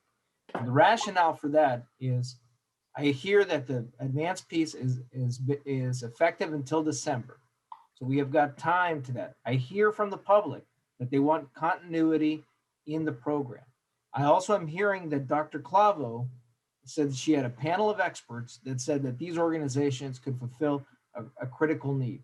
So the way I see this is that, yes, we should be funding these organizations and that we should look at why we're not continuing the advanced peace contract. I will say, since I have the floor here, that I also agree with Councilmember Jennings that if we're not going to continue the direction with advanced peace, then we need to look at why we wouldn't continue on a path that we had agreed upon. So Councilmember, let me try one more time. Would you be willing to have that discussion? The first hearing that we have under the American Relief Plan, say June the 23rd, June the 30th? We're planning on voting on the budget on June 15th? That's correct, but it does not include a dime of the ARP money. Well, therein lies my problem here. Mr. Mayor, can we have a couple other council members who want to speak before we conclude this? Okay, go ahead. I'll wait. Okay. I think I'm next. Yeah. Go ahead. All right. I know it's 9:57. We're coming up to 10 o'clock. All right, we're doing good, y'all. So just really quick, I want to thank all the callers for calling in. Dr. Clavo, thank you so much for your presentation. Really appreciate my colleagues on some clarification, just because we heard a lot about AP, Advanced Peace, tonight, whether they had applied, not applied. I just have some questions and then some comments. My first question, just for clarity, is that this grant, the GPIC grant, this is coming from our general budget, correct? It's not state or federal grant, correct, Dr. Clavo? I'm sorry. Yes, that is correct. Okay, and I believe the grant amount was 1.4 million. Can you confirm? Is that correct? The total grant. 1 million. Okay, because I thought I saw 1.4, so I was wondering where the other 0.4 million went. No, it was only 1 million we had. Okay, thank you for that. Given that the citywide gang prevention intervention task force grant is a citywide grant, I'm curious to know what type of coordination efforts will happen among the 6 organizations, along with organizations that were not funded. And I asked that in particular to echo Councilmember Jennings on having a comprehensive plan, because I do think that there needs to be alignment with all of these organizations and funding. And I want to highlight when we went over the police budget, I believe one or two of those organizations was also funded through the asset forfeiture plan as well. And so with all of these type of funding that's happening around prevention, intervention, gang intervention, I want to make sure there's alignment because some of these orgs are being funded twice. I'm not saying that's something that, that's bad, but I think it's important to make sure that we are in alignment of the organizations that are being funded. So I wanted to know, are there going to be any coordination efforts among all the 6 organizations, or will they be doing kind of their own great work within the community? Will they be convening to talk about what's working, what's not working? Do they work closely together? Okay, so to address your 1.4, you've probably seen that because that's our overall budget, but that was not what went into the grant. So the grant is only 1 million. Okay. So that's that question, that answer. And then yes, all of the organizations, one of the requirements is collaboration. We will be having meetings amongst all of the different organizations, ensuring that they're all working together. One of my goals is to rid the city of the silos that we've been working in the past, because they have been working in silos, and to create synergy of the organizations that we are funding. There was another part of your question I think I missed. Oh, it was just me agreeing with Councilmember Jennings about having a comprehensive plan, just because I do see that when we went over the police budget regarding the asset funding, noticed that an organization was funded through that too. And so I just want to make sure that, as we're funding nonprofits around these type of work, that we're in coordination and alignment. So, okay. The other question I had, Dr. Clavel, do we know how much we've provided Advanced Peace since its funding? And maybe Howard, you might be able to answer that through the city. How much funding have we provided to Advanced Peace? 2 million. Okay. And thank you, Dr. Clavel. I appreciate that number.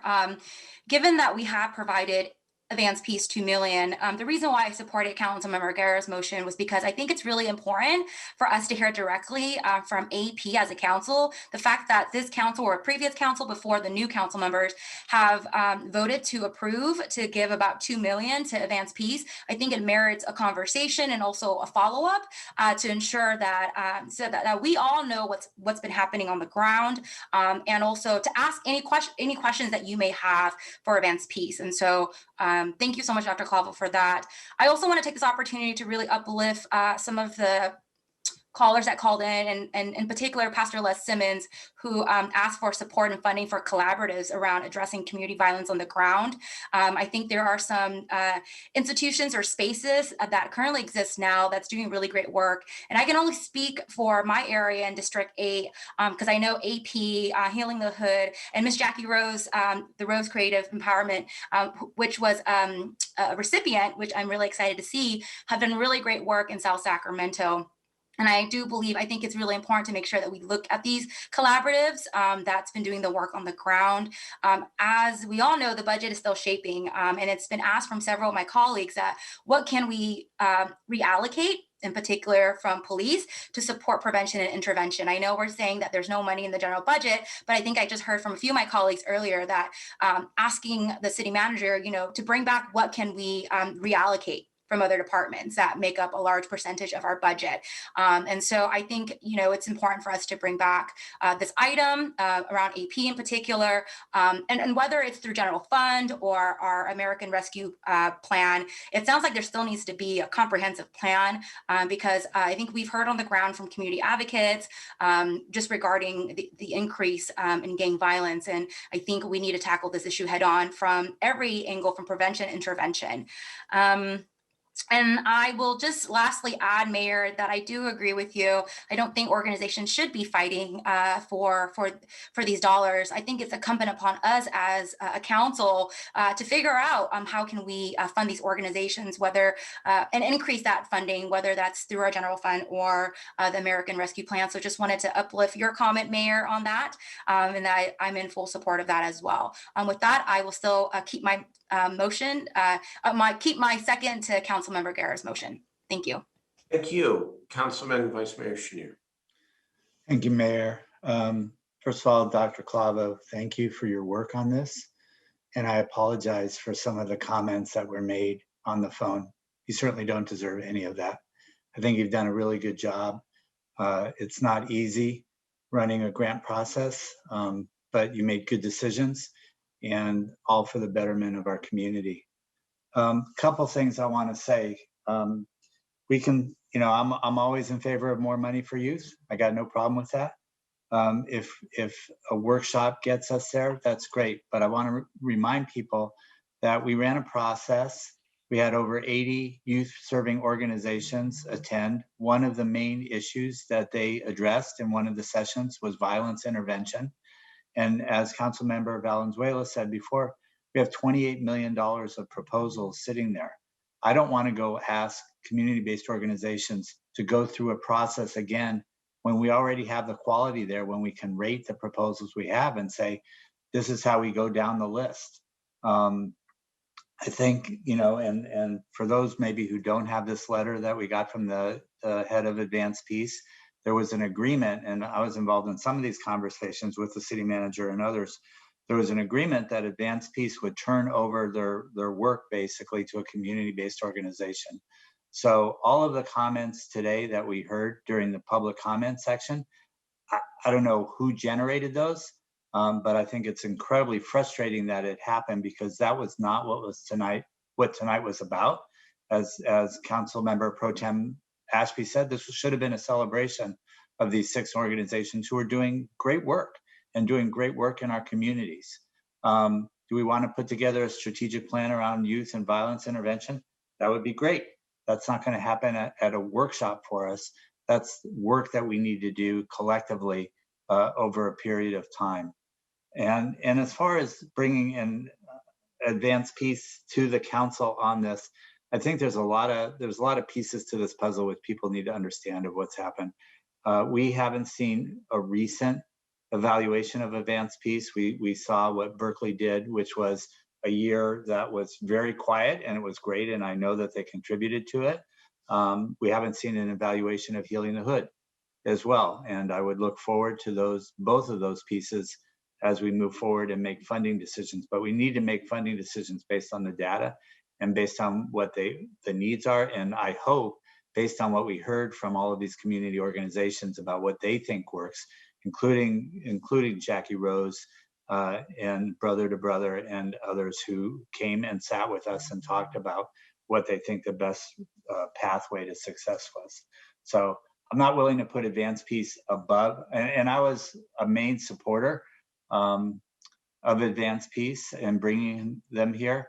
I have some questions, which I'm going to be meeting with them, and I'm sure you all are hearing from them or meeting with them. But this needs to be based on data, not on the politics of who's calling who. Okay, Councilmember Valenzuela.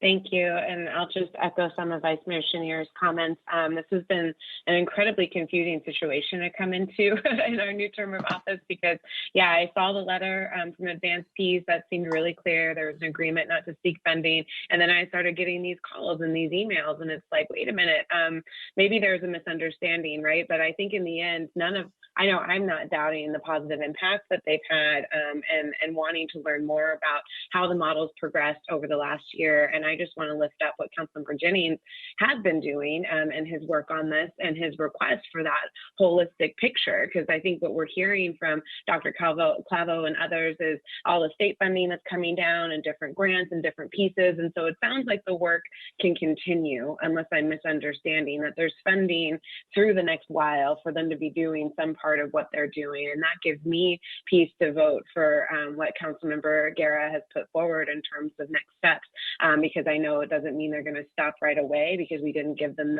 a piece of this $1 million. But I do think that there's so many moving pieces in this, and we want our money to go as strategically as possible. And so I just really want to lift up what Councilmember Jennings suggested in terms of a plan, however that happens. One thing I have heard from youth providers is that they wish there was more transparency in how funding was being allocated. And so I appreciate what staff did with this RFP, because it did give anybody a chance to apply, and it felt like it was a little bit more accessible to more people. Obviously, it's less than ideal that AP wasn't in that mix so that they can be evaluated next to folks, and so we can evaluate that moving forward. But I do appreciate the process that was lined out here by staff in terms of creating an RFP and creating this way for us to evaluate, and I hope that we can keep building on that moving forward. Thank you. Thank you.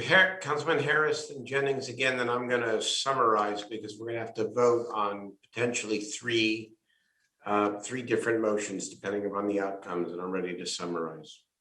So thank you, Mayor. I have also been a supporter of advanced peace. This item is not about advanced peace because they didn't apply for this money. We also did not receive performance evaluation numbers from advanced peace, which I believe, need to realistically decide whether or not we want to move forward with them, but they also have to express a desire to do so. To me, this is pretty simple. We're voting on $1 million that was allocated by Dr. Clavo to organizations to carry on work that basically advanced peace backed away from. So pretty simple issue in my opinion, and I'm ready to vote. Councilman Jennings? Yeah, I just want to kind of reemphasize the point that I made earlier in reference to us coming together and having a comprehensive conversation. There's too many questions, and I appreciate the work that's been done, but there are too many questions for me when I take a look at this whole process of the RFP for the $1 million. There are questions about the 11 that didn't get funded. There are questions about the 6 that got funded and how they got funded, the amounts that they got funded. There are too many questions that I don't have the answers to. And I don't want to discredit the organizations. I don't want to do any of that. But I think we need to understand that a little bit better in that whole process. And so I do think we got to come together in a workshop sooner the better, and also look for additional resources, because I do believe that we should fund the proven collaboratives that have already done the work and have been doing the work. And we should find funding to continue to fund them and then bring in new partners in the whole process. I can't say that this $1 million went out in a collaborative process because the RFP was not an opportunity to submit a collaborative bid together. You couldn't submit together, you submitted separately.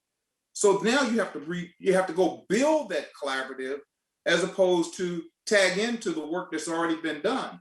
So when you have Healing the Hood, you have Advanced Peace and the collaboratives that they've already built, why not continue to invest in that as we're coming out of this pandemic, not knowing how much more crime is going to affect the city of Sacramento? And so I just believe that we need to have serious conversations about this whole department and where it's going and what is the comprehensive plan that we all want to see. What are the goals for this department? So I'm going to stop there because I am a little frustrated at this point in time. And Mayor, if Councilmember Jennings is asking us to add a workshop to my motion, I'm happy okay. to do that. Yeah, would that be helpful? Well, I'm not sure it would be because he doesn't want to vote tonight on the recommendations. I was going to parse the 3 motions in a moment. I think that allows members to make clear choice as to where they want to stand on it. But I don't think that would solve Councilmember Jennings' problem because he's not comfortable with the process that led to this set of recommendations. That's what I'm not comfortable with the process. I'm not comfortable with the fact that I don't know 4 of the 6 organizations. I'm not comfortable that the Rose Family Creative got $83,000 and organizations that I don't even know got $250,000. And when I look at the staff report, the information on the scope of services is the same. So I'm not comfortable, Mayor. You're absolutely right. That's fair. So I wanted to push this off. Let's move on. It should be pushed off. I understand. I do. And I'm going to have a suggestion in a minute that won't satisfy you completely, but I think will move us in the direction. Sean, real quick, please. I know you haven't talked, but the hour's late.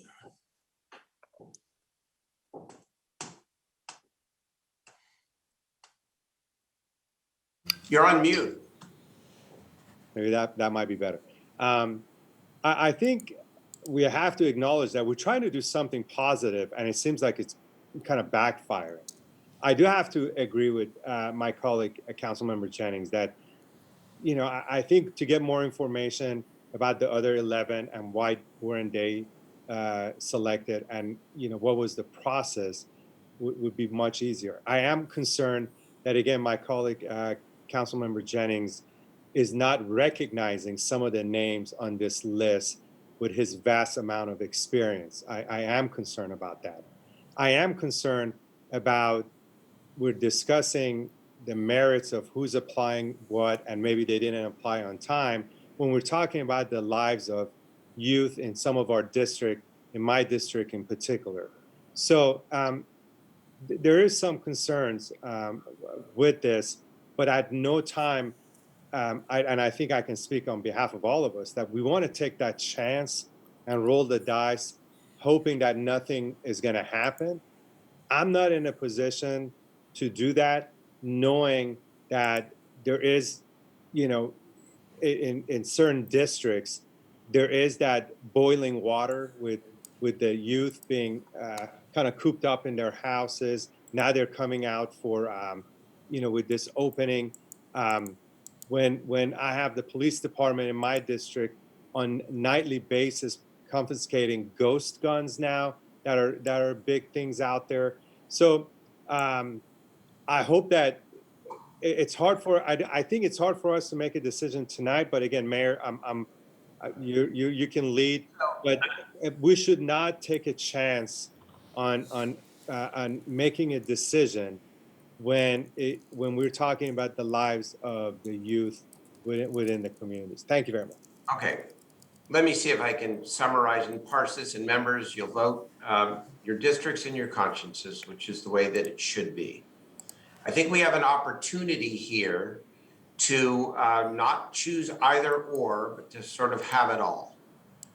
By voting yes on the main motion, which is to fund these particular nonprofits, we are starting the investment. And to not fund it means we're delaying investment. However, it doesn't mean that this is where we stop. We come back and we can appropriate more money to fund more of what the community needs in this area. So Councilmember Jennings, even though I can't support your motion as isolated to move to a workshop, because I want to get this money, at least the beginning tranche of this money, flowing tonight, I promise you that we will have a workshop as part of the American Relief Plan investment strategy to make sure that we're doing exactly what it is you said, not piecemeal, not ask this community of nonprofits, of dedicated people to get together and come together and present us a unified and larger plan. I promise you we will do that. But I don't want to support your motion because that means we're not moving forward with $1 million worth of investment that we can put to use in the community quicker. Councilmember Guerra, I know you want to bring advanced peace back specifically as part of the budget. I do respect that. And again, I'm a great supporter of advanced peace. And I know you haven't seen this letter, but I want to read it into the public record. December 4th, 2019, from Devon Bogan, the CEO Advanced Peace. He writes to City Manager Howard Chan requesting to exercise a 2-year option to work with the city. The agreement would commence on January 1, 2020 and end on December 31, 2021. That's what the letter says. In the last paragraph, Mr. Bogan says, Advanced Peace commits to begin transition discussion of the AP program to a local CBO at the beginning of the second year of the extended term. That is now. So the Advanced Peace advocacy, while heartfelt, has also been a little bit confounding because as a original supporter of Advanced Peace, I thought there was an agreement to transition. And so I can't support your motion for that reason. Now, if you said you wanted to bring it back post-budget as part of the American Relief Act, I would support that. And then we have the main motion, which is to move forward with the funding as recommended by staff while committing to a workshop and additional funding subject to the will of the city council to fund more. And whether it's Advanced Peace or not, that remains to be seen based on the competitive process and the will of the city council. So let's take Councilmember Jennings' motion first to simply continue all of this and move the broader subject into workshop format. Point of order, Mr. Mayor. Yes, Point sir. of order. Madam Clerk, there's only one motion with the second. Is that correct? No, all three had a second. All three had seconds. Councilmember Jennings, I believe Councilmember Valenzuela was the second. Okay, so let's call the roll on Councilmember Jennings' motion to move all of this into the workshop format. Thank Please. you. Mayor Pro Tem Ashby? No. Councilmember Laloe? Aye. Councilmember Harris? No? Councilmember Valenzuela? Yes. Vice Mayor Shanier? No. Councilmember Guerra? Aye. Councilmember Jennings? Aye. Councilmember Vang? Yes. And Mayor Steinberg? No. What's the vote? That's 5 yeses. 5 yeses. Okay, we will move into a workshop format within the next several weeks and delay action on any funding decision. Okay, that's the will of the city council. Thank you. All right, we have one more item tonight, and that is item 25.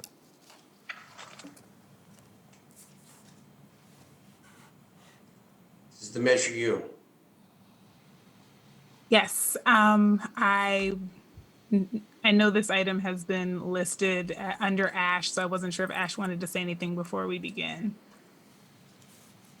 No, just please go ahead. Okay.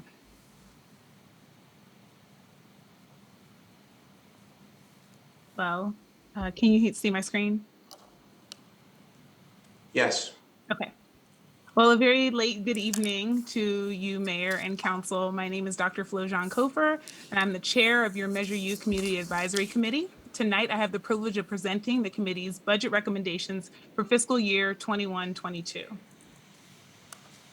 Since April 2019, this committee has shared recommendations with the City Council on process and efficiency, city operations, line item allocations, and on occasion, direct program allocations.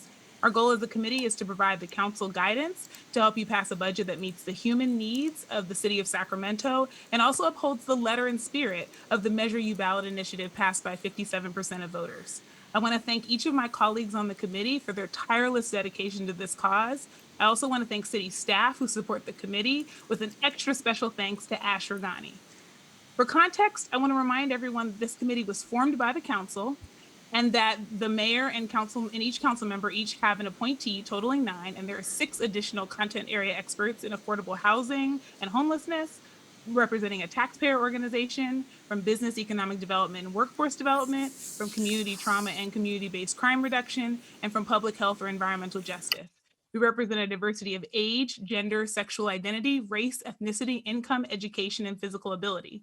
And I mention this now because the recommendations I will share next enjoy the full, unbridled, and unanimous support of a thoughtful and diverse cross-section of engaged residents of our city after tireless research and deliberation, and thus deserve your full consideration.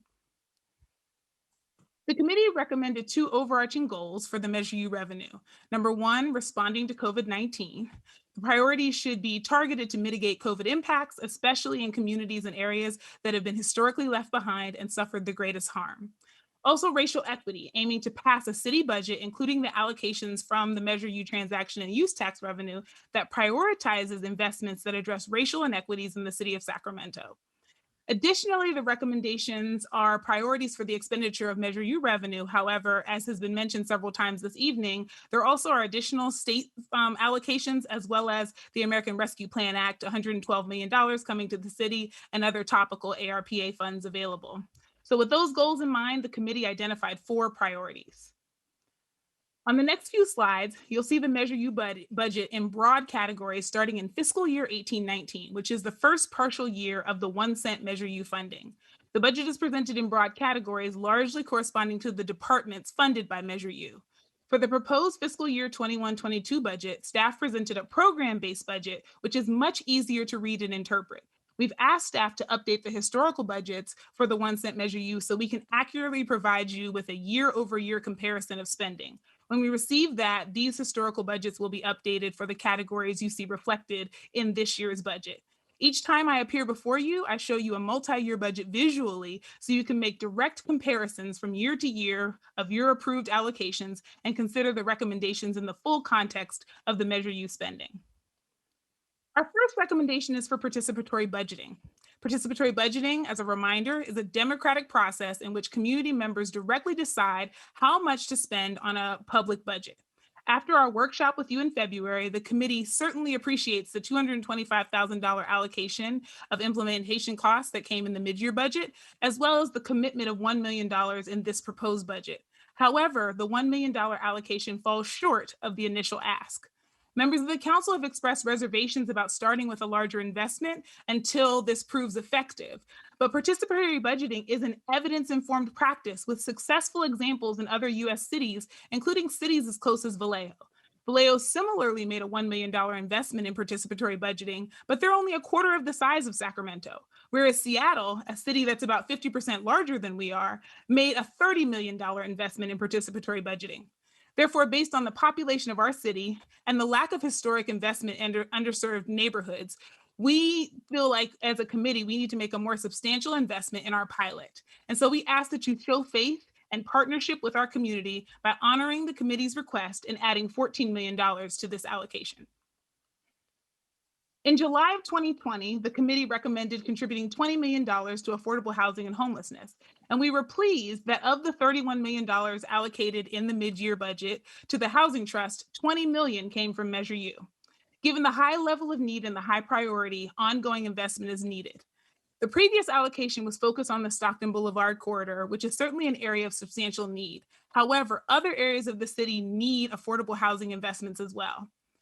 The budget, therefore, should allocate money toward permanent supportive housing for people experiencing homelessness, funding to support rehabilitation of owner and renter-occupied homes, and targeted first-time homebuyer assistance to address historic racial inequities. Additional Measure U investments could also be leveraged with SHRA-related properties and state and federal housing funding to address continuing pandemic impacts. And this will also position nonprofit developers to compete for federal and state dollars likely to be available in the near future. An area that also needs to be addressed is the lack of unlocked, well-stocked, accessible, and regularly maintained restroom facilities with plumbing and running water. As an epidemiologist, I would be remiss if I didn't point out that the lack of adequate facilities is a threat to public health and has caused serious health concerns, including hepatitis C infections, E. coli in the river, and continues to pose a serious threat for other infectious diseases, including COVID-19. An investment of just $3 million would allow for at least 10 restrooms to be renovated or established with adequate facilities. And so therefore, the committee recommends adding $20 million to the proposed investment in homelessness and affordable housing. During the past year, as you well know, $50 million of federal COVID relief funds were spent on economic development in the city. And so the fiscal year 21-22 budget, as proposed, focuses investments on the districts surrounding the community center and the renovation of Memorial Auditorium. And while these projects will generate revenue for the city, they do not provide the investments in a workforce that includes people and neighborhoods that have been historically excluded. Inclusion and equity can be accomplished if the vendors, contractors, and concessionaires are selected with intention. But for a city that has been publicly vocal about inclusive economic development, this budget is not showing that intention. It does not reflect those values. In the midst of a global pandemic that has devastated economic prospects and businesses for many in our city, Measure U funds should be focused on aid to small and minority-owned businesses in underinvested neighborhoods and training workers who have been left behind both historically and because of the COVID-19 pandemic. We recommend increasing this investment by $50 million. Lastly, after reviewing the proposed budget, the committee found itself discouraged that, once again, the majority of the Measure U expenditures are allocated to support the traditional concept of public safety. That is $70 million of $116 million. We also note that the amount of the Measure U budget allocated to traditional public safety has grown annually since the addition of the second half cent. While the increase in Measure U funding to fire has been more gradual, in the 1 year between the end of fiscal year 1920 budget and this proposed budget, their allocation has increased by 29%. However, the majority of the increase in this traditional public safety bucket has gone to the police department. Within a year of Measure U going into effect, the police department nearly doubled from $25.7 million in the 18-19 budget to $45.7 million last year, and now $47.2 million proposed this year. One of the selling points that persuaded voters to support the measure was that it would allow for innovation and creative ways to increase equity and economic development. Last year, this council created the Department of Community Response. Similar to the request for substantial funding for participatory budgeting to ensure a strong start to that program, the committee recommends increasing the funding to the Department of Community Response to help support its activities, especially the implementation of the Homelessness Master Plan. Funding this department is also a step toward implementing the public safety resolution championed by Councilmember Jay Chenier, which this body passed unanimously on October 27th, 2020. We also think there should be funding to support preventive services and supports, especially those focused on youth under the age of 26. The committee recommends that the council continue to prioritize investing in programs and services for youth provided by the city and in partnership with community-based organizations similar to those championed by Councilmember Chenier in the mid-year allocation. Debbie Oda-Kent showed the ladder of community engagement as, and the process as part of the participatory budgeting workshop in February. And his office used a really fantastic process that engaged community partners, and it's one that certainly should be replicated. It's only actually one rung lower on that ladder than participatory budgeting. Sorry, shameless plug. For these reasons, the committee recommends adding $7 million to the community response. I'd also like to highlight two of the process and efficiency recommendations that are directly related to budgeting that we shared with the Budget and Audit Committee in February. The full list is included in your agenda. In 2020, the committee invited every department funded by Measure U to describe their programs, spending, and impact. Needless to say, we were disappointed that many departments struggled to answer basic questions about the impact of their work. As a bright spot, however, we lift up Youth Parks and Community Enrichment as a model department in this regard and encourage the council to direct other departments to follow their lead in organizing and evaluating their work. Much appreciation goes to Mario's leadership. Based on the outcome of this inquiry, we became aware of some pressing management needs that are hampering the efficient operation of city departments. And therefore, we recommend that every department develop a vision statement describing the future position the city should have as a result of their operations. And all departments or projects funded by Measure U should submit funding requests that include strategic, measurable, ambitious, realistic, time-bound, inclusive, and equitable goals and metrics to quantify their inputs, i.e. program staffing, equipment, and activities, and the outcomes that are expected as a result. Population and neighborhood data should also serve as a foundation for decisions and be able to be used as a benchmark of the impact for these investments. And lastly, the council should carefully review each of the 39 recommendations from the March 2020 citywide innovation and efficiency assessment potential strategies and the March 5th response memorandum from the city manager. To date, the council has not taken any action on the recommendations despite commissioning the report and paying $268,900 for its completion. The committee recommends serious consideration for recommendations 1, 8, 31, 33, and 36, although the entirety of these recommendations are quite substantial and do deserve full consideration. Of note, establishing a cross-functional team, including public safety, information technology, and finance staff to create a dashboard, monitor, and provide guidance to all departments regarding methods to manage overtime would be a great way to incur some cost savings and possibly able to fund some of the topics that were discussed tonight, as well as many of the Measure U priorities. To close, I would be remiss if 15 months into a global pandemic, I didn't challenge the idea that progress has to take a long time. As an epidemiologist, I would point out to you that never in the history of humanity have we ever developed a vaccine in less than 4 years. And as I sit before you today, living in a state where not only were multiple vaccines developed in under 1 year, but half of the state has already received 1 dose. I therefore believe in the power of what can happen when we decide the time is right and we put money behind it. And unlike vaccine development, testing, and approval, which requires hundreds of thousands of people to participate, passing a budget that reflects our values and serves the city of Sacramento only requires 5 people to log into Zoom and say yes. So that's what I ask of you tonight. Please approve the recommendations from the Measure U Community Advisory Committee and consider them as you are making your budget decisions. Thank you. Thank you. Thank you very much for all the hard work you and the committee put into these recommendations. We do have public testimony, Madam Clerk. How many people? I have 2 callers on this item. Please. May I have my first caller, please?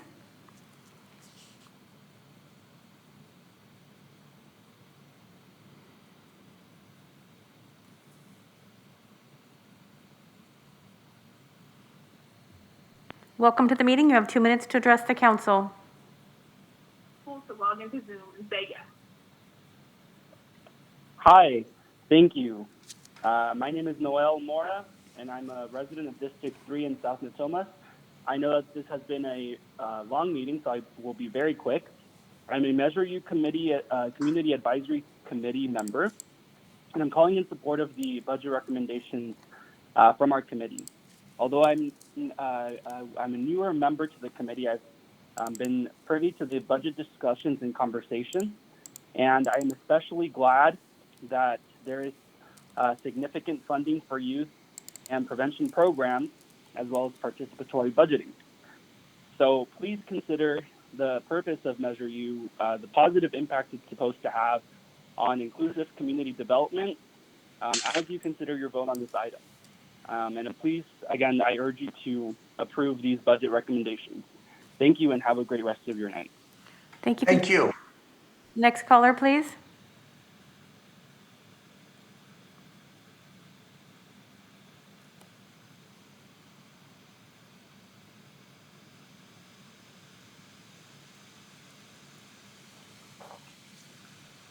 Welcome to the meeting. You have 2 minutes to address the council. Yes, hi. I'm glad I could get back in, seeing as how you all closed the public comment queue as soon as Dr. Kofer began her presentation, which is absolutely anti-democratic and know full well what you're doing.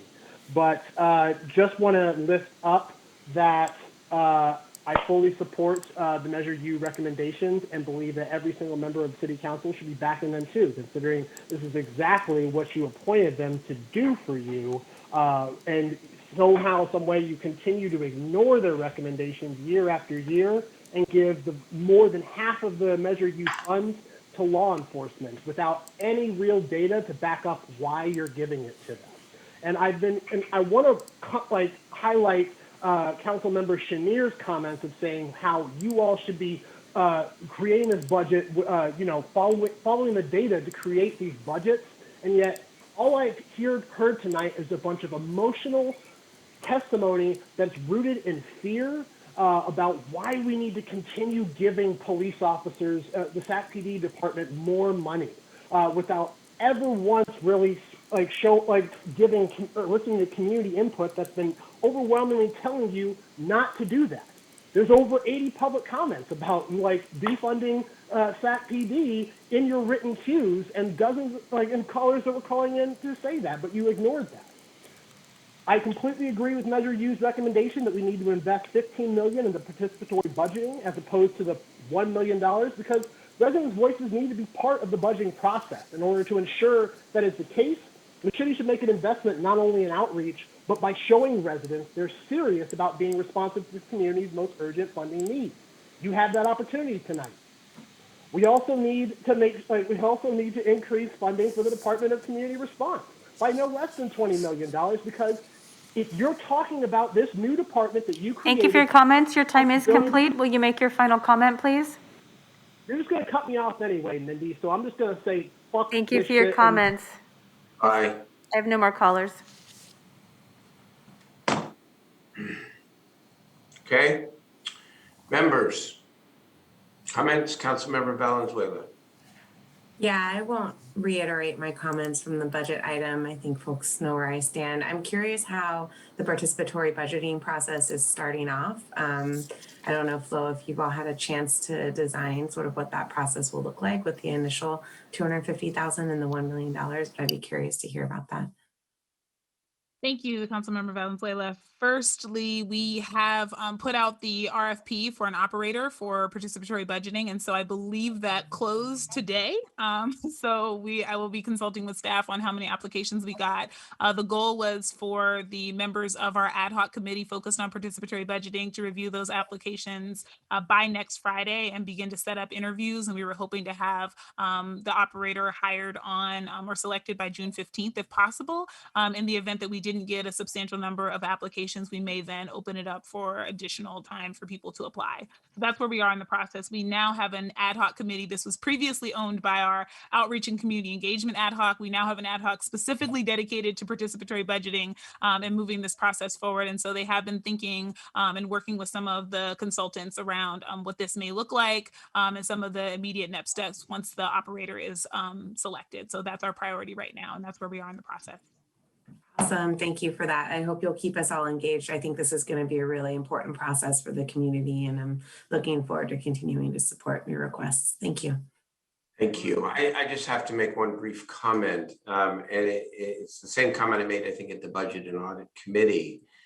I want to reiterate that my request of the Measure U Advisory Committee is to hold the City Council accountable for the investments we make in the categories under your definition of inclusive economic development and equity, but combine the general fund and Measure U, and set a baseline,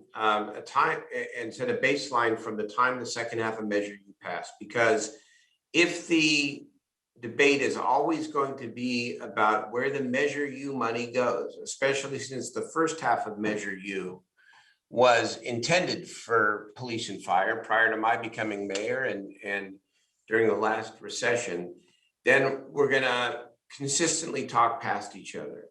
However, if we can agree that the measure ought to be how much money is the city spending on inclusion, on equity, on economic development, on youth, and housing and homelessness since that second half passed. And if it's not enough, you tell us it's not enough. Then we have an opportunity, I think, to really move together in the same direction. Because if we're just picking off of Measure U, it's not going to work. Because Measure U is the general fund. Measure U is the general fund. And what matters is the choices we make from either the general fund or Measure U to fund the investment categories that you are rightfully advocating for. That's my request. All right. Thank you, Dr. Kofer. I know you're frozen on the screen, so. Yeah, I definitely appreciate that sentiment that, if green is green, but then my pushback to that would be Measure U is a general fund tax. And so there's also nothing stopping the council to direct the city manager to make sure that the budget that shows the Measure U money has the things in it that I think most of us were appointed and wanted to be involved in. I say this all the time, and I kind of joking with Councilmember Harris that I was not on the police commission and I didn't sign up to be on the police commission. I signed up to be on the Measure U Commission, and I was one of the hundreds of people who championed there being a Measure U Community Advisory Committee. And so it would also help us to be able to do that work if the budget that we were given was one that contained the things that I think we all want to be involved in. And so I think as simple as it is for us to consider those other investments, it's also very simple to present a budget that shows those investments as being funded from Measure U. And that's one of the recommendations that's included in your packet that we've made to council repeatedly is put those things, if they're actually happening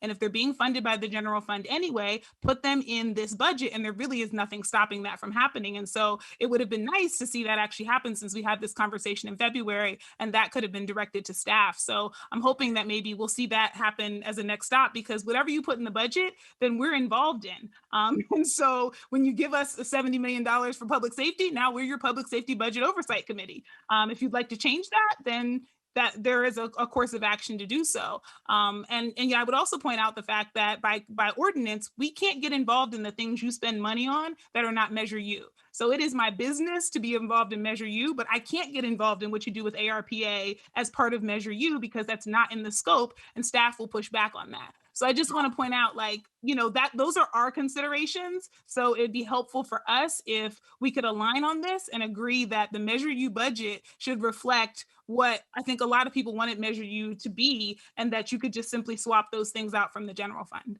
I think we could figure this out together, actually, because it really is an accounting question of how the information is presented. So let's try to do that. Okay. Thank you. All right. I know the computer got a little frozen, but it's okay. Thank you again to you and the committee. And Mayor, I had my hand up, and I'll keep it short. Oh, go ahead. Yeah, I just first I just want to take this opportunity to thank Dr. Kofer for her incredible heart and hustle in her work, but also all of our appointees to the Measure U committee, and really appreciate all the recommendations that y'all provided. And I just want to say on record that it does provide me as a guiding tool as we are moving forward and shaping this budget, and really appreciate all your hard work. The only question I had, and maybe Dr. Kofer, you can share a little bit more, is towards the end of your recommendation, it seems like the committee is also going to start kind of exploring universal base income, and wanted you to speak a little bit on that, and what you've just been hearing from your colleagues on the Measure U committee regarding that topic. Sure. Thank you, Councilmember Vang. So yes, the committee, recently learned of the governor's interest in participatory budgeting and exploration. We thought, given the data that have come out from the Stockton pilot, of course, that was pre-pandemic, but it was very promising in terms of the impact that those dollars have had on the people who were able to participate in the pilot. And so we are interested in exploring that and seeing what it may look like for the city of Sacramento, especially if there may be dollars coming down after the exploration comes from the state. We'd like to be positioned to be able to take advantage of that if that's a possibility coming forward. No, I think that's really great. I really appreciate that. I think there's been a lot of conversation on the state level, I think federal, state level, and even at the local level on what that would look like on the ground. I know a big part when I think about development in our district or just investment, oftentimes folk draw a circle in a neighborhood and look at the disposable income of a family. And so figuring out how we can get more dollars in the pocket so that families can spend and also reinvest in the community is incredibly important. So I'm also interested in this topic as well. Really appreciate Measure U looking at this. If we are able to increase participatory budgeting, perhaps it's something that we could do, right? But just wanted to hear a little bit more about Measure U. I just thought that was really interesting. That was part of your recommendation to explore that, and really looking forward to learning and hearing more from the committee about that topic in particular. So thank you. Thank you. Yes, we're looking forward to that as well. Thank you. Okay. Thank you again, Dr. Kofer. That will conclude the item. Appreciate it. Okay, we do have public testimony, an item not on the agenda. We have 9 speakers. Thank you. May I have my first caller, please?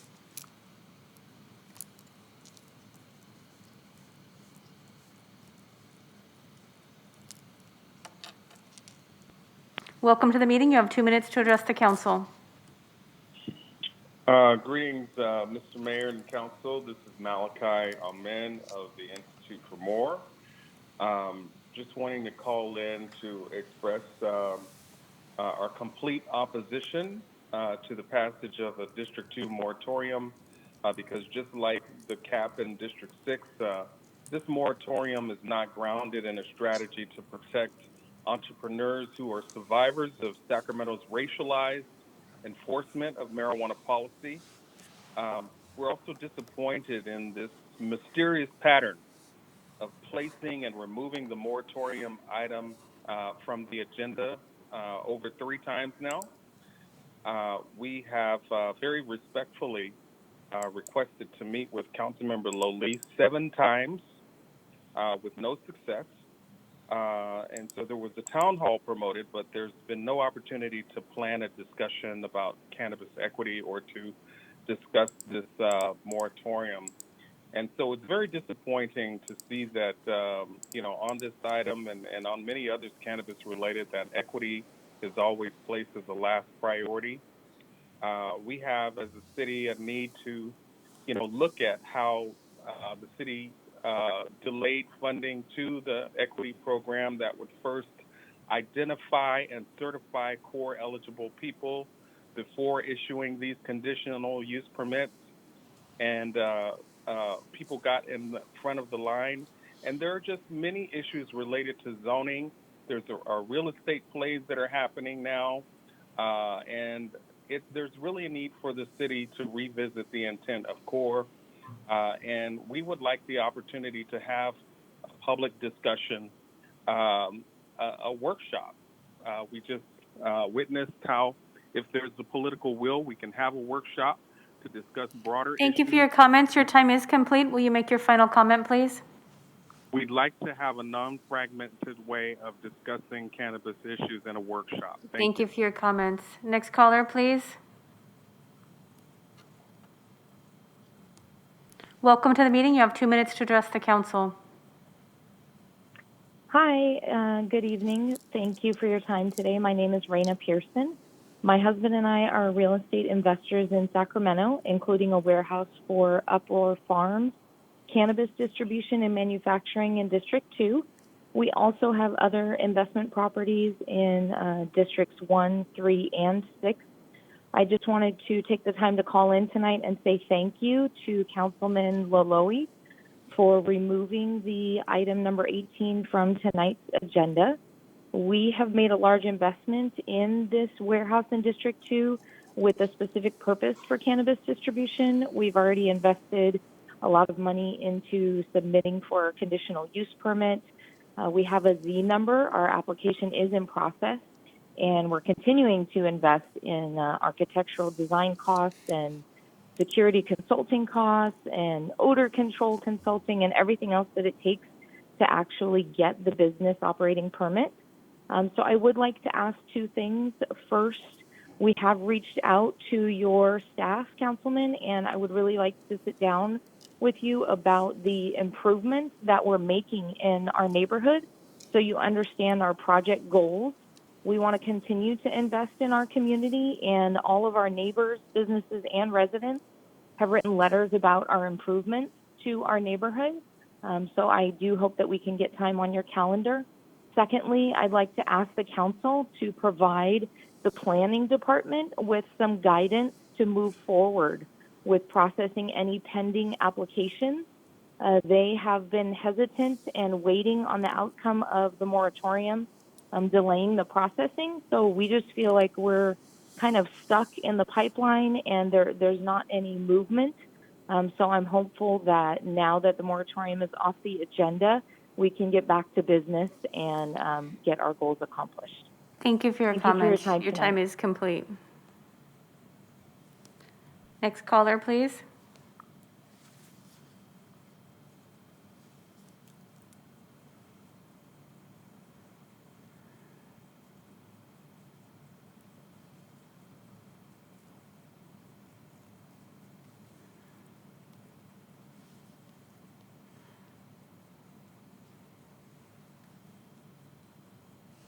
Welcome to the meeting. You have 2 minutes to address the council.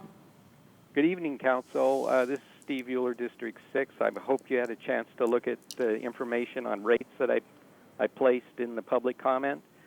I've heard that the council members wanted to know about rates and what the effect of electrification on rates from SMUD. I would like to have access to whatever the staff has provided to the council members on rates.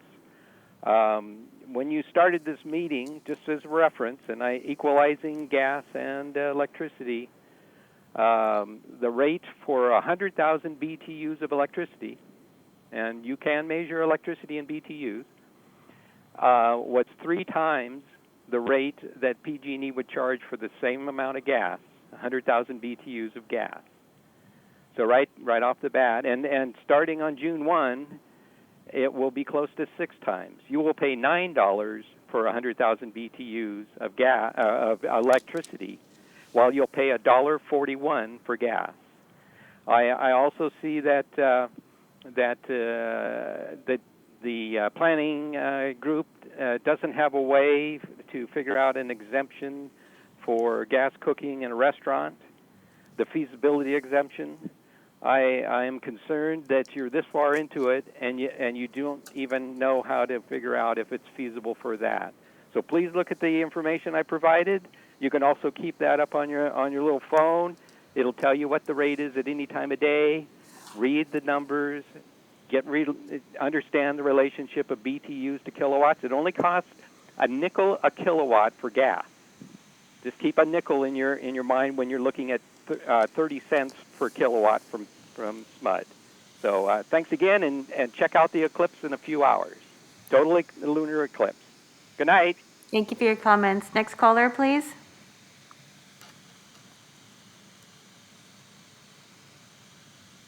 Welcome to the meeting. You have 2 minutes to address the council. Good evening, Mayor and council members. Thanks for staying late and listening. My name is Raquel Kemp. I'm chair of the NAACP Cannabis Committee, co-chair for Institute for More. I'm a business owner and core graduate. I'm speaking on behalf of our core group. We oppose the moratorium. We urge the city to act swiftly and exclusively license core participants for cannabis operations until it has achieved its policy goal of 50% of all licenses for core in every part of the supply chain.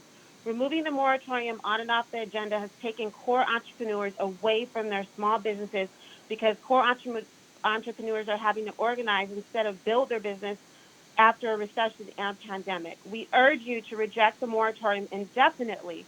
We have requested to meet with Councilmember Laloli 7 times, and all 7 times we were denied.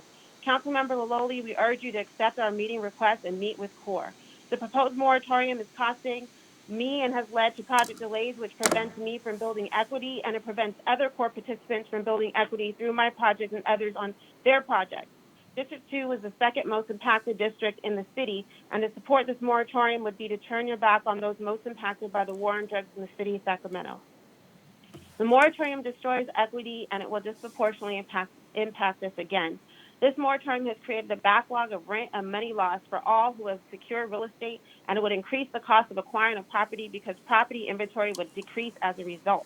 We urge the city to direct 50% of its cannabis tax revenue into an equity fund for providing access to capital, technical assistance, and non-cannabis related community reinvestments, such as business, affordable housing, and youth programs, to drug war survivors from core zip codes and census tracts to help offset communities most impacted. These requests are not new. We've made these requests back in March. Again, we oppose the moratorium, and we urge the city to act swiftly and exclusively license core participants for cannabis operations until it's achieved its policy goal of 50%. Thank you for your comments. Your time is complete. Will you make your final comment, please? We ask for a hearing, and thanks for your time. Good night. Thank you. Next caller, please.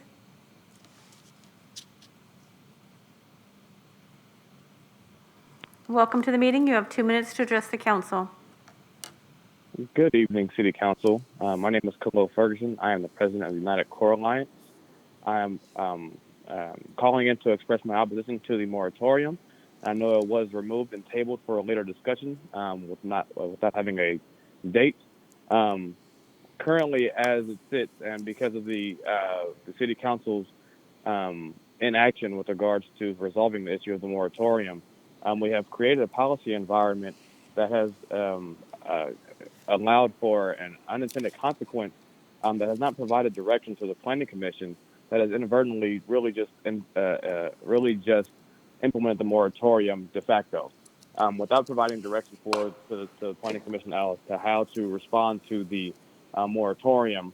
CUPs and BOPs for District 2 are not being processed or worked on, inadvertently applying the moratorium. To that extent, we oppose the moratorium, and we urge City Council to act swiftly and exclusively license core participants for cannabis operations until it has achieved its policy goal of 50% of all licensees for core in every part of the supply chain. This proposed moratorium, when we do revisit it, will disproportionately impact core businesses as well as promote wasteful spending of city dollars. If the moratorium were to pass, it would destroy equity that has been promised to core participants, present and future. It would create a backlog of rent for those who have secured real estate. It would deter investment from the private sector and increase the cost of acquiring property, as the market price for real estate has only grown exponentially during the pandemic and is continuing to rise. We urge the city to repair its failure to provide affordable space and priority processing to core participants. Core participants are struggling to find space and capital. We urge the city to revisit its policy for these commercial spaces with incentives and mechanisms for CUP holders to partner with core participants and achieve returns on investment. Lastly, we urge the city to direct 50% of its cannabis Thank you tax for your revenue. comments. Your time is complete. Will you make your final comment, please? That's it. Thank you, guys. Thank you for your comments. Next caller, please.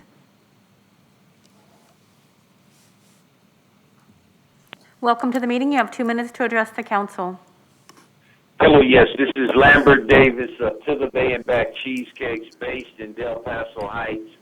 I've been studying this tonight, and I wanted to make an announcement. First of all, I wanted to thank City Councilwoman Vang for constantly mentioning equity and data and how to interpret that. Believe it or not, before the internet, there were universities, and if you graduated from a university, you can interpret what I'm listening to tonight.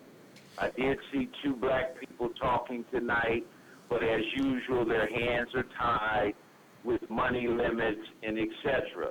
That's not what our business applied for. We're independent, and we bring guarantees to the table, whether it's job creations or guarantees in Del Paso Heights that we can hire people. Now, one thing I do want to say to everyone listening, from the mayor to the city council, to everyone, you need to study what happened in Tulsa, Oklahoma. This Monday coming up will be the 100-year anniversary of a massacre that happened in a town that they call Black Wall Street. They said it was more successful than Wall Street in New York. Why? Because these black people were organized, but what happened? The government flew a plane in there, dropped a gasoline bomb, and they massacred them. But the great thing about this is that there's 3 survivors. One is 107 years young, 106. They're siblings. And one's 101. It comes on C-SPAN this Monday, and they're going to talk about the massacre in Tulsa, Oklahoma. Those were black people that were well organized, and because of institutionalized and systemic racism, they were destroyed. But thank God 3 of my elders are alive and well in Tulsa. Thank you for your comments. Your time is complete. Will you make your final comment, please? Yes, fun to the Bay and Back Cheesecakes proposal. Thank you for your comments. Next caller, please. Welcome to the meeting. You have 2 minutes to address the council. Good evening. My name is Brenda Ruiz. I'm the president of Sacramento Food Policy Council. I've spoken a couple times at both the Budget Committee and at the recent Measure U Committee meetings. I want to lift up something that I believe is missing, and our organization, with many other orgs and allies, respectfully request the creation of a resilient food fund, a resilient food systems and healthy food fund. via one of our grant opportunities, we had audience with Undersecretary Wu of the USDA, and my specific question at our training a couple of weeks ago with her was, what is the direction of ARP that the USDA may be giving to the administration for the use of ARP funds? And their answer was, we know that the solutions happen at the local level, and when it comes to food systems, we definitely want to see how locals can not only address emergency post-pandemic need within food systems, but also become more resilient. And so we feel strongly that the creation of a food fund would allow there to be a policy place for dollars to land and allow the new actors into the space that we've seen feed so many wonderful people, and do purchasing from BIPOC producers and working with different types of businesses to get food, from the fields into stomachs. That we know that we want to see a future that goes beyond just delivering calories. But that really speaks to resiliency, including workforce development, new technologies in agriculture, more local investment in resilient agriculture that can... Thank you for your comments. Your time is complete. Will you make your final comment, please? Sure. We're looking for a champion to help us establish a healthy food and resilient food systems fund. Thank you for your comments. Next caller, please.